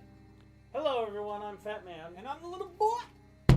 We were so happy. We didn't I know. No, I see a I know. lot of We these didn't know. videos on YouTube about the one chip challenge. And a lot of those reactions are really over the top. If that's what people were expecting us to have while watching this episode, that's not what they got. What they got and what they're seeing is the truest reaction possible. Do not, under any circumstance, do this. I know that Are we going to be okay, Antonio? We're gonna be okay. Are we going to be okay? We're going to be okay. Tell me we'll be okay. We're gonna be okay! We both said to ourselves, never again. We literally vowed from then on that we would never do spicy food on the show ever again. We would And never do. haven't. We have not. No, we've had slightly spicy shit, but nothing like that. But like we meant more so like we would never do anything where it's like the point of it is that it's really spicy. Right. All right. How many more? I think we only have Antique Foo. That's it. After this. Oh, okay. Cool. We'll end on a high note with Antique Foo. This Hell was, what is this? Is this Campfire? Yeah, this is the last. Campfire. This is the last thing we ever really did together. Yeah. As ANP was this. And I think I did it because I wrote the script a while ago, and I was feeling very angsty, and I just wanted to write something that sort of dissects like manhood. I've just two friends talking with each other. This guy here is staying, in the States, or staying here. This guy's joining the army. Plus you've been drinking. You need to sober up. Alright, man. I could drive home if I want. These guys did pretty good. Yeah. It was I remember cold. them being pretty cool too. It was a very cold day. Yeah, it was very fucking cold. I remember them being pretty cool. You got them off backstage, right? Yeah. Split focus. Split focus. I genuinely love this shot. I genuinely do. Yeah. I remember smelling like smoke. Like my stuff smelled like smoke for weeks after this shoot. Yeah. Because we were standing right in that fucking, and it was windy. And I remember to get the flames to look like they were burning, all we were doing was like waving our hands like this in front of the light. Yeah. And it worked. It fucking worked. Who am I gonna sit with around a fire and drink beers with? Probably anybody that you want to. Touche, man. Touche. It was just, I remember being like, let's do something kind of simple. It was just two guys sitting around a campfire talking. I think it came out fine. I think it came out pretty good. And I remember we had a hard time with the audio, so we had the mic kind of down in a box to kind of shield it from the wind. Yeah. You asked, why am I doing this? I needed, I don't know, something new. Some structure, discipline maybe. Oh, and this is the first thing we shot with my Blackmagic Pocket. And this was the first time I ever did a 4K production. Just what? Just don't turn into my dad. Why? He loves me. Yeah, I know he does. Don't remind me. What do you do? But I love the lighting. Yeah. Jim did a really good job with the lighting, because Jim was the DP on this. And while this to me doesn't look like an Adam Noyce film, to me this has the dialogue of a film that I would make. Oh Looking yeah. back at it. Because I'm obsessed with masculinity. What does it mean to be a man? No, you just got quieter. And the bond between men, where a lot of it is unsaid. Archie, you want me to be honest with you? I think we shot like all of this on like a 24mm lens. He's the one who put I think you're right. I figured. I think he wanted me. This is to shot at too. Jenny's house in the middle of the night. Yes. 'Cause I remember when the actors weren't on set, like being actively used, you had them stay in that little like gazebo area that To stay she had warm. Yeah. To stay warm. Meanwhile, we were just freezing our fingers off. Sure were. I remember being in full like hat, like two coats, gloves. I think we were wearing a mask because this was during COVID. pandemic. Yep. What, you don't want me to change? No. There's a couple of cringe lines in this that I would Yes, change it makes you now, happy. but I like a lot of the dialogue in it. What about you? I don't got many friends here anymore.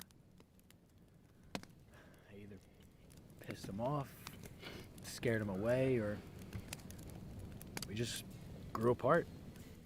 John S. Weekly threw together this little acoustic bit too in like a couple hours, and I think it's nice.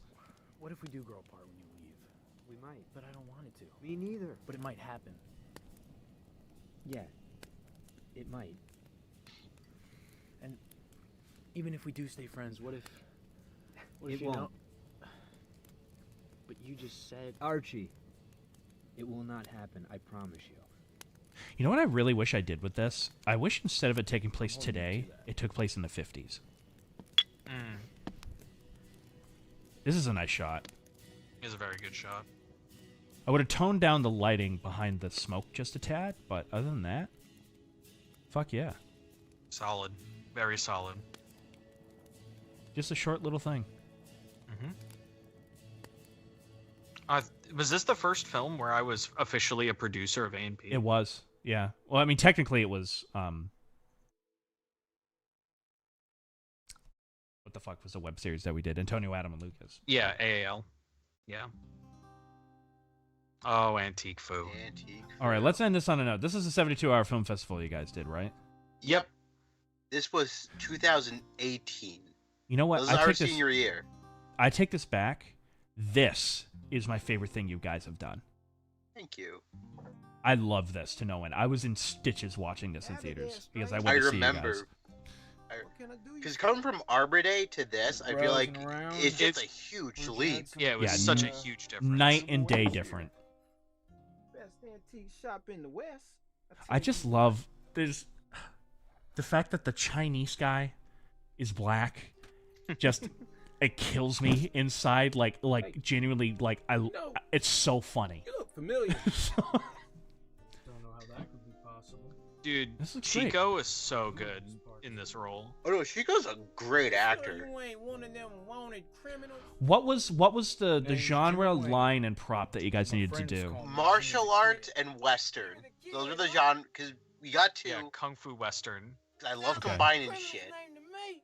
Line was, can you put that back, or something like that? Yeah, it was like, can you put that back? Or can you put it back? Yeah. Yeah. And then the prop was a keychain. Yes, it was. I don't know where that keychain went. It was like a Rainbow Dash My Little Pony keychain that we found at parties. That one right there. Yeah. I love this style of cinematography, genuinely, with the camera kind of panning over into focus kind of changing. Yes, sir. This is the most Adam thing you're going to hear all night. It's very Italian. And I know you guys didn't intend that, but it looks very Italian. As a giddy myself, I appreciate it. Well, This genuinely looks good. I love even that shot. That looks great. Yeah, this was also filmed in my basement. I still have a piece of gaff tape hung up right there from the film. Yeah, this took forever to set up the first shot, but it was so worth it. Stupid. I got so sore after the shoot because of the amount of times I threw myself. Kung Fu. Black belt. Oh my god, that is your basement, John. I only recognize it now. There's only one thing, and this is all the only criticism I give this film. I wish this was 235 to 1. Mm-hmm. But it's good. It's fucking great.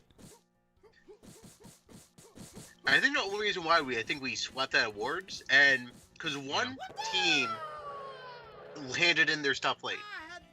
Yes, I remember that. Yeah. So that kind of helped us in the long run. Yeah, definitely. No, this is by far the best one. What the fuck? What the fuck? My favorite line you say in this, Antonio, is, "What the fuck's a chakra, and why are there 7 of them?" Everybody, that's the thing that we get quoted on. Why do you need so many?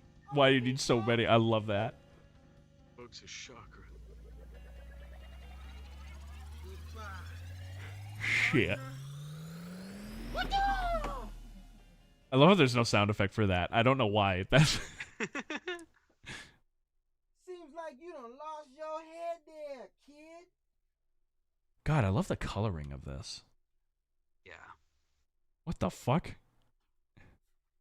I love this.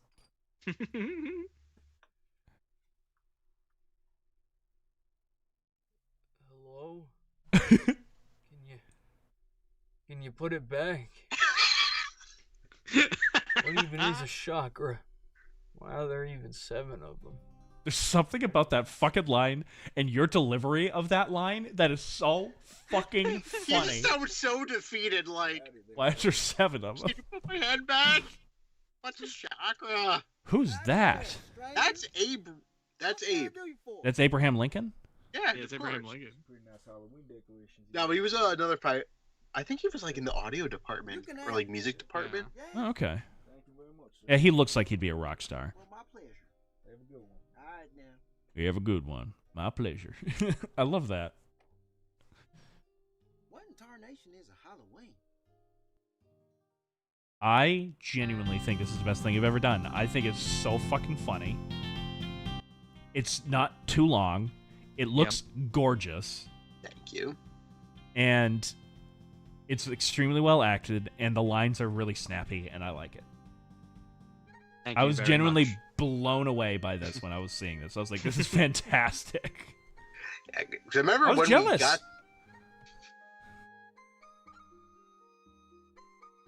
The Jacob Casio synths. Who can forget it? Yeah, who can forget it? Actually, the synths were on my computer. Jacob just did the MIDI, handed the MIDI over to me, and I Yeah. just ran everything in GarageBand. Oh, okay. So, yeah. I remember editing that one down to the wire because I think it was like I was volunteering in the equipment room that day. Yes, and you you were editing the film, and we were literally while I was working the equipment room, we were you were sending it to me, and I was like, all right, you have to change this, and this, and then you would send it, you would do it, and you would send it back, and I'd be like, okay, this, and this now, and there was like maybe like 5 passes like that before we handed it in like 15 minutes before the I love it. deadline. Yeah, I love that shit. That's where the fun comes in. Oh yeah. I do have fun with 72 hours because we did Turnaround. And Turnaround is another film where I'm like, I love the idea of it. I just wish we had one more day to really kind of flesh it out and kind of improve upon it. Particularly with the script. Wow, Jesus fucking Christ, we just went over like what feels like our entire fucking career. Yeah, basically, right? Oh my God. That was insane. This is the longest live stream I've ever done, I think. Yeah, it's been like, what, 5 hours? Just about 5 Almost. hours. I think it was worth it, though. It was cool looking back at all of our work and kind of examining it. And to me, it's almost like how you sort of like discover like your roots is doing shit like this. Kind of going back, looking back at your old shit and being like, oh, I missed that, or I miss the simplicity of that, and just kind of going back to basics is what I want, and specifically, I want to do shit with you guys. Even though I live in Maine, it would be like me coming up on a vacation pick, to shoot, whatever it is that we want to shoot. Just really quick, looking back at all your shit, what do you guys think? Like your work.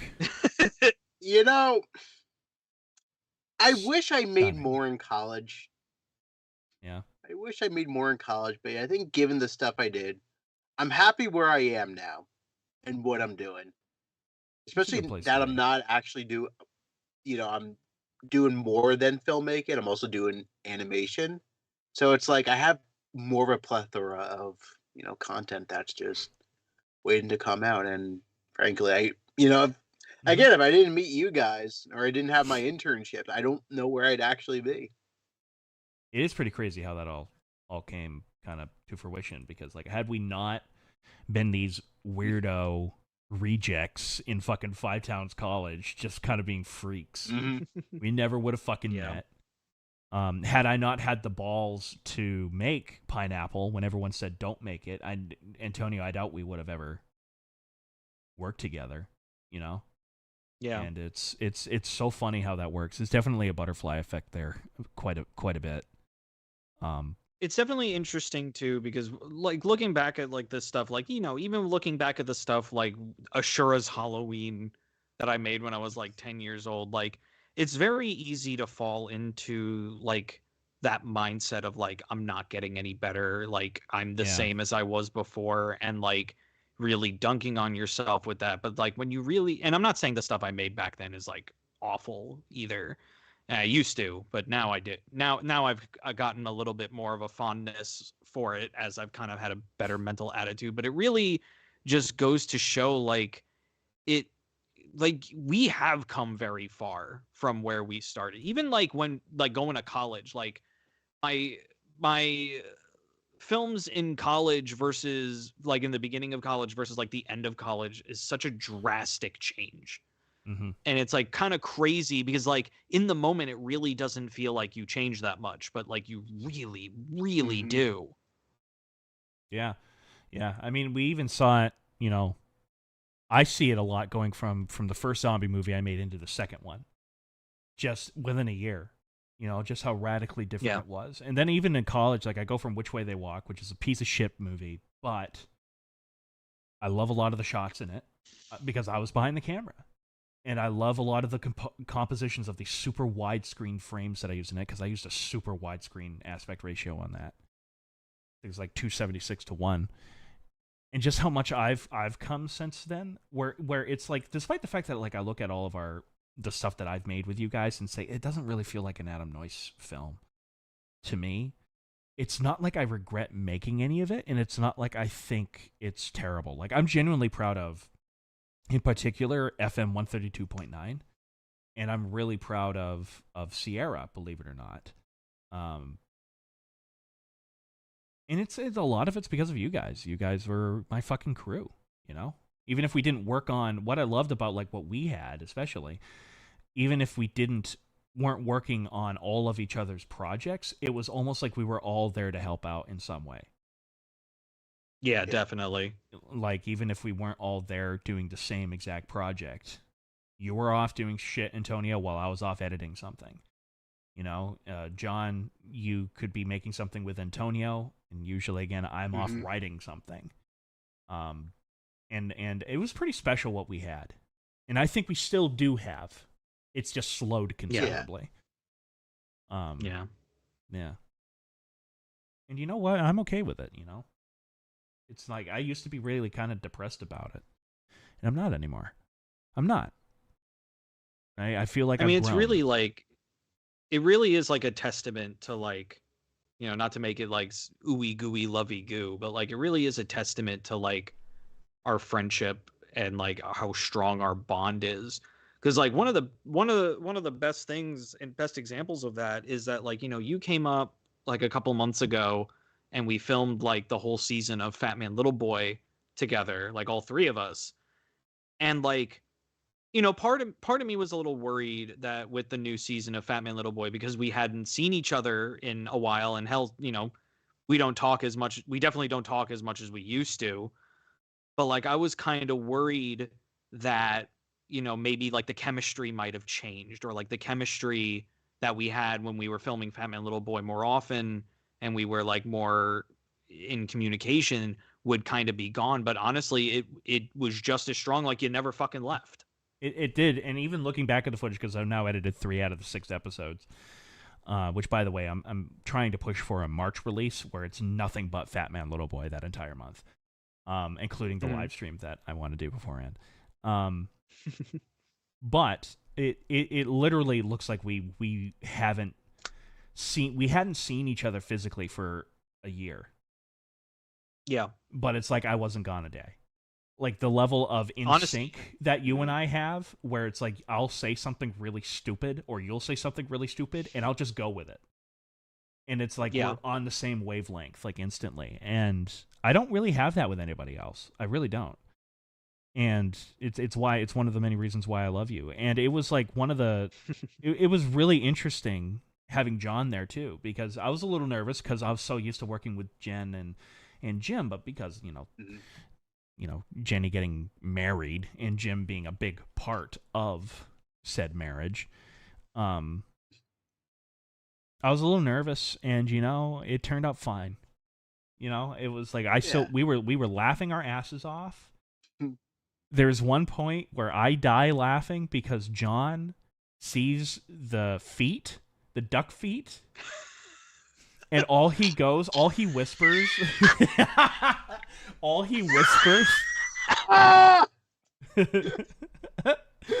John, all you whisper into the microphone of the B camera, and I use the audio from that, is you going, "That's disgusting." and I just die. Love it. And I love doing Fat Man Little Boy. Fat Man Little Boy is by far the most fun I have doing a project. Oh, yeah. It's so good. Yeah. But yeah, I don't think there's any like better show of like our chemistry on Fat Man Little Boy than when we did the Hershey trip. And there was like one point where you were like, "I have to pee," and I'm like, "You want me to hold it?" You want me to hold your dick? And you're like, No. Yeah. It was you. You said you had to pee, and I was like, oh, you need me to Yeah. hold you? No, I was like, oh, you gotta, yeah, something like that. And then Antonio asked like, yeah, you want me to hold your dick? You know what? Yeah. You know what? Yeah. Let's go. And it just cuts away, and I'm like, that's so funny. And I really want to do another road trip, just because that was a lot of fun, and I would love to do that again, just to make it something special. Why not a world tour? We just We'll do a world tour. We'll do it. The Fat Man Little Boy World Tour. We're not quite Go there to yet, North John, but we Korea. will.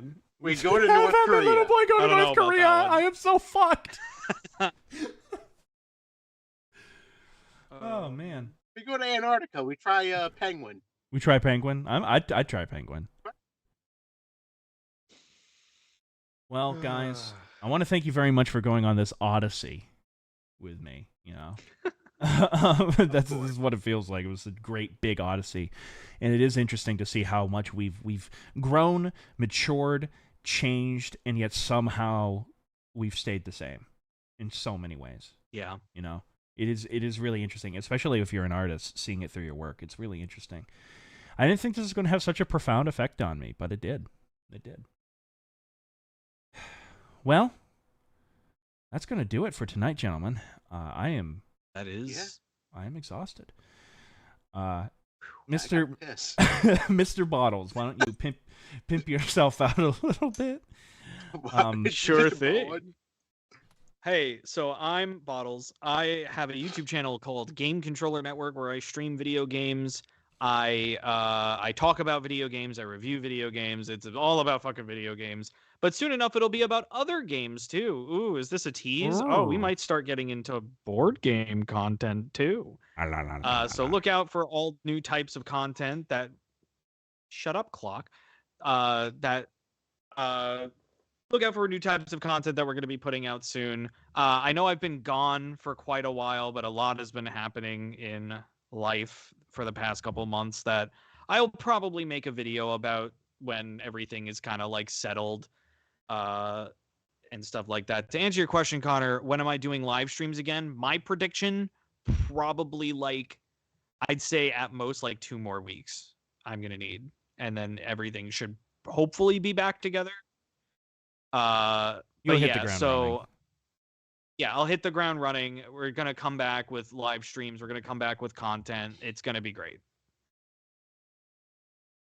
And John, what about you, sir? So you can find me at Neon Dream Studios on YouTube, where I post a lot of my cartoons, animations, and films. I have a few stuff in the works right now, so please stay tuned for that. I love it. And of course, I don't really need to pimp myself out because, you know, this is my YouTube channel. All my description is in the all of my social media is in the description below. You can find me there, especially on Facebook. I'm the most active on my Facebook page. That is where I am most active. My Twitter is basically dead since it got hacked. However, oof. Yeah. Ironically, it was nothing but gay porn that was popping up on my Twitter, and I was like, oh, that's fitting. They knew what you wanted. I They was knew like, what you okay, truly well, at least they know me, you know. But yeah, again, all 3 of you, thank you. If I could pull up the right fucking screen, Jesus Christ, thank you all for joining. This is a lot of fun. I personally think this is a great live stream to kick off the year for AN Productions. Agreed. Alrighty, well, with that being said, guys, sayonara. All right.